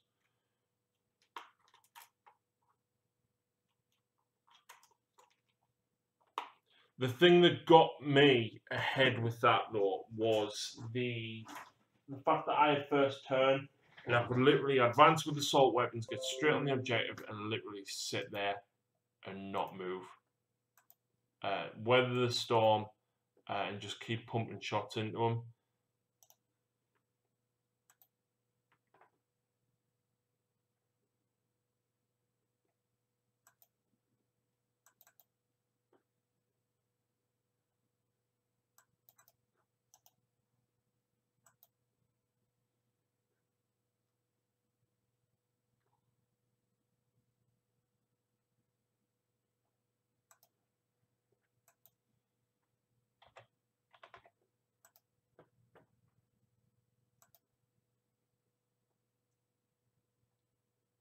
What would I bring and what would I do to smash Harleys? You need weight of dice to bring down the Star Weavers. Once the Star Weavers are out, focus on a troop unit till it's dead.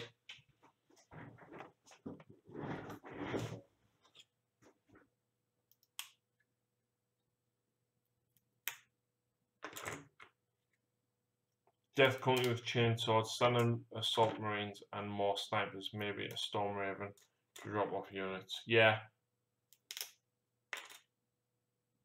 Pretty much all of what Stephen's just said.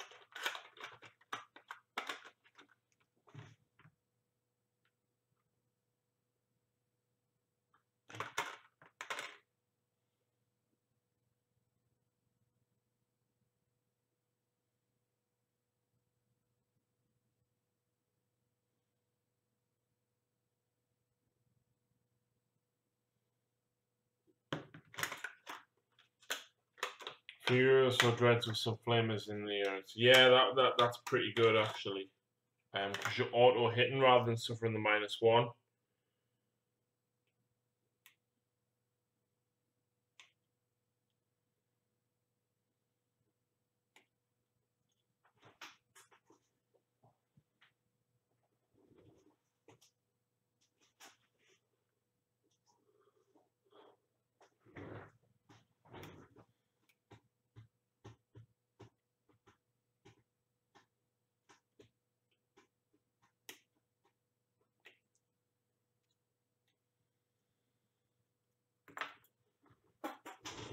Right, I have no idea why Adobe Premiere won't open, guys, so I think I'm probably going to have to call it a night. I do need some sleep, and it's like 3 a.m. So, yeah, I need to go to sleep, I think. But I got loads done! Yay me!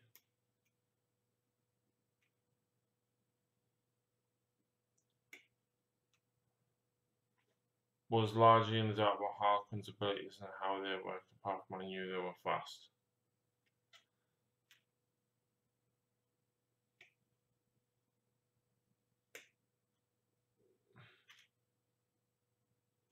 Tell you what, right, I'll build this Fleet Master and then I'll go.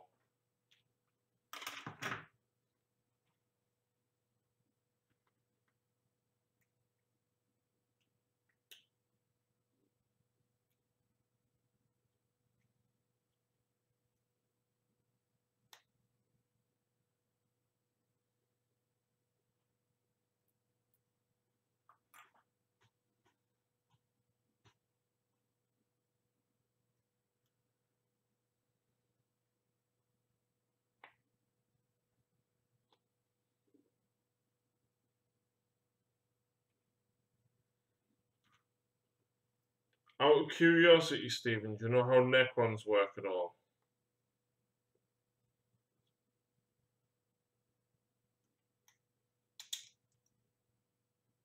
Like, at all?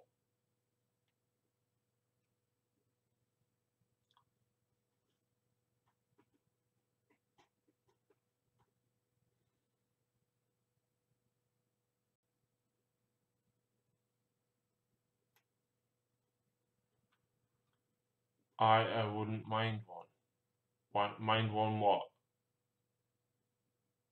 Knowing how necrons work?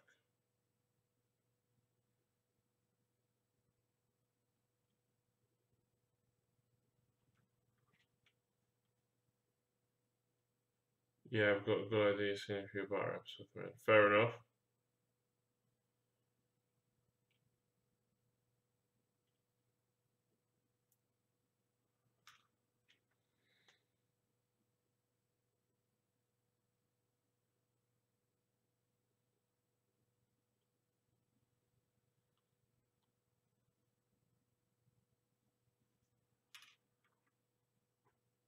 rematch. Wouldn't mind a rematch against the Quins. Well, I'll give you one, but there's no point in me filming one now because you know the delay that I've got between when I film and when I upload. So if I leave it, even if we filmed a rematch on Friday, the chances are the Harlequin Codex is not going to be far off before I end up getting that out. So let us get the Codex out and you can have a rematch.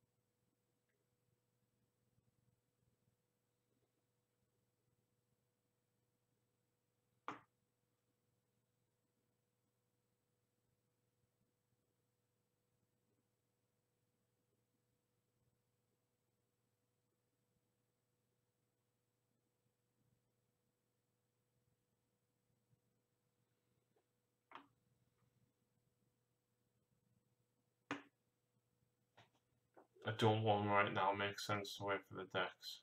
Yeah, man.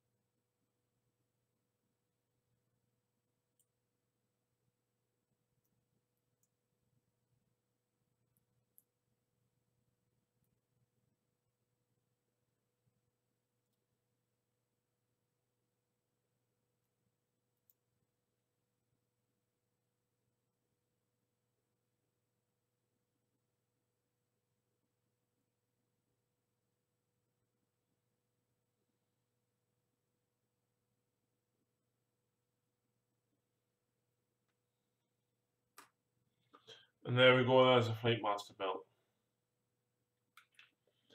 And I've got some corn dogs, and basically he is going to go on top of a hoverboard, being pulled along by 4 Chaos Dogs.